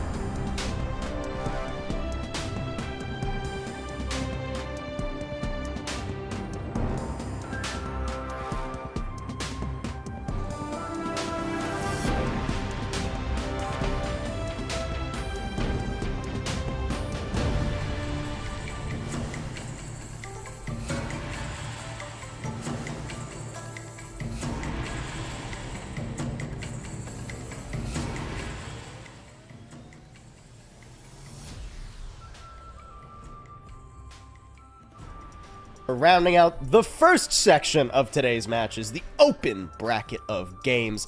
And we rounded it out with a North Carolina State University win over the established ASU Sun Devils. Now here joining us celebrating that win is going to be the magnificent hit scan, the clicker of heads, Lobby. How are you doing, Lobby? Unfortunately, we couldn't get a cam set up for you, but I'm glad to see you and Ash are here and doing such a good job. Yeah, I'm really excited to be here. Glad we were able to win. Hey, you guys put up quite the performance. So I want to talk a little bit about ban, because it felt like when you guys like figured out, like you played like map 1 and you're like, okay, it seemed like Zarya was really important, and then you like continually just like pick apart that Zarya composition. Do you have like someone on the team or like a coach or anything that like that just like kind of making those strats, or was it like by committee? Like who is the one who's like really handling the ban phase when you guys are doing that? Well, we don't have any coach. It's really just us 5. We really just talked about it as a team, and we decide like what we think is best, and anyone on the team can provide input, and just whatever we all feel collectively is the best, we just decide to go with that. And talk to me a little bit more about you guys over at North Carolina, because you guys were going up against a team that I think a lot of people who have been following collegiate Overwatch for a while will know ASU. North Carolina, we didn't quite have as much information on you guys. I know that you're a sophomore, a lot of the players on your team are juniors. How long have you guys been playing together? Yeah, well, we played a little bit together at the start of last year, but I ended up taking a break from the team, and then we really just started again at the start of this semester, so in August, and we kind of all knew each other, but we hadn't really been playing together. But I feel like we got pretty close pretty fast. Awesome. Okay, and it kind of feels that way like when you guys are playing, you know, with each other. I think the communication and coordination is very seen through the gameplay that you have. I want to talk a little bit about you, because you came into this match swinging very hard. Like I was incredibly impressed with like what I saw from you on like the Cassidy and like the hit scan role in general that you played. It feels like Cassidy and like a lot of the hit scans are just like, it's just Cassidy, it's like Sojourn, you know, that's really where we're going. Do you think there's any variance for like anything else in terms of like hits? I know you pulled out Widowmaker once and then it put it away right after, but it feels like for hit scans it's pretty set in stone with like there's like 2 or 3 things you can play. Yeah, I feel like most of the time, for me at least, it is just Cass Soj, and sometimes there's a Freya. I'm not as comfortable on Freya, but I think Freya definitely is viable in a lot of situations. And we also do play Widow on Gibraltar, but Gibraltar is not in the map pool right now, so we didn't end up getting able to do that. But yeah, mostly just Cass and Soj, I think. Cool. That does. I mean, that makes sense to me. You were frying on Cassidy and Sojourn all day long, so far be it from me to say that those aren't going to be the picks that you're going to want to lock into. But tell me again. So you guys are all like, you just started really battening down and playing with each other this year, but you've all been friends for a while. So what does the communication look like when you guys hit the map, right? Like, is there like a primary caller, or is it kind of just everybody throwing out ideas all at the same time and working more as a fluid unit? I would say definitely more so the second option. We don't really have specific calls. Typically, like when we first started in at the start of the map, we try and have like a set plan that we talk about, and that can really come from anyone. Most of the time we have similar ideas, so it ends up working out. But our flex support Nelix, he has been the one that's calling their turn versus our turn, and we found that to be really helpful, especially in this match. And but besides that, in general, really any individual player can call their own play. Like that last I had a few times where I would call the Soj ult from behind them, and like I just called that in the spur of the moment. There was never anything pre-planned, or no one else called that. Hey, those worked out pretty well. So if it's fluid and dynamic, and that's what's seamless for you guys, far be it from me again to tell you anything different. You guys are doing fantastic. You made your way to the round of 8. Congratulations on that. Where you'll have another chance to play tomorrow. Before we let you go and celebrate with your team, is there anybody you want to shout out while you're here on air? I want to shout out my family. My mom's watching this. I also want to shout out our next match. We're streaming that at twitch.tv/esports at NC State. There you go. go. If you want to come support us there. Absolutely. Well, we'll be hoping that the support floods in for you guys over at North Carolina. It was certainly fun watching you. Thank you so much, Lavi. It's been a pleasure having you, man. I like a good. I love a good mom shout out. It's always the Oh best. yeah, I think. no, it's very That's always the wholesome. best. Yeah, I think my mom's watching. Shout out my mom, real quick. I don't know if my mom's in Europe, so I don't know if she's watching, but she might. It might be a time zone thing for her. Shout out! Yeah, Shout but out! either way, Shout out all the moms! Shout out all the moms! You know what? Let's just have it all. this is for all of you, all the supportive your- moms, parents, all the moms. everybody out there. Yeah. You're the only reason that Also, tournaments like this remember can to call even your happen. mom if you haven't already. Call your mom, There tell you your go. mother. Okay, do that. You guys have time to call your mom because we're going to be going to a quick break here, folks. But it's just going to be a quick one. And when we come back, we move out of the open bracket and into Varsity. Some heated matchups coming your way. So stay tuned and we'll see you in a sec.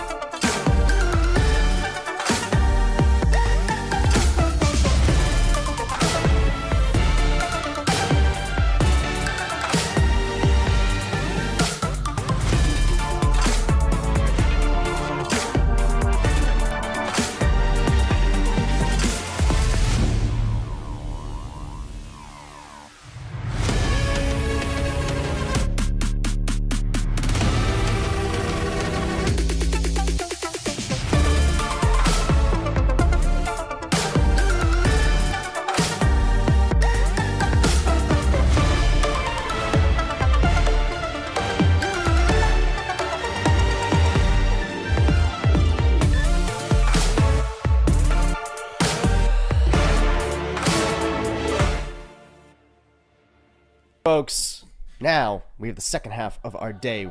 We say goodbye temporarily to our open bracket teams. You'll see them all tomorrow, at least the ones that won and made it to the round of 8. And now we head to Varsity. This is the collection of teams that have played in the NACE Varsity League. The teams recognized as the official teams from their university, not just club teams, scrappy 5 people decide to all band together and go up from the ground up. This is everybody who has support from their university playing against each other. There were many different conferences that all led into this. The Super Conference and what were some of the other ones? The Rust Belt, the Union 10, the Esports Collegiate Conference, the East, the West Central, all of them, the best teams from them now clashing in the top 16. Yeah, and we have some double dippers that are in here between the open and the varsity brackets, so there will be some familiar faces, but it's going to be great to kind of, take a step to a different side of collegiate Overwatch that we've been seeing so far, as we do have our rosters here for this first matchup, which I think is going to be a banger. It's going to be Bellevue versus Wichita State, and these are names that I think everyone, if you've been following like Overwatch Tier 2 and things, you definitely know this roster with these players: Ivory Stone, Avery, Hutch, and Regime. I almost did the Avery thing, and I was like, wait, I already said that. We're going to do that at least 5 times today. It's going to happen. I mean, Avery is definitely the player I'm keeping my eye on. I recognize them from a lot of really strong teams and calling all heroes circuit. Regime is a player who's been around the block too. This is a potentially very strong team coming out of Bellevue.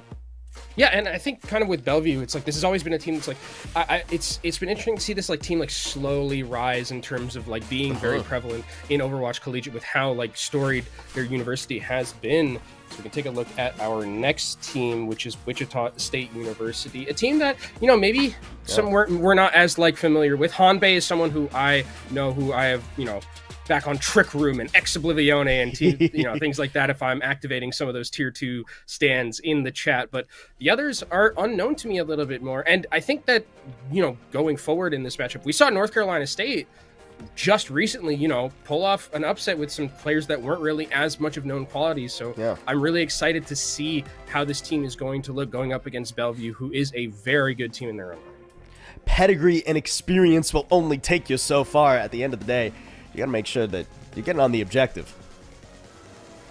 I mean, reminder, folks. No, no C9s. No C9s. All right.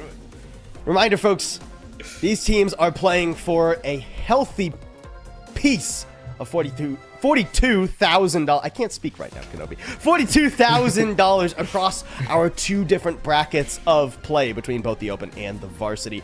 And they're also playing in varsity for some higher spots going into spring. The top 8 players get into the top 8 teams, not just the players, that'd be crazy. Top 8 teams get into the Super Conference, which gets you higher seeding going into spring in the spring playoffs and such. So not only is some moolah on the line here in the varsity section, but also moving into spring where the prize pool balloons to, I think it was, is it $100,000 across 2? I think if I remember correctly. Yeah, no. So this matters not just for the short term and bragging rights, but also for your whole year. Yeah, and I think, one thing to mention, kind of like, we don't have a bracket graphic, but these Wichita State did play a match before this, so it was, I think that they seeded a couple of those teams higher further into the bracket. So Wichita State did play Minnesota State, won that 3-1 going into this series against Bellevue. So again, they warmed up a little bit, have their sea legs under them, and now can potentially find a way to take it to Bellevue, who again, very, very solid team in their own right, and should potentially be looked for not only in this bracket, but also in the open bracket to make some noise. Yeah, for sure. The varsity bracket technically had the top 24 going to playoffs, but top 16 is where we're starting at today. And much like our open bracket, it is single elimination, do or die, first to 3s here. No room for error. Well, maybe a map or 2 room for error, realistically, but not much room for error at the very least. And speaking of maps, let's see where we're going to be starting off our 3rd series of the day. Oh my god, it's not Ilios. Wrong. Nepal is our first map of the day. And some interesting bans off the get-go, too. Yeah, Hazard taken away and Sojourn taken away. I mean, we heard from our last interview with Lobby that Sojourn is pretty strong at the moment. Alongside the Cassidy Freya as well. So we'll see if it's going to be like Cassidy Freya is what I would be expecting coming from this. It's interesting that there's going to be that hazard ban because it feels like they know something potentially on the other side with that hazard being taken away. So we'll see if that's really going to come to fruition with how the tank matchup's going to go. Either that or it is a very hard personal preference. Let's not start the series on a bad note. We don't want to play hazard and we don't want them to play hazard. Either way, Bellevue, certainly I would say a bolder band than the Sojourn coming out from Wichita State. Either way, we are going on to Nepal, and I do think, I am going to be keeping track of the hit scans here. I think on pretty much all of the maps, there's a very real chance that the hit scans can just dominate. We saw that from Lobby on round 1 of Ilios last series, and I think that was a much harder map to get the same sort of value. Yeah, I agree. I think that when we look at like this team in particular from Bellevue, the coordination, because this team has been playing together a really long time, and I imagine Wichita State has some, has some cohesion with themselves. But I think certainly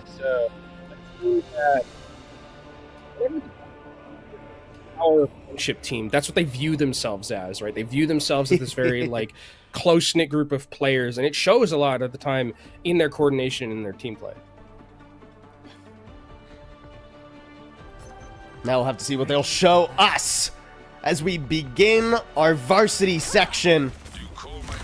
Avery already on the Ramatra. This is a pick I've seen Avery play quite a bit, and it can be nasty, so I wouldn't be that surprised. One of the other things we have to be looking out for, Paul, is that go for it. Is that this Bellevue team is a team that, like, they say that they play their own way and are not going to shift to the meta, right? Like, if they don't believe the meta is in their favor, they will slam their heads against the wall and run whatever they want to run. So if they don't feel like their meta is working for them, they're going to switch things up. I'm sorry. Speaking of running whatever they want to run, that is a Venture Roadhog comp from the Wichita State Shockers. You've shocked me right out the get-go. Yeah. But Bellevue, not quite so surprised. Just immediately up in their face. Yeah, keeping Wichita from even seeing the point. Yeah, hook didn't hit there, unfortunately. You really would have liked to have surprised them, because now it's like, okay, well, if we're Bellevue, we're just going to play around the geometry and not try and get hooked and go to point. Pride trying to head off Bellevue at the pass. Hanbei grouping up there as well. Spotting Ramatra kind of alone up on the high ground. Some vulnerable supports, too, as Bellevue goes for a rather slow rotation to the point. Hook goes just a little bit wide. And that means Bellevue do have a nice spot to hold the first objective. But Avery's got to be a little bit careful. They need to stay in line of sight of the healers.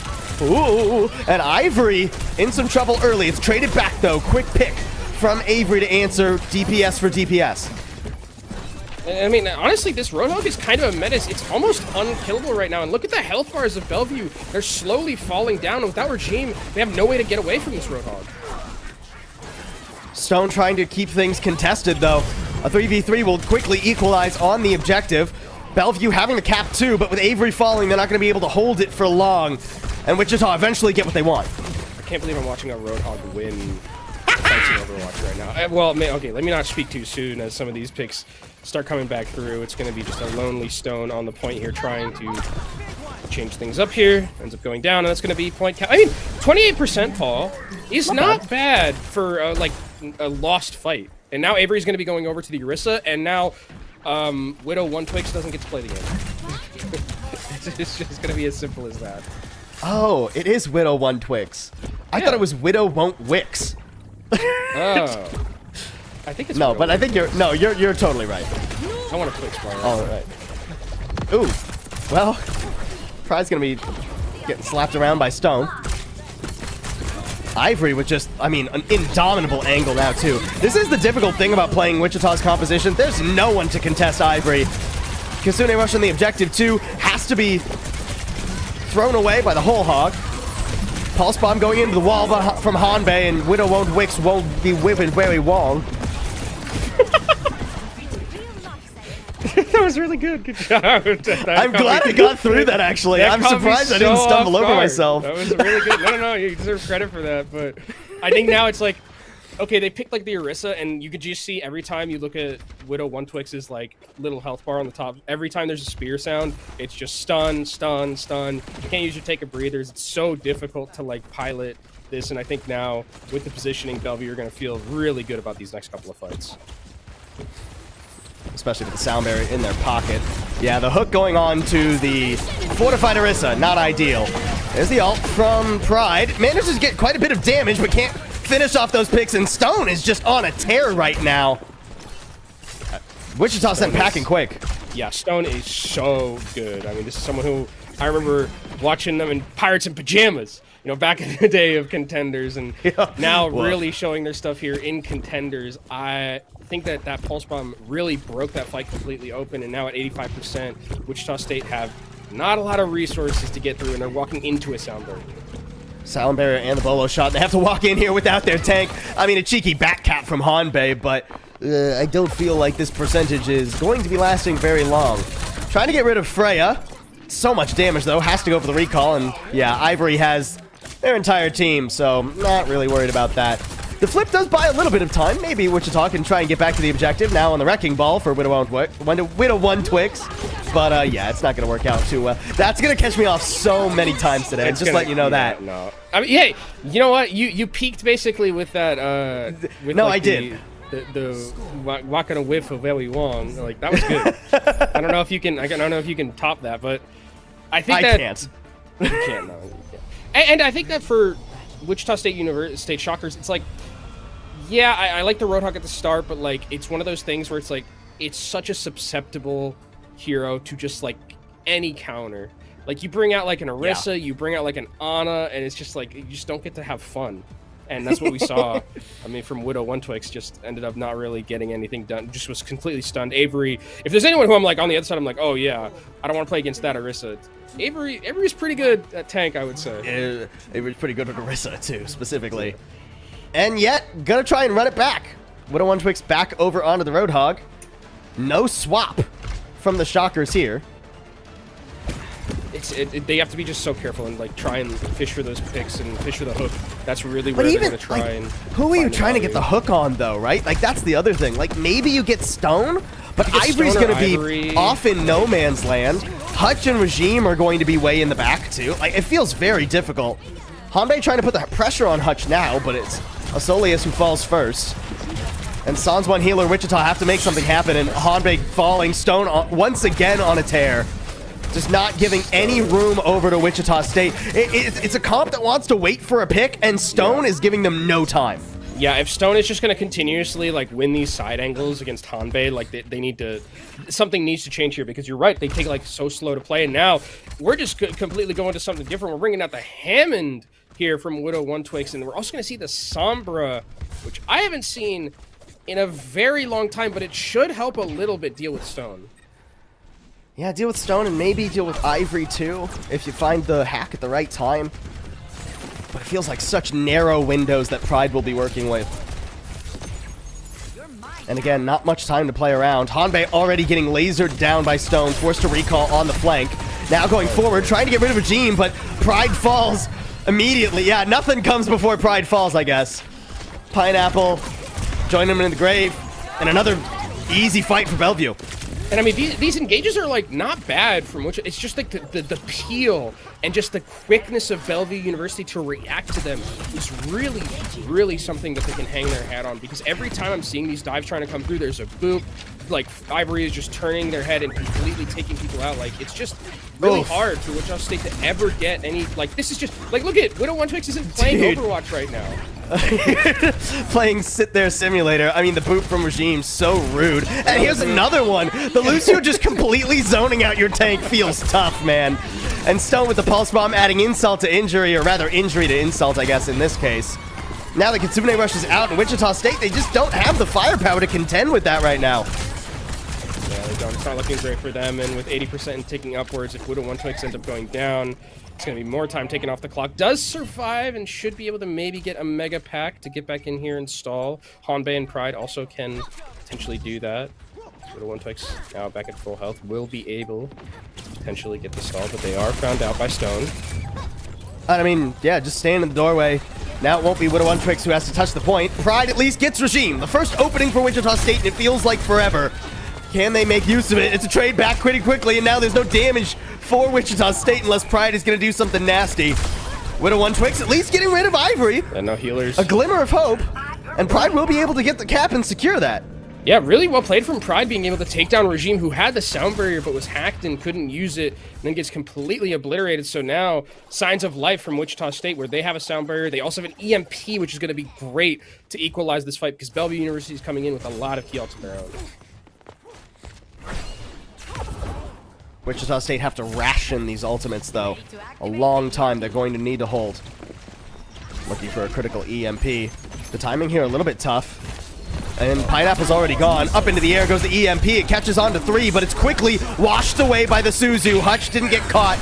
And now Regime is able to throw that sound barrier out too.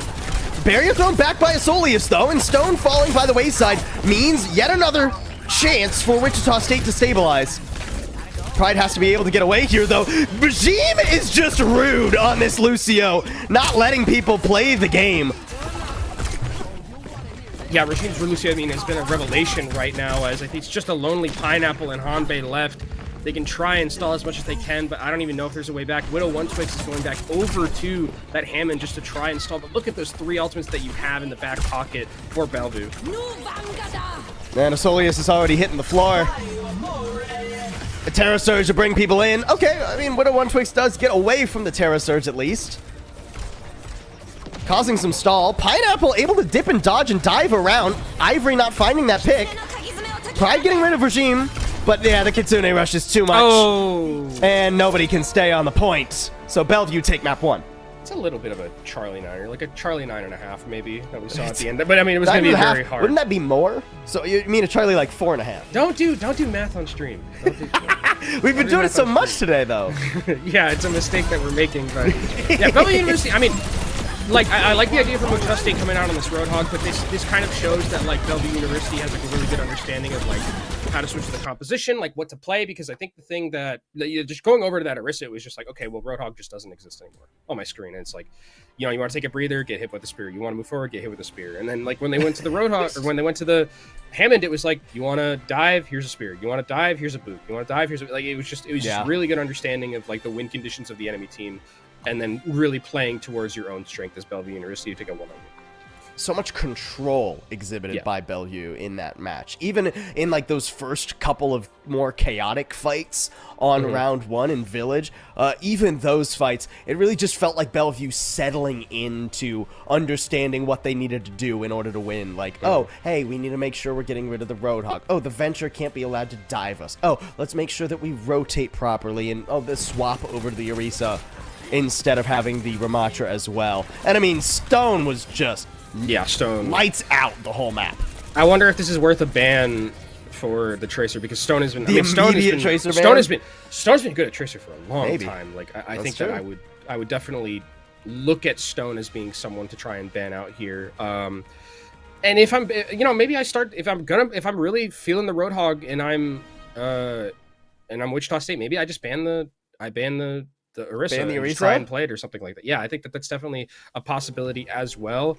But I think that, like, that was such a weird map, because I don't know if that Roadhog thing was just like a one-time, or if they're like actually going to keep playing it, or if the ball was like a one-time, if they're going to keep playing it, because it's so out of the vision of what we've seen so far between a lot of these teams that we saw early on broadcast, that maybe it is just like a Wichita State thing that they have in their back pocket. It's interesting to ponder for the rest of the series. It certainly feels like Wichita need to reach deeper into their pockets than the Roadhog if they want to have a longer series, though, because even if you ban the Orisa for a map and you have the Roadhog and it's like, yay, we won because, you know, we have the Roadhog, suddenly you're staring down the barrel of the Orisa for the rest of the series, and that doesn't look very good. So I mean, the teams we've seen succeeding today have been the ones who have been the most flexible, whether that's strategically flexible or tactically flexible, or just, hey, we can actually play multiple different compositions well. Yeah, I think that the flexibility is really important, especially because it's not like a meta where it's like just like the DPS pool seems like pretty like pinched in terms of like what you can play, but like there's a lot of tank variety. The support variety has always kind of been like a problem, I feel like, in Overwatch, where it's like, yeah, this is just all... But it's not bad right now. Like, I think that, you know, Wu Yang seems pretty good. Yeah. Lucio seems like must pick at a lot of the situations, which is like, I mean, Lucio's Lucio has That's been meta. Been 90%. Yeah, that's of just Overwatch's Overwatch in history. general, right? It's just like Lucio has been meta because it's just no other character gives you speed. I mean, Juno like came along and was like, "Hey, I'll take your, I'll take your spot Yeah. for a moment," but it always And then they nerfed Juno, and it Yeah. went right back to and it's Lucio. like, and it's yeah, like, it's well, the Thanos thing. It's like, where did that lead you? Back to me, and it's always back to Lucio. It feels like in Overwatch, but I think that being able to be flexible in a meta where flexibility matters, especially when like map pick is so important, especially when bans are so important. Yeah. I think a lot of the teams that are the most flexible in terms of that are going to succeed. And that does mean our bans for map number 1 will come back in as well. So maybe it had something to do with like the hazard. Like maybe that was just a crazy like read from Bellevue. They've played Wichita, or they know Wichita, or they know the player at the very least. They know Widow won't Twix.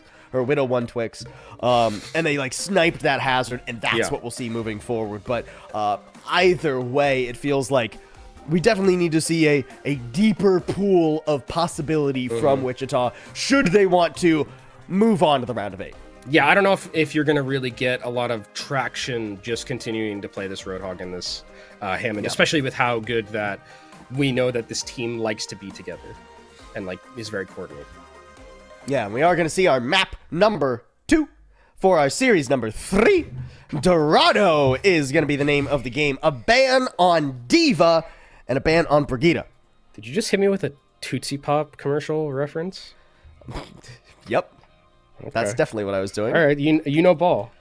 Wait, were you actually not doing that? Nah, I just rolled it because I thought it'd be you've funny. never done that. You never. Someone in chat like it's like a how many likes does it No, take I you to know show what your you're Tootsie talking Pop? about now that you've mentioned it. Oh. I just didn't do that intentionally. Oh. Okay, well you could have just taken the It's so unlike taking me the to take compliment. credit for things. Yeah, take the compliment, take the credit. But like you mentioned with the Brigitte and with the Diva ban, I think Diva. I mean, it's like I feel like if you just go to this map of Dorado, you're like, just ban Diva. I don't want to deal with it. It's like her best. Yeah. It's like one of her best maps, and it's so hard to deal with. The Brigitte ban is the weird one because we haven't seen. Yeah. I don't think we've seen one today. I don't think We've not seen a single Brigitte. Actually, the first time we're seeing Brigitte is in the ban. Is in the ban phase. Yeah, I don't think. Yeah. I don't think we've seen her like at all played. So. I wonder if that's just another one of those ones where it's just like, okay, we know something about Wichita, but they didn't play it last map, so maybe I don't know, maybe they're cooking something. I don't know. What do they know? This feels like Bellevue have run across something in like either scrims or when they've been playing other teams where there's some sort of comp here that they played against one time and it centered around a Brigitte and it was a very melee comp. We don't want to do that and again. it absolutely rolled them, and they're at least comfortable enough with everything else that they're like, well, let's just now worry about the Brig. Yeah, I think that might be accurate. Where they're just like, it was something else. And I mean, Brig's such an interesting position in the meta because I always like, she doesn't seem as strong as like when it was like Juno Brig being played a lot, or like Anna Brig or something like that. But yeah, maybe Bellevue knows something that we don't as we go to Dorado in the daytime, which is always kind of weird to me, but I do like it. Yeah, it takes some getting used to, at the very least. I mean, it's been this way for a little bit, but it still takes some getting used to. Did we not play a Dorado in Dark, like literally in the previous series? Was that not Dark? I think so. Yeah, but we switched. I don't remember. Goldfish. Why is there a Torbjorn on my screen? This Yes, Torbjorn for Wichita. I mean, okay. To be fair, if Stone is that much of a problem, this is the best option to deal with it. You know, fair enough. Torbjorn has always been the true counter to Tracer. Put up a turret. Don't worry about it. Yeah, oh, and you could do spider turret now, so you can put it like on the walls. Oh, and it's true. stuff. You can put it on the walls. Love that. Man, it's been so long. It's been so long since I cast a Torbjorn. I forgot that. Yeah, that is how Torbjorn works now. Yeah, you can get the perk and like just the little spider turret, or you can make it a big turret. But I think spider turret's better. It's okay. No one saw that, Hanbei. Yeah, no one saw that. Ivory, if you hit the shot, you get $1 million. I don't think that's true. I mean, the prize pool is not $1 million.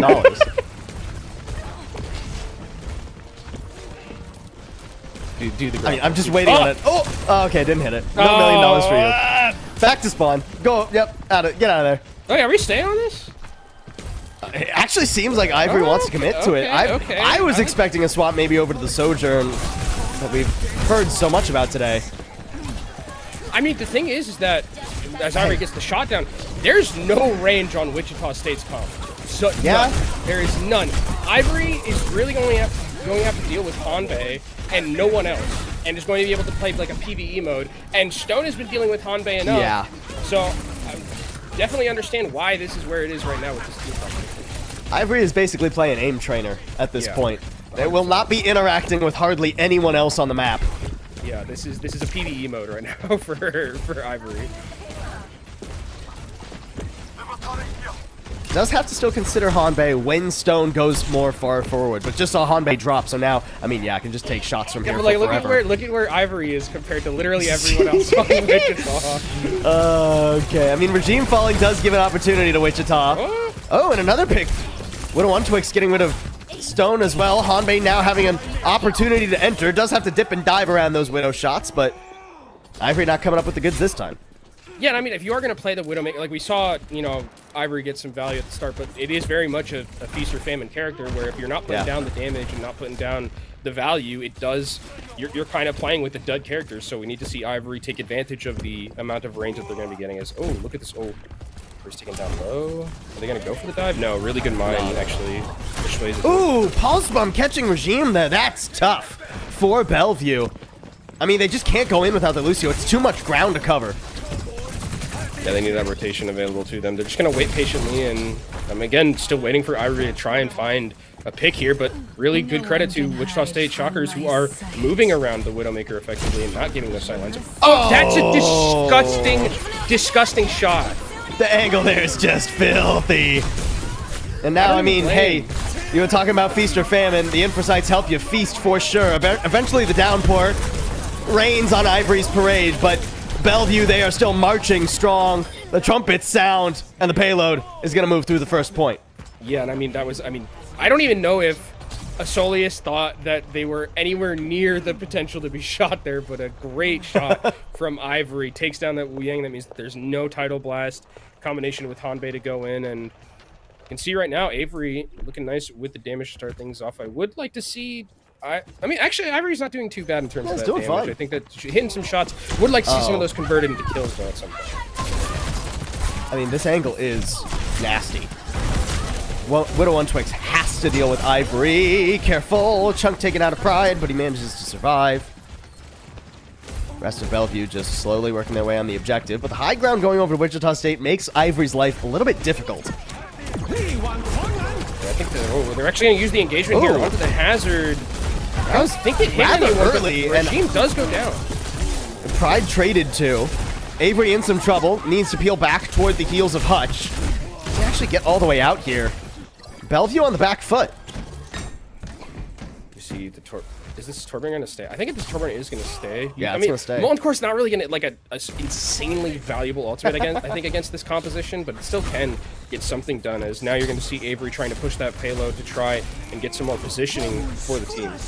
Widow One Twix is constantly trying to pressure Regime and actually gets an early sound barrier out of him. Molten Core now just a hazard for Bellevue, but they get rid of Widow One Twix, and that means there's no one to really contest the cart. As long as Bellevue can survive Wichita at range, then they'll be able to do fine here. With the Infrasights up, Wichita can't even peek. Yeah, and you can see how good of a job that the entirety of Bellevue is doing by pinging where the Tracer is at all times. Oh, no. And the communication is really good. Can they take recall forced out? But I mean, this Tracer's not long for this world, surely. Hanbei in so much trouble here. Can the rest of Wichita make any use off their Tracer's sacrifice? Pulse Bomb not quite landing, so Widow One Twix able to get out of that. Pride ever so low, though. And Solius not looking too good either. Here comes the dive. Bellevue not able to... Okay, eventually able to pin down that Lucio. And now there's just nothing to keep Widow One Twix alive. Kitsune Rush just to seal the deal. Yeah, downpour not even going to be necessary for Avery here. Probably will be taken down in this next fight. But, I mean... It feels really that, like, now Hanbei is going to be going over to the Widowmaker, which I think is kind of necessary because it feels... Oh, actually not going to be doing it. Okay, so it's going to be Tracer... It's going to be full... I think the Tracer and the Sombra, they really just want Ivory to have a bad time, and they haven't been able to really put any pressure down. And you can already see taken down low, but the peel is so good from the supports that Ivory gets taken down to 1 health and gets completely get back up. And keep in mind, without that Torbjorn, Stone is going to have a much easier time. Oh, and Ivory's not worried about the Sombra at all. Already getting rid of Pineapple. Both supports fall for Wichita. And their defense just cannot stand without them. It's going to be a very difficult task. I mean, yeah, Hanbei doesn't manage to get to the health pack either. You still have, like, I mean, you have a Kitsune Rush, you have a downpour of your own. But now you're looking into sights and you've seen what Ivory can do with them already. Sombra's not going to be able to move. It's just, it's a lot to work with, Paul. Even the hacked health pack ain't enough healing. Pulse Bomb at the ready. Kitsune Rush, something you have to be a little bit careful of. A hazard for Bellevue. Downpour thrown on the objective too, but easily dodged, and Asoli is gone before a sound barrier is even a consideration. Bellevue throwing out a beat of their own, just, again, to make sure nothing goes wrong. A minute 40 on the clock as they finish the map. Yeah, very convincing here from this team of Bellevue University. I mean, they really took the advantages that were given to them with Ivory, specifically on that Widowmaker, just having so much space to work with. It was really, really tough for them to get anything done because you have to commit, especially in a map like that's like this long. If you're not going Widow against Widow and you have like a hazard and you have a Tracer, I like that they picked the Sombra because Sombra is much easier to get into the backline without committing so many resources, but it's like you have to die, you have to triple blank. It's like, it's really a lot to deal with. And then I like that they eventually were just like, okay, let's try and go Widow v Widow, because I think that's like one of the only ways to deal with a Widow on that tag. Well, and it feels like a double-sided coin. I mean, oh, we dealt with Ivory. Good, we got heads. Oh, wait. The other side is also heads, because now that we dealt with Ivory, Stone is just in our backline, killing everybody. And I think it is tough because, I like how the Wichita State is thinking, because it feels like, you know, with the swaps that they're making, they definitely they definitely have a good mind for the game, like, you know, switching to the Sombra to deal with the Widowmaker, switching to the Torbjorn to bring out the to deal with the Tracer, but at some point, it's kind of just going to fall apart where you just don't have enough ability to counter everything on the map, and then you're just in that rock, paper, scissors. 5, 4, 3, Now on the attack, Wichita State have to go into a already set up Ivory, an Ivory that doesn't have to fish and greed and hound for angles. It is going up against the Sombra. They should know that the Sombra is going to eventually be there. And I mean, even okay. Also, we have a Moira right now, which I just realized. That's completely. Yeah, I didn't even think about it. When was that?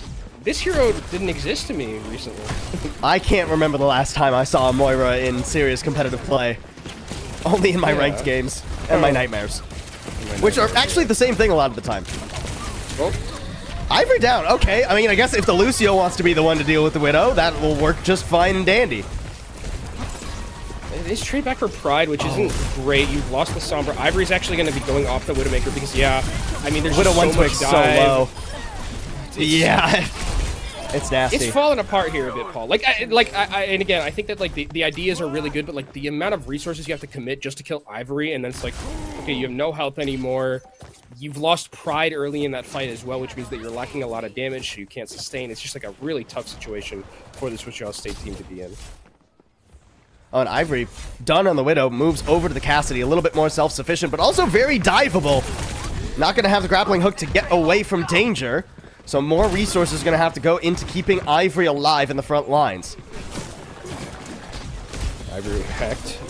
Maybe taken down a little bit low here as Regime gets taken down and actually one-clicked by Hanbei. Really nice dive. Nice pick there, and that should, I mean, should spell the beginning of the end for this hold. Ivory, yeah, not gonna have a good time against the Sombra in close quarters either. Stone and Ivory, I mean, and Hutch actually. Yeah. Hutch and Stone are still hanging way. around. Oh no, you can't let the Moira clutch that. No. Oh no. Oh, okay. Well, I mean, I still think that this is losable for Wichita State here. Avery's back. The respawns are coming through, and Coalescence is available if Hutch really wants to go for the commitment. Okay, the Fade is gone now, but a very safe position Good too. Suzu. Nice Suzu to get rid of the Pulse Bomb. Avery feeling healthy now.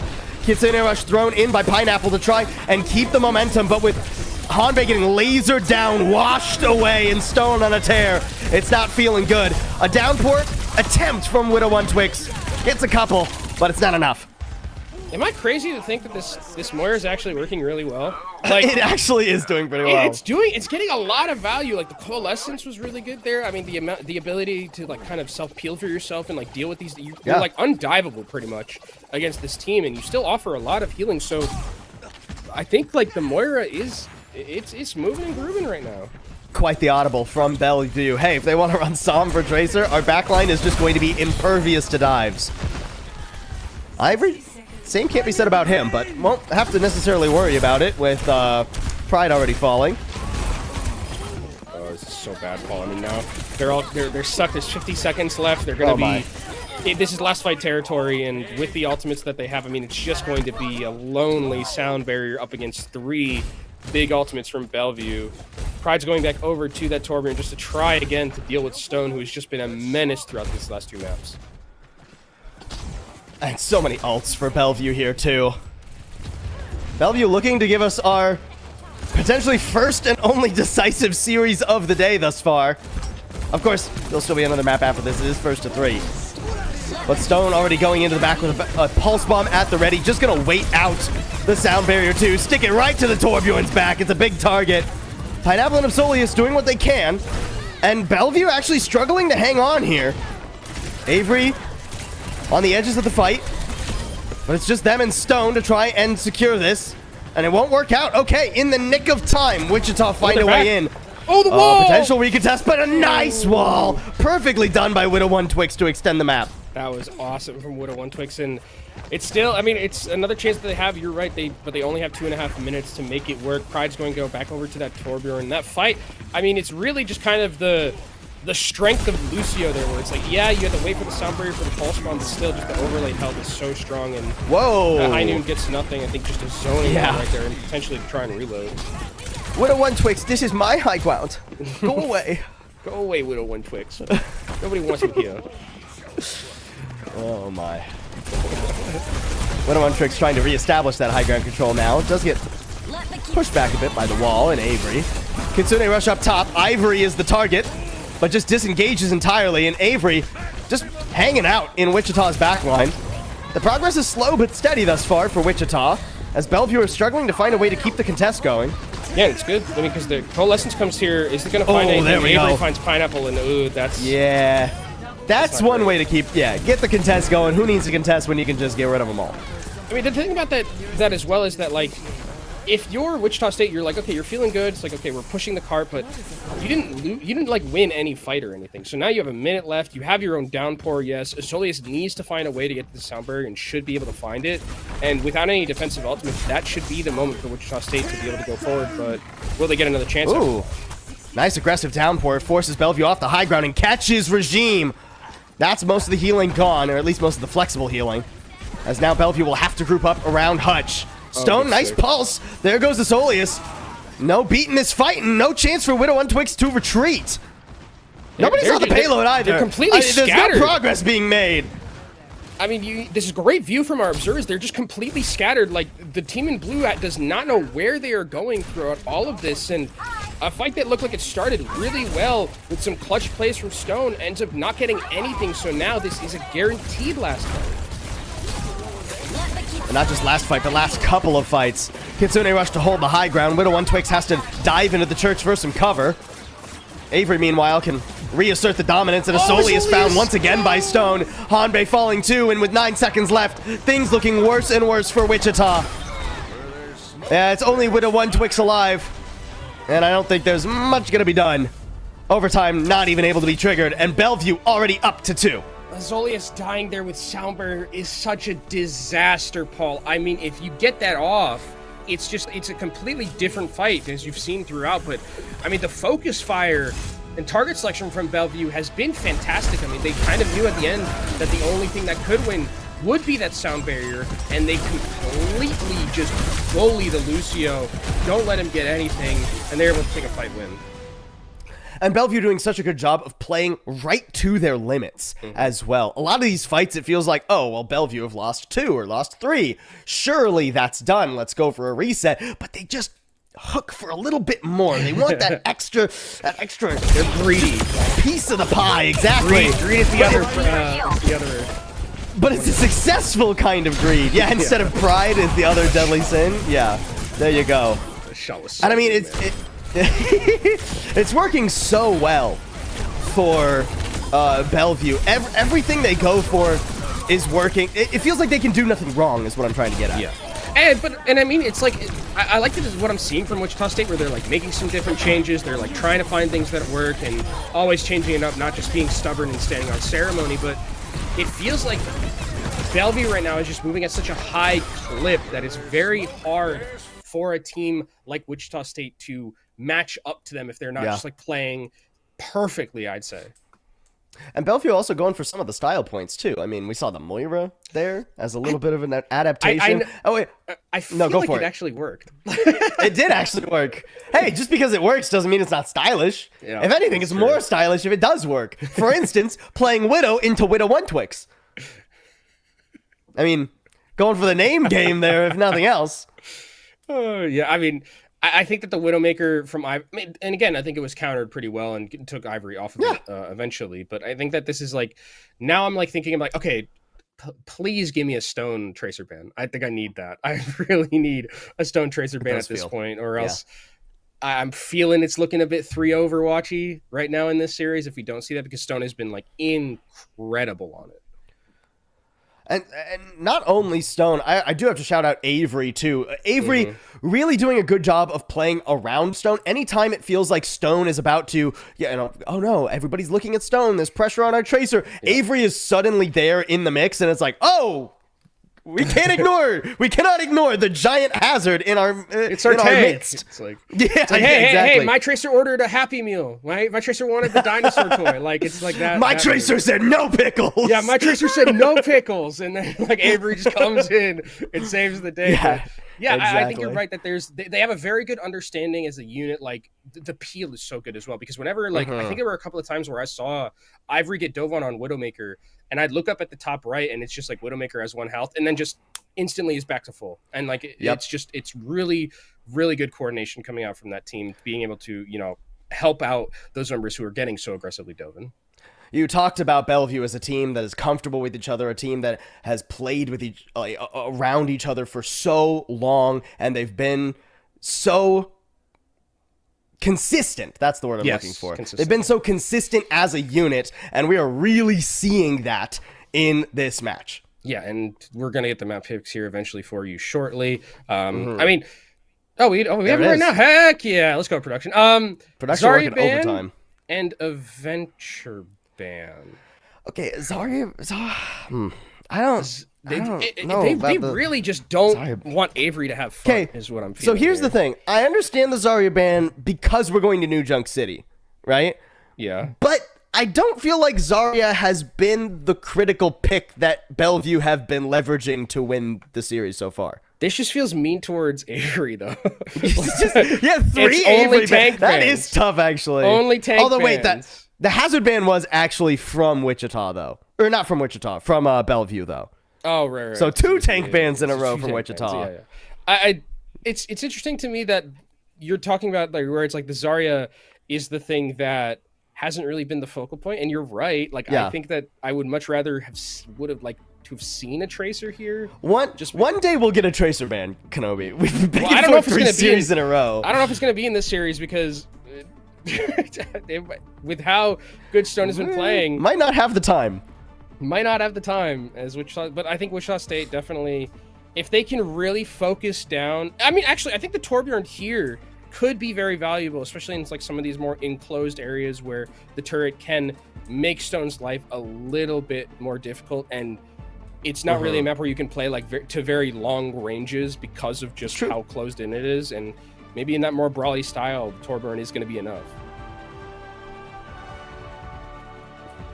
Have to imagine that's what Wichita are hoping for. I'm not so convinced thus far. I know you were very excited by the Torbjorn, but I can't help but feel that Stone was still getting a lot of value regardless. Yeah, but I mean, you still get like, it still makes it difficult, right? It's not as free as it would have been, and that's really what you're looking for. You're not you're sometimes looking for just the inches ability rather than miles. Yeah, there you go. New Junk City will be one last chance, one last stand for Wichita State if they want to continue in the varsity bracket of the Overwatch Collegiate Homecoming Fall 2025. Bellevue well on their way to the round of 8 unless Wichita can pull off the insane reverse sweep. See if it's possible here as I do. This makes sense that we're going to be seeing the Junker Queen, especially if we were going to be seeing that Zarya ban, because I don't want to play I don't want to play Junker Queen if I'm in Zarya. It sounds miserable. It sounds really not fun. Very true. And so I mean, and this has always been one of those maps that does kind of benefit Junker Queen a lot because you're in these enclosed areas, so you like to brawl. But Avery is on the Orisa, and I'm worried about the spears, Paul. I'm really worried about the spears. Keep an eye on him, see if Avery can do what we saw in our last series. Already, I'd argue, better positioning for Bellevue. Wichita State not even here yet, and Bellevue well set up. Ivory already up to a railgun, just looking for a head to click. Okay, couldn't quite find it. But this is one of the points where you were talking about less long ranges. This is one where Bellevue can just kite and kite and kite and kite, and there goes Hanbei for all the flank pressure. So now, I mean, Ivory is going to be living pretty rent-free wherever he likes. Yeah, Stone also gets to just do whatever because there's no Tracer on the other side, and that's going to be a quick pickup here for Bellevue. And again, just play it so patiently to start things off. They use their rotations effectively, and they just put the pressure down onto Wichita State before they eventually just break. Attack the objective. Wichita need to find a way into this. Can Hanbei create an opening in the back, or at least shut down Stone, if only temporarily? Wichita, I mean, certainly they're spread right now. They're looking for an opportunity more than anything else. Avery going low. Fortify used, and the Javelin spin on cooldown too. Avery suddenly will have no cooldowns remaining and is a vulnerable target. The problem is Pineapple and Hanbei have already hit the floor, and that opportunity could not be seized. Yeah, and I mean, I like what Pride's trying to do there, where like Pride's trying to, farm the rail, put down the tank, but you can kind of just see how different it looks like when Bellevue is attacking, where like they're making very distinct ideas to like just kind of go around Widow 1-Twix and not really deal with the tanks at all, knowing that they have that burst potential to just take down one of those members in the back and fight back to front instead of front to back. Ooh, okay. I believe Hanbei was able to get back and trigger the overtime, but now somebody else has to get there. Nobody else can get there. Oh, and Widow 1-Twix gets caught. Oh no. Yeah, it's a bit of a disaster. Bit of a disaster here, Paul. It's not looking. A bit of a disaster for Widow 1-Twix. It's a bit of a disaster. I think that the way that I'm looking at this right now for Wichita State University is that I think that Bellevue have such a firm hold on the map that like they need to just try and like do something chaotic to just like break the hold, because if they just can try to continuously play to the tempo and to the style of Bellevue University, it's just not going to work. Pineapple already falling. Ivory with the overclock on the angle. Not even concerned with Widow 1-Twix up in their face until there's nothing else to shoot at. Finally, we'll get rid of the enemy tank. And it's business as usual for Bellevue. They only use one ult to secure that. Really good tempo from Bellevue. I mean, they're the ones who went first. They're the ones who like very aggressively put in that overclock and just decided, hey, we're going to try and hit the button right now. So now I would like to see Wichita State kind of do something similar as the pulse bomb comes through. Doesn't manage to find anything, so that's one ultimate down. And Wichita State needs every one that they can get. This ends now. Wichita trying to use their own overclock, relying on Pride to find value. The Javelin spin makes it tough, though. Gotta find an off angle, but oh, the further you go away, the more likely it is you fall. Sound barrier out for both teams, but a brief player advantage for Wichita. Can they convert? Hanbei into the back. Knows that the enemy Sojourn is a target you need to get rid of sooner rather than later. The flip yet to have come through, but with Regime falling, it's only a matter of time, and Wichita, a breath of fresh air. Yeah, and that's what I would like to see from Wichita a little bit more. They were the aggressors this time. They know they had the advantage with the overclock, so they go aggressive.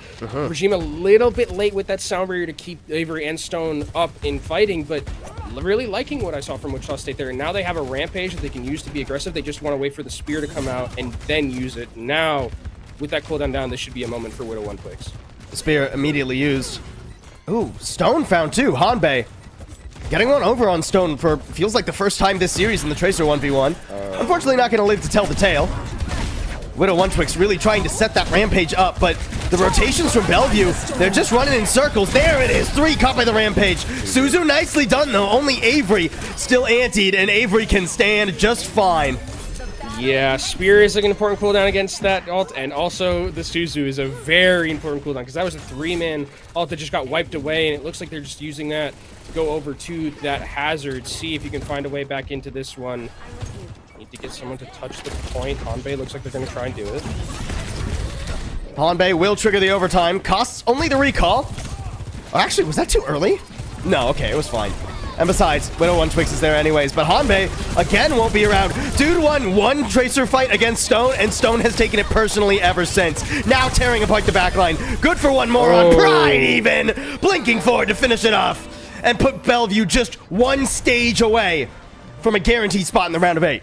Stone and Regime are moving like Kobe and Shaq right now. Like, they are, Truly. every time that they're diving in, like, Hanbei's not even going for the Tracer play anymore because they know that it's just been so hard for them to move. We're actually going to be seeing a Doomfist here from Widow One Twix. We've run the gambit of tanks here, Paul. Just throw anything at the wall. Something's got to stick because Wichita are running out of attempts. I mean, this is something where it's like, I would like to see a little bit more chaos, and they're bringing that to the table with the Genji and the Doom. Ivory sliding away. Is there a follow-up dive? Not with Pride falling. And things getting very dicey. At least mostly escaping the Terror Stirs, but it doesn't matter. Everybody's down. And yet another first cap for Bellevue. Yeah, Widow One Twix will trade one back, but oh, dude, that was really hard. Played one back. But I think that when I look at Bellevue University in this next fight, when they have this availability with the support ultimates that are going to be there, we need to see Regime have a really, really succinct sound barrier fight. Stone forced to recall first in this fight. Oh, the stick onto Sombra's feet. Unreal. And here's a beautiful angle. Ivory shooting fish in a barrel. Where's the last little guppy? Yeah, get him on the hook too. Ivory's looking clean with it, Paul. Like, I mean, and I think, you know, it's for Wichita State do or die here. This is going to be the last fight that they have. They have a sound barrier, luckily enough, but Regime was very patient, able to keep theirs. Stone does end up going down. That is a big pick. We'll see if it matters, as we're going to get a recontest here from Wichita State. A glimmer of hope for Wichita. But all that glimmers might just not be gold. Wichita need to convert this sooner rather than later because Stone will be back rather quickly. I mean, really, finally the cap, the cap comes in for Wichita. Pride trying to rotate around, but actually not even necessary. Asolius and Widow One Twix putting in the work. Gotta still survive. We've seen Bellevue pull off Insanity before, but this one won't be theirs. Okay, I like that what we're cooking here with Wichita State's composition. It's being a little bit more aggressive, a little bit more tempo here. It's going to force Ivory to go over to that Cassidy, just try and be a menace towards those dives that are going to be coming into his backline. So, Widow One Twix wants to hunt that Tracer like the cinematic, doesn't manage to find it. A lot of ultimates here also for Wichita State, Paul. A plethora of riches. Ivory over onto the Cassidy now, too. A very diveable target for a comp that seemingly would love to dive a Cassidy. And Bellevue, for the first time, feeling like they're struggling to find a way in. The sound barrier will go out and give Bellevue a way to survive that EMP. The back cap coming in. Wichita can't afford that. Now they have to throw out the beat and turn up the tempo, get onto Ivory, who's just getting pocketed. Finally, the Cassidy falls, but somebody's got to get back to the point. Okay, Widow One Twix gets there. Terror Surge pulls players off. Somebody got to stay on. It's Bellevue's point right now. Wichita, they can't afford to leave for even a fraction of a second. Stone looking for someone to pulse. There's the Doomfist at the ready. Punch gone. No viable targets. Pride teleports away. But Widow One Twix so low, and the Kitsune rush to finish it off. Can't stay on forever, and Bellevue, it was tough at the end, but they convert a 3-0 and move on to the round of 8. And I mean, credit to Wichita State for making them work for it, at least at the end there. I like the decision-making to kind of bring something new to the table. What you're working with wasn't to bring the Doomfist, the Genji, and the Sombra, just go very aggressive on those dives, but eventually that experience is going to prevail for a team like Bellevue, who is just moving so well right now. Definitely deserving of that 3-0. And I mean, it was always going to be an uphill battle for Wichita State. Bellevue are the 3rd seed coming in from the Super Conference, which is theoretically the top 8 teams in this bracket overall, and they were top 3 of those 8. So Wichita were going to have to punch well above their weight, and at moments they did, especially at the end of this map. Yeah, I mean, when they kind of switched to something that was a little bit more, I guess their style of play and had a little bit more tempo that they could move with, I think it looked a lot better for them. But again, just the experience of these Bellevue players and the pedigree is something that I mean, just look at Stone here during that clip. It's really hard to beat when someone is playing Tracer at such a high level. Would have loved to have seen a Tracer ban. I didn't get my wish, unfortunately. Maybe in the next series. We still got one more. Maybe in the next series. We got at least 3 more maps to see if there's a Tracer player that takes over the game and just gets to play it the entire time. I mean, Stone was absolutely nasty. Ivory was doing filthy stuff, too, on the Widow, the Sojourn, the Cassidy, what have you. Pick of the litter on the hit scans, honestly. Yeah. I mean, I even think back to map 1 with how rude Regime was to, like, the Wrecking Ball, right? There's so much going for this Bellevue roster. They work together so well, and they all have standout individual moments that makes them a tough team to beat. Yeah, and I mean, I think the thing about this team going forward is, like, they do seem like they don't really have that many weak spots. I mean, there were some times with, like, the macro that, like, maybe you could be very nitpicky about, but this series, pretty clean from them. Clean series for Bellevue, and we're going to hear from one of the Bellevue members after a quick break. Don't go anywhere. Interview in just a sec.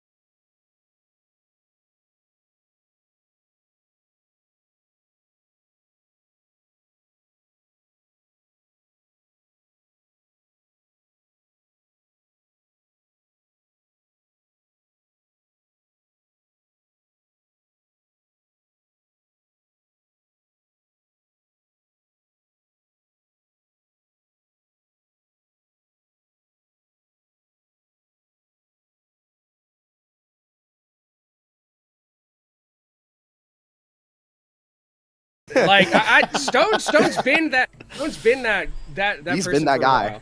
He's been that guy for a while. I tell you what, that Tracer has always been pretty minty fresh. Yeah, I love it. honestly, Well- like, I was gonna mention one Yeah, more go for thing. it. Every No, one no, of go my for it, please. every one of my teammates has like their own unique like thing I can remember about them, but I have to give it to Stone. Like that guy just is him. Yeah, dude. I mean, he was just nasty today. A Tracer that's popping off, can do, confident attitude. Sounds like a team that can't lose to me. Thank you very much, Regime, and Of congrats course. again to you and the rest of the folks at Bellevue. We hope to see more of you throughout the couple of weeks, but we'll let you get some rest before your round of 8 match tomorrow. All right, sweet. Thank you. You guys have a good rest of your day. Thanks, Regime. Me too. What a great interview, Dude, love That's that. an awesome Dude, he's interview. just a chill guy. I really I love like Regime. that one. Regime's always been great. I really like that Bellevue team up and down, and yeah, Stone. I like to see that Stone got his Yeah. flowers because he performed really, really well. And it's nice to know that the teammates also feel that way. Oh yeah, no, Bellevue seems like they got good heads on their shoulders, a great vibe, and it feels like they're gonna be a tough team to take down, but that'll be tomorrow. We still have to wrap up today. We got one more match for all you folks at home. The action ain't over. Another first to 3 to finish off our round of 16 in the varsity comes at you after a quick break.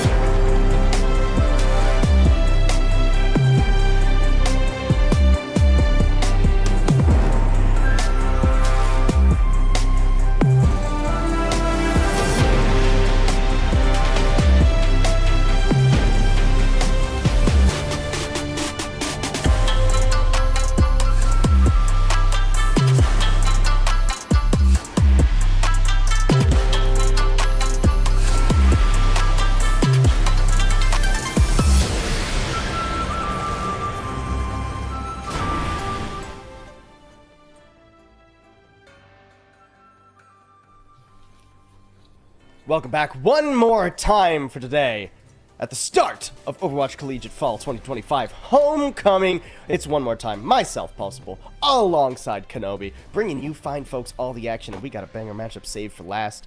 It's St. Clair Saints versus Kent State University.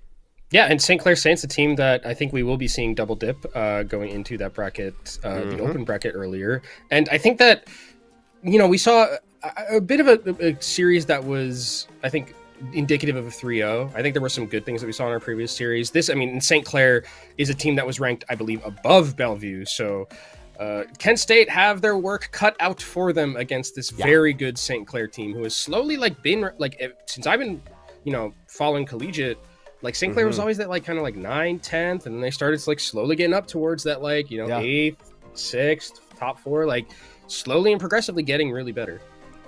I've talked to a lot of the St. Clair guys in some other esports as well. That whole program is becoming very nicely rounded out and a real powerhouse up in Canada. And it goes to show with their roster here too, which we'll get to in a second. But first, let's bring up the bracket. Let's see how our matches have been going over in the varsity. Let's see if there's any surprises yet. Let's see. Looks pretty normal to me. UTD being out. UTD. That's a little bit. Yeah, that's a little bit. A Yeah. little bit of a shocker that UTD is not going to be there right now. Bellevue, we saw take a victory, but looks like for now, pretty standard stuff. We still have some other things to fill out. I think that it's going to be interesting to see on each side of the bracket where the chips really fall, because it feels like we're on an ISU St. Clair collision course, but with the way that Bellevue was talking, they want to get to that grand final instead. Well, and that means UTD will, I believe, if I've been given my information correctly, will not be securing themselves a spot in the Super Conference. I think that is instead going to go to what I think is TAMU San Antonio? Correct. I believe. Okay, yes, yeah. So, congratulations does that still count as a TAMU? Because I was born at the TAMU in College Station. Do I get to... Right. Do I get to I'll rep give it them? to you. Why not? Okay, cool. Why not? Sick. I'm down for that. Yeah, all right. Yeah, fair Handshake enough. emoji. Well, one of us has to get a win today, Oh, yeah, I forgot. Yeah. Yeah, all good. We're going to be moving on to our next matchup now, the St. Clair Saints versus Kent State University. Kent State having their work cut out for them, to be sure. I mean, we're circling back to all the Greek mythology references we were saying before. One of those Herculean tasks we were talking about earlier, without a doubt. Yeah, and there's a lot of pedigree on this St. Clair team that we can look at their roster and kind of how they've progressed so far. Because I think that, I really, really like what they've done with this roster construction of the St. Clair team. Bring Razor back from the mountains in the forest where Razor was hiding is kind of the meme. But I think everyone else is really good. It's interesting that we're not going to be seeing Noxious here, because I really like Noxious, but I've heard good things about Juice, and Tread very good as well. People definitely know them. Redix and Soix also very well known in the Overwatch scene. So this team really, really built, I think, to go far in this tournament.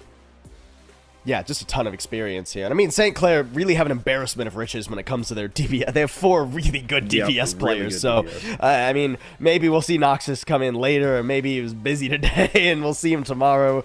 Either way, St. Clair are going to be a tough team to beat. Let's take a look now at their competition for this round of 16 match. Kent State University, we got Blue, Gerbil, Foggy, Asteria, and Frosty. Yeah, and names again that we are going to be seeing is coming over. I would like to see again them put up a fight. Really is what I'm kind of looking for in matches like this, because again, it's they're going to be on broadcast. It's a great moment for them to kind of play in front of their family, play in front of their fans for this Kent State team. Names that we're not necessarily as familiar with, but this is the perfect time to make a name for yourself. Hey, if you could pull one over on St. Clair Saints, that would be the upset. That's 16, a Cinderella. That's a Cinderella if there ever was one. Yeah, you wouldn't just make a name for yourself. You would enshrine it, engrave it into the history books of Overwatch Collegiate for pretty much ever. And then, obviously, you have to keep playing. There's more than just an out of 8 to, go into. But either way, we're going to get into our last match of the day. But it's only our last match of the day. We still have more action Nepal tomorrow. Again? Nepal again? No? Wow. So Ilios was for the Open, and Nepal is for the Varsity. That's what I'm getting from this. Lijiang Tower, by the way, which is shocking to me. Wow. Dude, I don't think I've ever said that a day on Overwatch ever.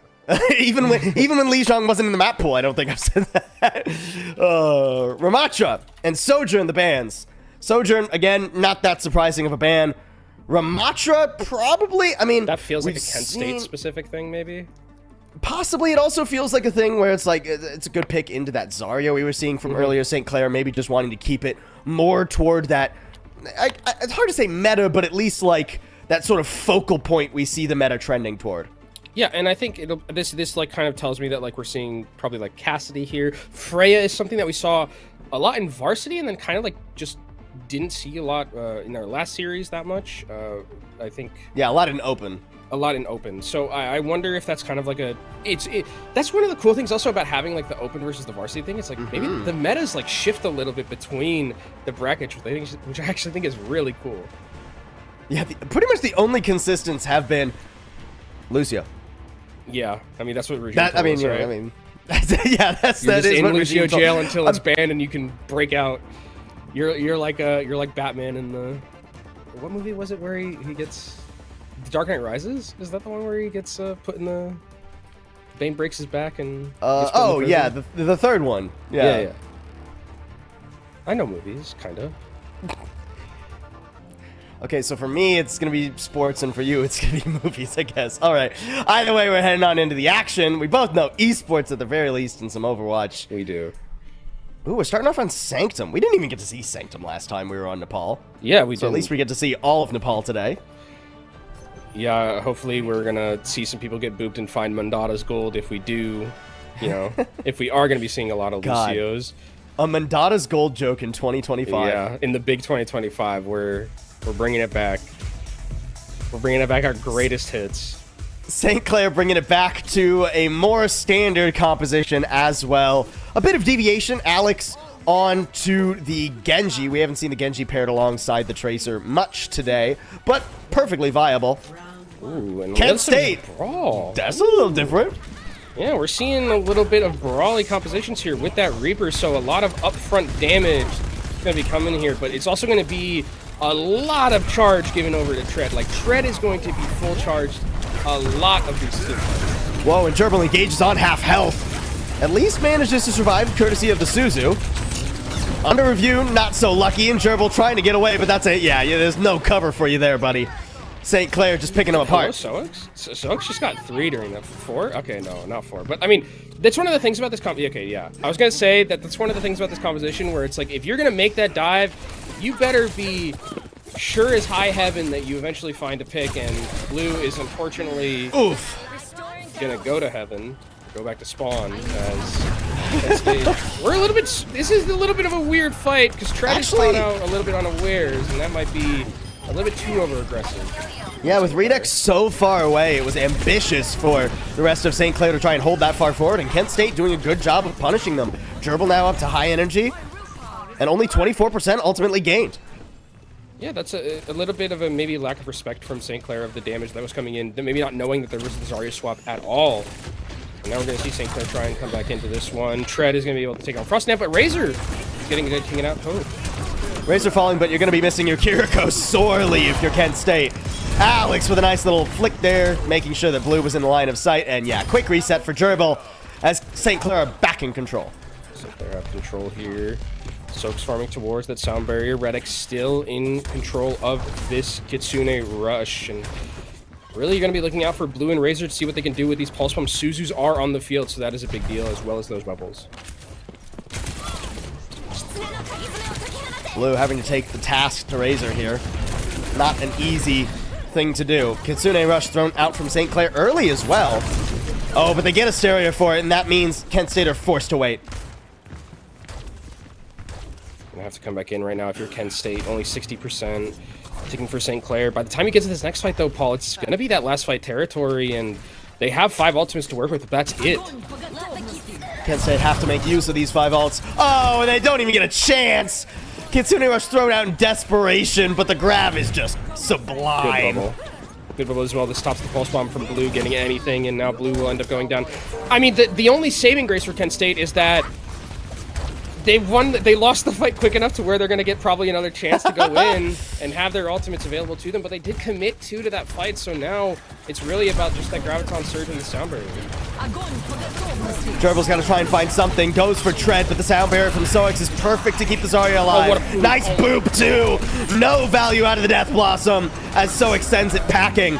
Onto the point at least. Overtime triggered, but how long can you stay there? A bubble and a Wraith form. Keep you alive momentarily. Gotta get back to the point. Gotta get back. Gerbil leaps over, but leaves Frosty Knight alone. And now Alex can just pick away at whatever he pleases. And it's a solid round from St. Clair. Sox is playing so good, Paul. Like, really, really well. He's Like, just nightmare. Even though we saw, like, at the start of the round, we saw the 3K that was, like, relatively good from Sox, and, like, that, you know, that was a little bit of kill securing, maybe is what I'll call that. But, like, the amount of peel that we're seeing from him, the amount of pressure that he's putting down, like, Sox is playing really, really well. An excellent first round from St. Clair with just the one little hiccup, as they may be overinvested at the beginning. But other than that, the domination we expect from this roster. Now the question for Kent State is, what adjustments can they make? They know what St. Clair have been preferring. Back to the Maga? I mean, if know you what? win I can't say that's my favorite. if you win the first fight, it's not bad. You just have to win the first fight. Like, that's kind of it. It's like, this is a composition where you want to have control, and if you just lose off the bat, the Maga's not going to have any positioning potential and is just kind of Already a pin blew cushion down. for the rest of the team. And An alt battery, essentially. Yeah. Gerbil. Yeah, not able to make much work there. yeah, not my favorite. I think now you go back and swap back over to the Zarya. Swap. You don't want to give any more all charge over to the rest of the team just for funsies. I also think it works better with, like, the Reaper. Okay, we're sticking on it, but I think it also works better with the Reaper. Yeah, I mean, I guess this is like kind of that old school Maga composition with the Reaper just to try and brute force their way in, but I just don't know if you have enough sustainability to deal with all that incoming damage coming from St. Clair's. Tread gets another pick. These neutral fights just can't keep happening like this. And Razor's in such a nasty position. Blue completely cocked. Will manage to just barely get back to the team in a Suzu to survive. Tread doing fine, though, despite the pressure. Just peels back away and has, I mean, more than enough to survive here. Now the Pulse Bomb available. A plethora of targets easily latched onto Blue. There goes the Pulse. And it is easy going for St. Clair. St. Clair have this game by the scruff of the neck right now, and there's just no... It feels like even when Kent State are, like, trying to do the right thing by, like, going up here through high ground and trying to rotate effectively, just some bad mistakes happen where they end up going down randomly to a Tread mortar. It's just really tough. Okay, this is crazy. Tread's having fun. Oh, I mean, the Zarya flank you don't expect that way. I would never up have over the wall. that either. All right. I mean, it's not quite a San Francisco Shock-esque play, but it wins the fight. Yeah, it does end up doing the gosh darn thing, and now at 70% ticking upwards. Kent State really haven't had a singular foothold in this match. So, is he okay? Dude, he's going for it again. Dude, you are not on the Atlanta Rain. Yeah, this is not an Atlanta Rain grab. Is he prepping the grab? Yeah. No, it's not the grab. It's the boost over. Oh! The bad news is 2 players are already dead. He does do the defray and grab eventually. Oh, no. Okay. All right. But is that actually even... Yeah, it is worth it. All right. Fair enough. Tread is slaughtering him now. It's definitely worth it. It's just a lonely doable. That's really funny. Oh, sound barrier in dude, the face. sound barrier for 2 to beat Gerbil into the dust. Oh, St. Clair asserting their dominance is putting it mildly. Under review, trying to find anything. At least Kent State managed to get back to the point. They have a Kitsune Rush too, but it's not deep enough onto the objective for them to really get full use out of it. Death Blossom quickly cut down in its prime, and Blue won't be able to get back to the objective. St. Clair taking care of business on map number 1. All they have to do is hose down this Maga. Even the cage fight, yeah, you're not trapped in there with them. Map 1 goes to St. Clair. That's a rough one there, Paul. I mean, I think if you're Kent State, I like the kind of idea of, like, bringing out the Maga where you want to play, like, a little more brawly, but, like, Zarya just seems so oppressive in, like, just being able to get free damage like that consistently. Yeah. We're gonna see a POV of the... Oh, I thought it was gonna be the deframe grab, but it's like this, because, like, if you're Zarya and you're just, like, sitting, if you're Tread, you're just sitting here and you're like, okay, they just are they're gonna continue spamming me. I can, like, throw my bubble onto a tracer and just get, like, free 80 charge if I want to, and then it's just a Maga on the other side, and you're like, just barbecuing. Like it's just like there's nothing to stop you from just continuously melting that Mauga. It's I mean, look, it's very. I know, like Polynesian Mauga doesn't get sunburnt probably, but like a laser burn will still do you in. Yeah, I think a nuclear blast into your sternum probably, or a nuclear beam just hitting you in the sternum probably will do some damage. A sustained nuclear blast yeah, I mean, look at that, dude. Yeah, that does some damage. It definitely does some, and every time you look at Tread, it's like, 70 and above, 80 and above. Like, this Zarya is so strong when it comes to that charge and just putting out so much damage. It's really, really hard to negate, and I would expect maybe like here, we do see like a ban on the Zarya. We're gonna get a Zarya ban. I don't know what else you could possibly ban if you're Kent State from Map 2, right? Like, what would you think to ban that? What was a bigger problem than Tread just hosing you down? Well, I think that like that's the problem right now that I'm seeing is like, well, what was the problem? Like everything like felt like it was on St. Clair's team was like working well. Like Soix was playing really well. Soix like, was nasty. It's like where is the weakness? It doesn't feel like I don't know if there is one besides just like getting rid of the Zarya. We could see what we saw in our Series 2 of the day, where it was ASU and North Carolina. We could see a Lucio ban. Get rid of Soix pick, and that makes the Zarya weaker because it's slower. True. Yes. Okay. I'm liking it. You're thinking like a color caster, Paul. I like what you're doing right now. Don't give me that much credit yet. I think that I agree with you where it's like, okay, Lucio ban is definitely something that can be taken away. It's good against it's like good from taking away from Soix. It's good from taking away from the Zarya composition because you need that mobility. So yeah, you've convinced me, Paul. I think I am down and on board with this Lucio. This Lucio. Yeah, I win. Oh, I didn't know it was about. Okay, what do you win? I don't know. I don't know. I don't have anything for you. I'll get him next time. you can have this singular dollar that's crumpled up on my desk. Yeah, you're gonna mail it to me. Yeah, I'll mail you that dollar. Country. I'll mail you this the crunchy ass dollar. This crunchy ass dollar. I will mail it directly to you for winning that. Oh jeez. All right, map number 2. Not much of a surprise. I'm gonna be honest. Is it Kings Row? Maybe. It's Kings Row, isn't it? It's gonna be Kings Row.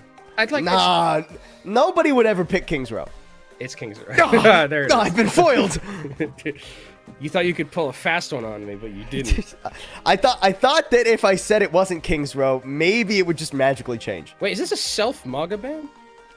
No, that is a Mauga ban from St. Clair. I was like, okay. I was like, guys, the Mauga was like, okay. It's like not, Dude, can you imagine someone on your team is just like, all right, you're not playing it anymore. No, that is St. Clair's I do that in ban. ranked sometimes when I see like someone like insta-lock like like Sombra right now. Just like I'm thinking about banning Sombra. Well, you're toxic. Whereas Kent State University are playing on a team. The Wu Yang ban. Well, the Wu Yang ban. Interesting. Considering we didn't see that played on map 1. We did see this ban though, I think, in the last time we saw Kings Row. So I guess there's something about Wu Yang that like works really well on this map in particular. I mean, getting rid of the Mauga makes sense because it seemed like a Kent State special right there.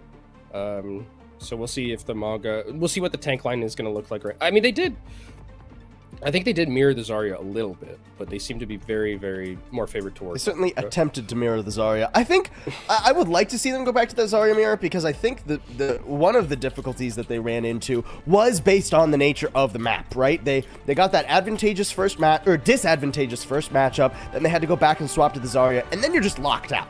Right? Like, it's really hard to reestablish yourself on Sanctum with the Zarya comp against a team like St. Clair, whereas a map like Kings Row won't be as oppressive in those choke points, and even if you lose some fights, you'll have a chance to get back in. Yeah, I think that's definitely true, and I think the other thing about, like, what we're going to see from, DPS and stuff, I don't think it's going to change, like, too much. I think the Wu Yang bang... Wow, you got me to do it, too. I think the Wu Yang ban is just mostly there to kind of forego some of these other compositions that we've seen. I think that we probably still see Lucio Kiriko, especially if St. Clair's going to be running with Zarya. Like, there's really no reason to not play it. Outside chance for a Baptiste. No, never mind. St. Clair starting off with the defense. If it ain't broke, don't fix it. Keep everything the same, except for Alex, who will swap over to the Sojourn, but that is pretty much par for the course, even though we didn't see it that much on map number 1. Kent State, okay, the Ramatra was banned map number 1, so Gerbil immediately identifying that ban as a potential point of discomfort for St. Clair. Yeah, and a lot easier of a, like, play against the Zarya, right? Where it's like Malga, you're kind of just like, you kind of just have to sit there and take it, you know, with Ramatra, you can put your shield up, you have your ability to cross your arms and be too angry to die, like, it's a pretty decent situation to play the Ramatra into Zarya. It's probably one of her best counters. Nice headshot, start things off. Ooh, almost. Hey, St. Clair. Ooh, gotta be a little bit more respectful. Yeah, that's tough as it's gonna be the Reaper. Okay. So brawly, we're just really brawly right now. Kent State looking to get up in St. Clair's face this map. Already taking control of the hotel, moving their tank onto the objective. Gerbil in some trouble. Does have to peel back, and St. Clair not letting him get away cleanly. Oh, I mean, there's just no room for error. Kent State hanging on by a bit of a thread already.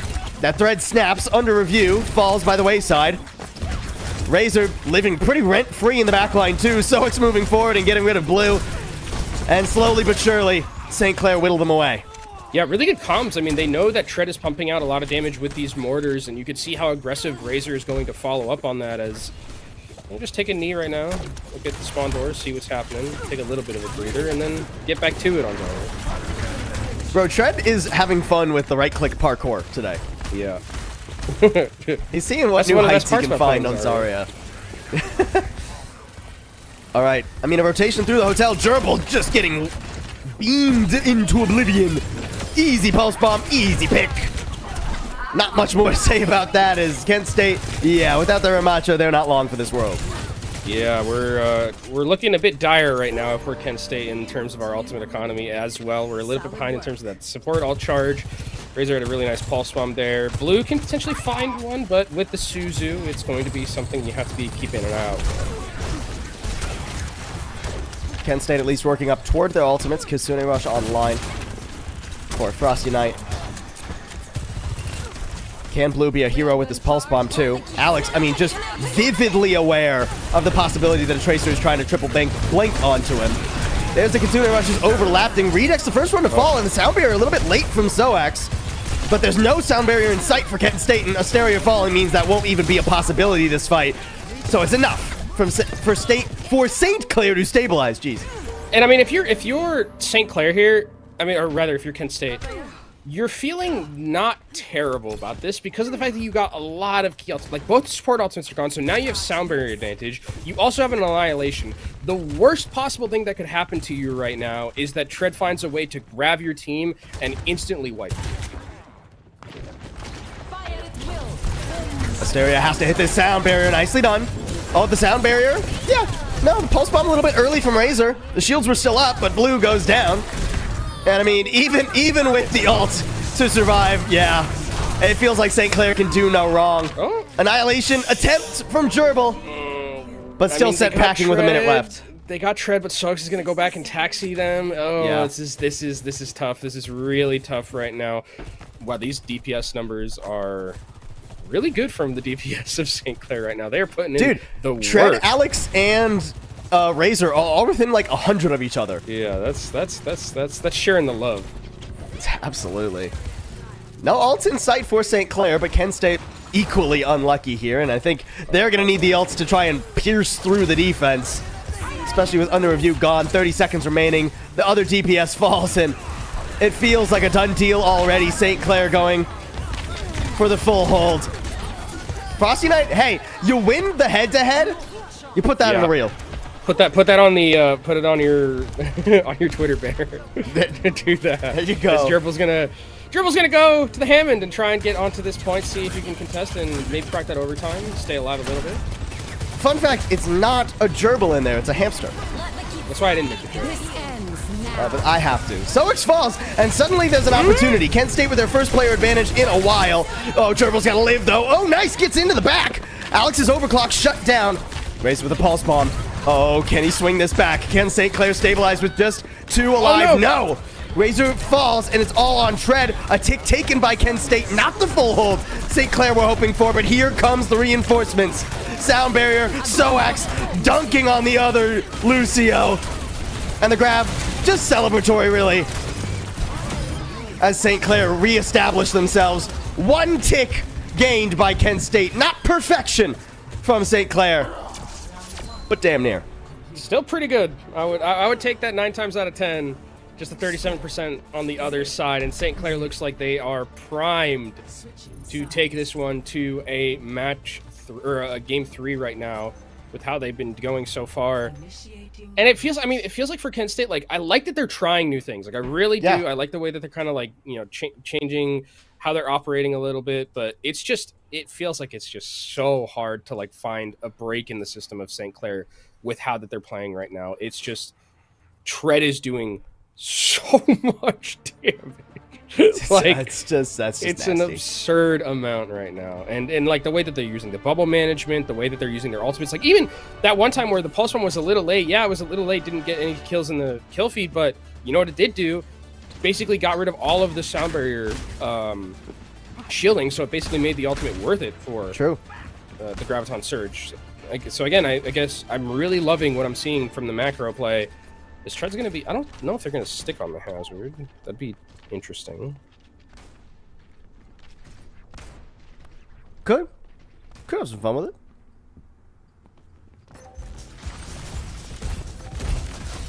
Be a little bit surprising. They're having fun. They're dancing. That is the best emote, I think. The Lucio one. I love the Lucio dance emote. I don't think I've ever unequipped the Lucio dance emote. Oh, and St. Clair. Wait, going for the high TP up and over off the hazard wall. I mean, just going for style points at this point. Oh my word! Is this a little bit of a bit of a throwback? We're getting all the Overwatch League references today from St. Clair. We're getting all of them. Yeah, not quite the merry-go-round. They're playing the greatest hits. Oh man, I mean they're hitting. That's for sure. Oh, Tread is just taking him to the cleaners. St. Clair not messing around. 37.6% quickly eclipsed as St. Clair up to match point. Yeah, I think Tread might be good at this whole Overwatch game. I think Tread's playing. You think so? Really well. I mean, to be honest, the entirety of St. Clair. Like, if they're proving right now why they are the team that is currently, ranked second in the MLS Super Conference. Like they're the way that they are just taking over these games. They're not playing with their food that much. I mean, really, this looks like a team like on both brackets that could get to next weekend, next Sunday for sure. Like it doesn't seem like there's a doubt in my mind unless they run into like an ISU or like a Bellevue and something happens. Like St. Clair look really good. It would be far more of a shock if St. Clair didn't make at least the semifinals in both brackets. I honestly might even expect the grand finals with how they are looking. 100%. Of course. I mean, credit where it's due. Like you said, I really like the different attempted looks from Wichita State. And hey, 37.6% is way more than I'd ever get against St. Clair. Way more than most people would get against St. Clair. I would never... if I played against St. Clair, I'd probably just like uninstall. If I played against St. Clair with like 4 other like Overwatch pros, I would be bad enough to drag them down, and St. Clair would still like stomp us. Like so they're really good. They're really good. And I mean, again, I like that. I do really like that I'm seeing Kent State like try, and they're like trying different things like in terms of like their composition and really trying to figure out this puzzle that is St. Clair. But this is like one of those 1,000 puzzles where a lot of the colors are the same, and it's like very difficult to figure out exactly what goes where. And I think maybe in ban phase that could be helped if you do pick something like, I think taking away the Zarya from Tread is good, but also I just saw him play a very good hazard. So it's a bit difficult in where you want to go to try and take away some of these looks. Yeah, I'm Kent State. I'm trying to sell you on the Lucio ban here. Ban Lucio. Yeah, I'm down. The stock is hot right now. You gotta buy. You gotta buy right now. Lucio buy right bans. now. Buy with Early. this crispy dollar. I'm gonna send it. I'll send it straight to you, Kent State, if you ban the Lucio next map. You can send it to Kent State, and then they can short the Lucio stock. Oh boy, we have one more map in this series, unless Kent State can pull off the incredible reverse sweep. I mean, it would be the most historic upset and reverse sweep that I think probably I've ever seen. You know, us casters love to say at this point that the reverse sweep starts here. You know, that we love saying that. We love saying that, and that's what's happening right now. The reverse sweep, can I get you on record for that, sir? The reverse sweep starts here for Kent State. Perfect. Okay, thank you. That's as close as I can get my mic to the camera. Off to New Queen Street we go. Zarya ban! Zarya ban! Heck yeah. Okay, I'm down. I'm loving it. We're on New Queen Street. We banned the Zarya. Do we see Hammond? Some Hammond play, maybe? I mean, look, I'm going to be honest. St. Clair could pretty much pick up anything they wanted outside of the Zarya and probably still make it look good and successful. I think, like, Diva is also potentially. Like Diva, Winston, Junker Queen, Orisa. There's really not too many bad tanks on this map, if I'm going to be honest. I don't know if I'd play the... Maybe you're right. Maybe I would play the Winston. I think Diva though is also like very strong at the current moment, and I think she does really well on this map too. Yeah, I mean, I'm not saying Winston is good right now, but on New Queen Street we have seen Winston be absolutely dominant in the past. We have. Again, maybe not right now into the Diva. Yeah, that'd be a bit difficult. I mean, Reaper ban the other direction. Not surprising. Yeah, those bans are flippity flopped, by the way. That tells me that maybe there is going to be a Winston if there is going to be a Reaper ban. The Reaper ban, yeah. And it is Tread, and Tread's like not bad at Winston, like pretty good. So I think it's definitely a possibility. You've convinced me again. I don't have another crispy dollar for you, but we'll figure it out. Oh, I have 4 very old 4 quarters. Yeah, dude, I'll take it. Okay, wait. I can tell you what year they're from. Hold on. Yep. Oh yeah, maybe they're like special. Are any of them the state quarters? This one's from 1978. Oh, okay. Much older than literally anyone watching this, probably. This is a Nebraska 2006. Oh, Nebraska. All right. A 2017 Effigy Mounds. Oh, Iowa. And then a 2001 New York. I'm glad that we're a New York one. Hey, there we go. So you can get a quarter that's from 1978. I'm glad we've gone through your very limited quarter collection here while we're waiting to open the gates. New Queen Street here to potentially round out our day. St. Clair looking for the clean 3-0. Can Kent State stop them in their tracks? Oh, we are going to get the Hammond. Yes, okay. I'm so happy we're getting the Hammond here from Foggy. It's also, I think, also a sub that was. This isn't Gerbil, the main tank. It's not Gerbil. I'm really hoping that maybe this is just Foggy, who is like the Hammond player that can turn the tides here for this Kent State composition. A Wrecking Ball specialist can really throw a wrench in the gears. Already a very quick, ambitious dive. Foggy getting out of it though, courtesy of a nice boot from Asteria. Ooh, Yinda not so lucky though. Another swap actually coming in. Unfortunately, I mean, the dive from the Hammond was like, I think it was good. It really covered well and peeled well, but I don't think Blue and Yinda were there to follow up on that damage to secure any of those picks, as Razor's going to take down Blue. Now that Hammond has to get out of dodge, get healed back up by the rest of their team. Frosty Knight with another one over on Redux. At least, you know, a feather in your cap. Tread, this is so mean. Oh yeah, Yinda lives. That's what you get, Tread. Just let him go. Yeah. Dude, I love the Persona skin, by the way. The Joker. Yeah. It is. Yeah, the Persona. So I mean, we saw the Diva one earlier in this day too. One of the other matches. Yeah, they're really good. Here comes another dive. Foggy charging on in. This time in sync with Yinda too. Soaks down.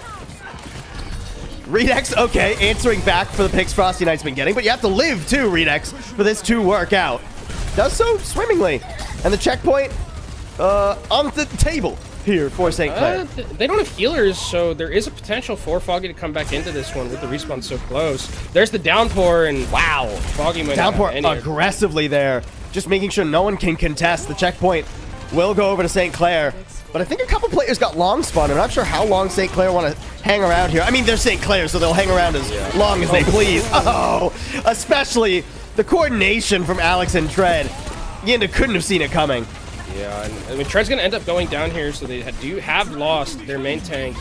Dragon Blade by Alex, just try and buy back into this one, but... Wow, I mean, that's pretty ambitious, Alex. 2025, yeah. Very well, Paul. Not getting much of anything with that one. Alex instead just going to have to get out. But I mean, for Kent State's, a couple of their dives have been really crisp and clean. It's just like when these fights devolve, it feels like St. Clair just has a little bit of a better edge in these like chaotic team fights. Okay, already. The Kitsune Rush used somewhere. Is that all the way in the back to stop the dive from Foggy? I think it was all the Okay. Seems a bit unnecessary from St. Clair, but I suppose they're going to have the resources to push forward regardless. Asteria already gone. Means Kent State players are going to be easier to pin down. Speaking of which, Yinda pinned very easily. Yinda's been bullied a little bit, but the target selection from St. Clair, they're like a bunch of like It's fighter pristine. jets that like whenever you see like Tread is like going in aggressively, you see that like Alex and Razor are just always there taking down the other members, and it feels like it's something that Kent State like should watch and be like, yeah, we should try to do the same thing. Oh, Razor has to fly back to base for a second there, refuel. But here comes all of Kent State. Sound Barrier giving them a boost of energy. Soaks down early. No chance for him to build more ult charge in this fight. And Tread in some trouble too, but manages to trade Lucio's. Frosty Knight getting rid of the enemy Tracer. Downpour locking up quite a bit though. Yeah, Frosty Knight locked down Tread and Alex. I mean, just flying on each other's wing. Blue managing to keep things alive for a moment. But it's just him and Foggy, and yeah, the respawns are too close for St. Clair. Dude, Tread did so much in that team fight, just staying alive and getting those picks. The downpour was incredible. And St. Clair, in a fight that looked like it was lost, now are back on the bot, continuing to push it forward.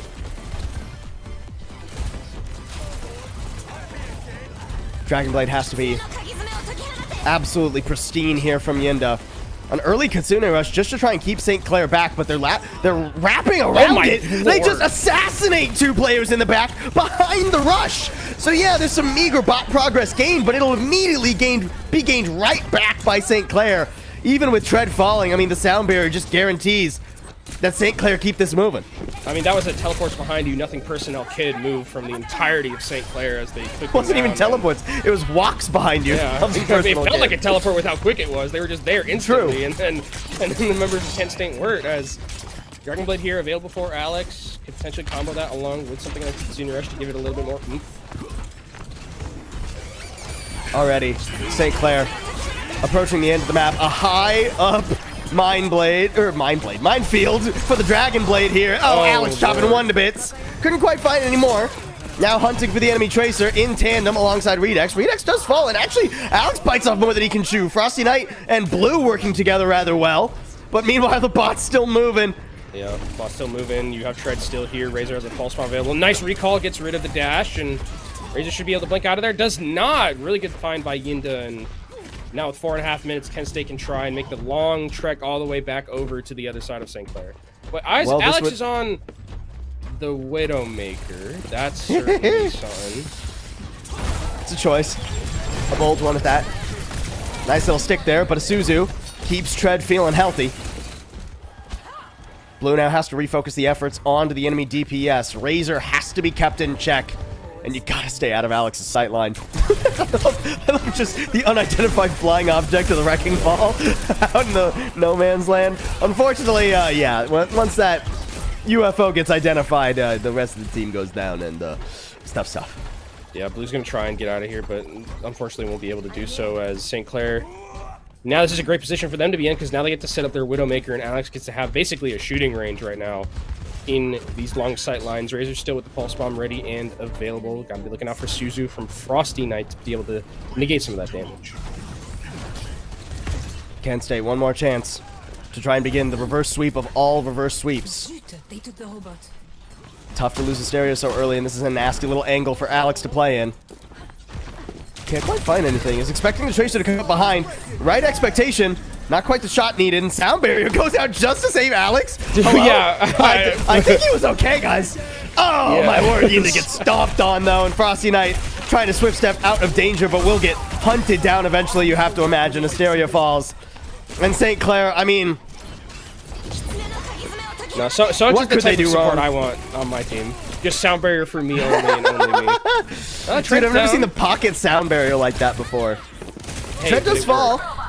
St. Clair, you know, for all the pizzazz they're giving us here at the end, getting over the finish line has been a struggle for them. Yeah, they haven't been able to close, and Dude, that's definitely an both ambitious Tracers, pulse bomb.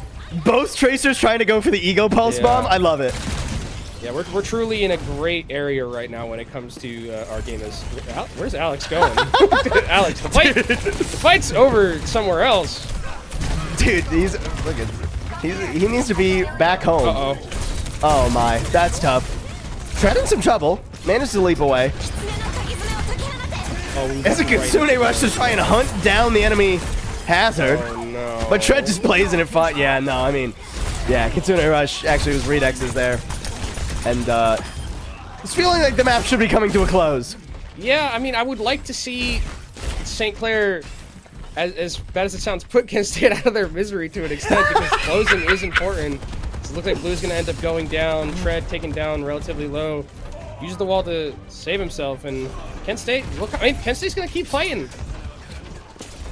Look, Kent State, I am appreciating their moxie far more than anything else right they're now. still playing, they're still giving it a good old college try. Quite literally. Yep, that's the kill. Oh, Dragon Blade, Okay. not really finding a target there. Yeah, what was...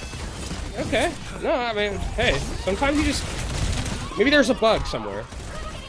Just swat the bug. Yeah. I mean, feels like something Genji would do, like in canon, you know? Oh, Razor got the ego Razor pulse. finally Razor got gets the that, ego but pulse. yeah, finally hits it. Second or third tries the charm. St. Clair continuing to play here. Kent State, I mean, they have some tools to try and come back into this. This is a hard map to actually finish right now for St. Clair. The problem is the time is running ever so low. 44 seconds remaining, and it won't come down to whether or not St. Clair can put their boot on their throat. They'll simply have to walk away happy after a fight win. Redex the one trying to put this to bed now for St. Clair, but I think the respawns are going to be a little bit tricky here. Kent State with one more chance at life. Yeah, they're going to get one last shot to try and start the reverse sweep of all reverse sweeps with a really good map at the end of this, but is it even possible you have a Kitsune Rush available to you? It's going to be really difficult, Paul. 1 out of 14 million futures for Kent State right now. The fight is largely happening in their spawn instead of on the point right now, too, by the way. Like St. Clair have completely passed Kent State, gone to their spawn doors to kill a bunch of people, and only now are coming back to the objective to finish this off.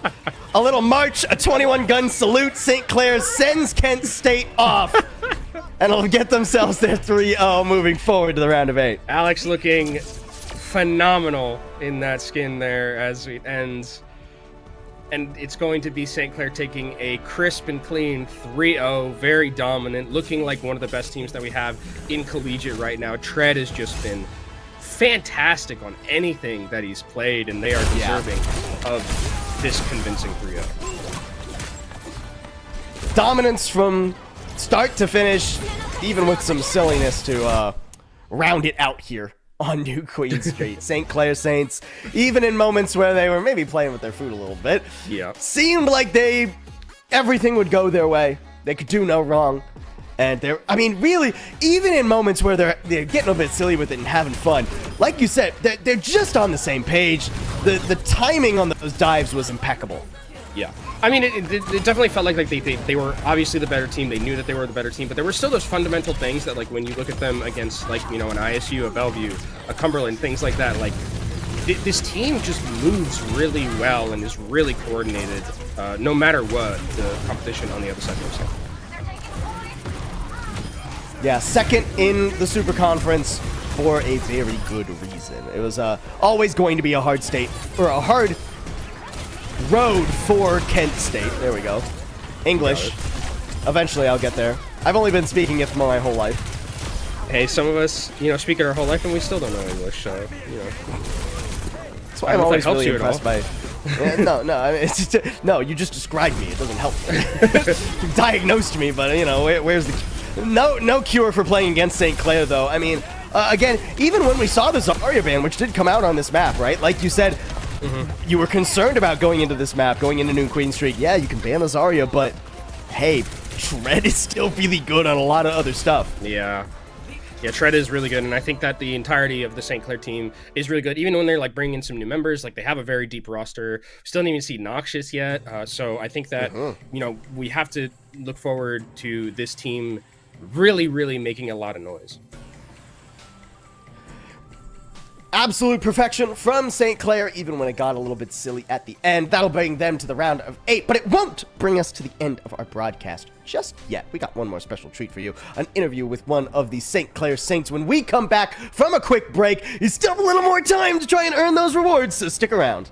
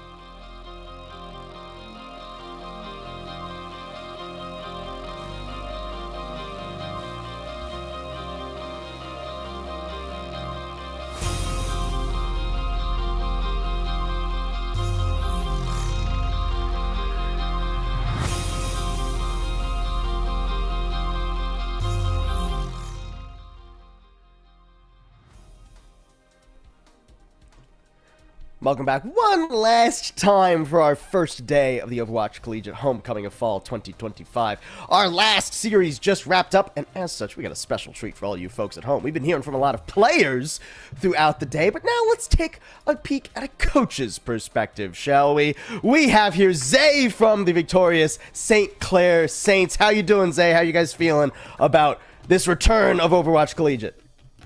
Feeling great. Me and the guys are super excited. It's been a bit since we've had Collegiate, and yeah. Yeah, I mean, it looks like you're picking up right where you left off. So, and kind of like talk to me a little bit about the current meta, because I mean that series felt like it was, you know, one that was like you just had to get through a little bit. But you know, when you're going to go up against those other teams, I think it's going to be something that we have to keep an eye on. What is your read kind of on what the meta is right now? Because it feels like there's not hard, like back when we were like in Malgamet or something like that. It seems pretty open, except for something like the supports where it's like Lucio is like super needed. Well, diehard fans of St. Clair and also Dildux would know that we are a very vibes and rush-based type of team. And especially, like, you know, back in the previous years of Collegiate, we really liked playing into the brawl comps. And I think right now with how Zarya is played and like the availability of Hazard and super hyper mobile characters, you know, like not only do we feel like this meta really fits our style, but there's also a lot of flexibility and a lot of creativity. You could see some of our patent pending Dildux strats in rollouts that we had going on, especially on King's Road Attack there. Yeah, I mean, I personally, I love this meta.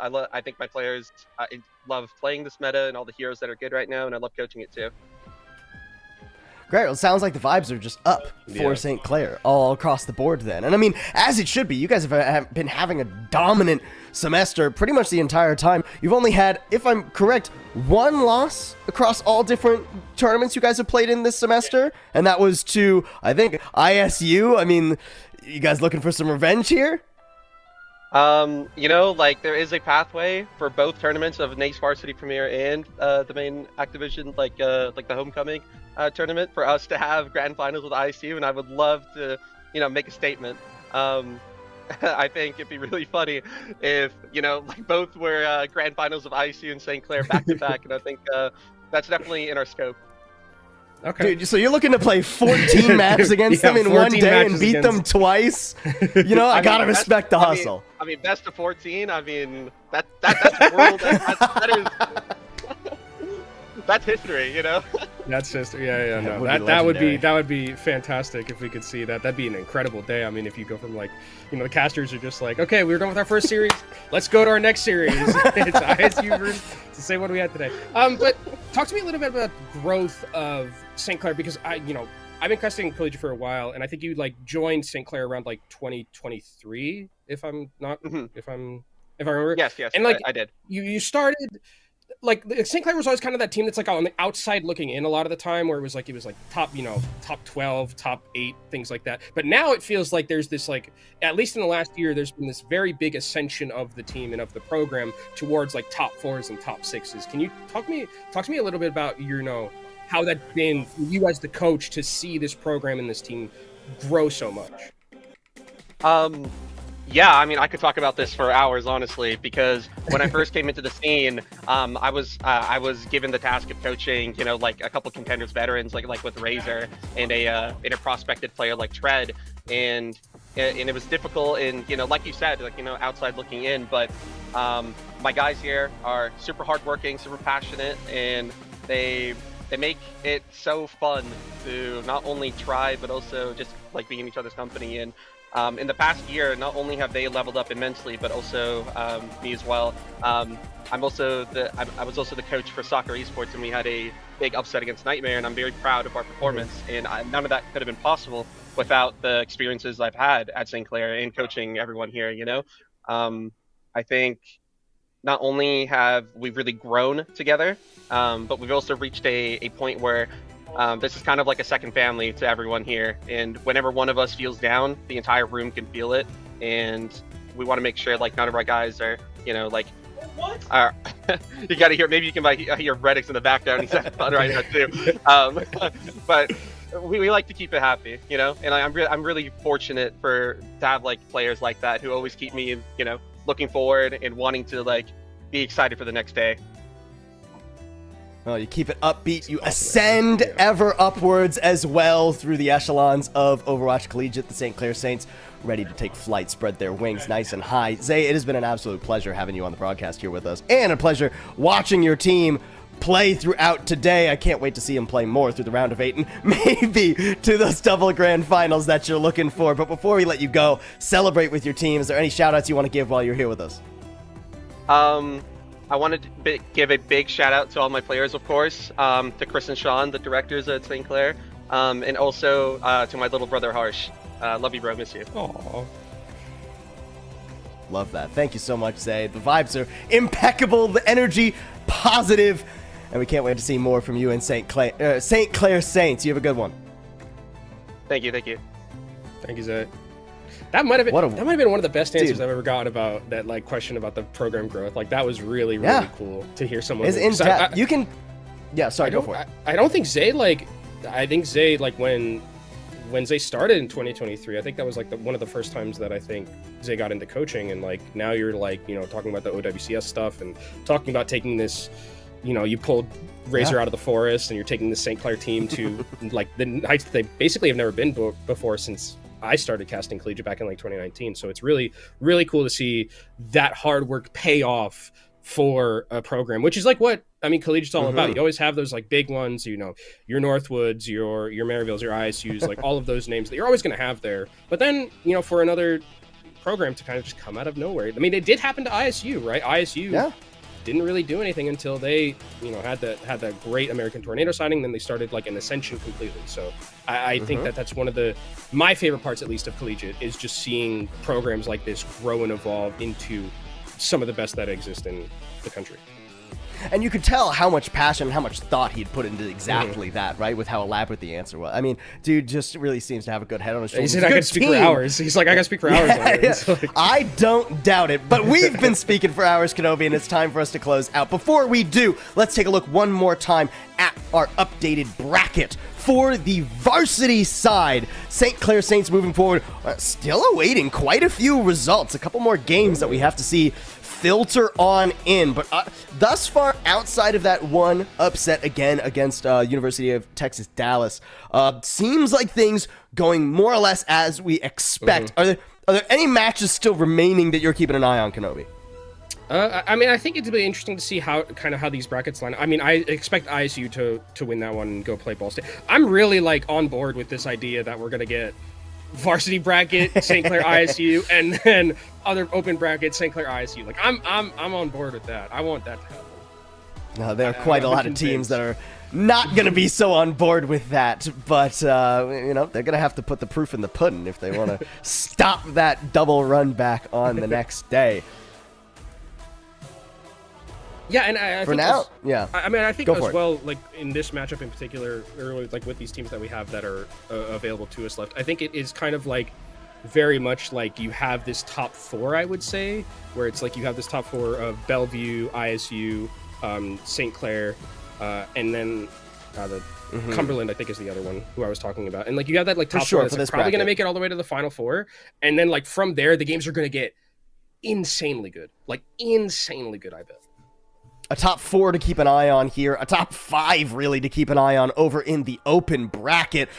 But we'll have to keep an eye on those tomorrow and next weekend. That does it for our very first day of Overwatch Collegiate's return in the homecoming of fall 2025. That does it for myself entirely. Kenobi will be back next week, thankfully, to bring all you fine folks through some more action. Tomorrow, you'll be graced with Twin Salty and Tiny Shiny going through the round of 8. That'll be right at 3 p.m. East. No, 2 p.m. Eastern, 11 a.m. I messed myself up. It's 2 p.m. Eastern, 11 a.m. Pacific. Make sure you set your timer, get the notification on your Twitch, because every single day there's new Twitch drops. You're not done. What, you thought you could come watch 2 hours and get out of here? No, you gotta come back if you want all the good icons and play in sprays and everything. So make sure you tune in tomorrow. That'll be it for myself, Kenobi, and all the wonderful folks here at the broadcast. Thank you so much for tuning in for day 1, and we'll see you in just a few hours, really, for day number 2 of Overwatch Collegiate.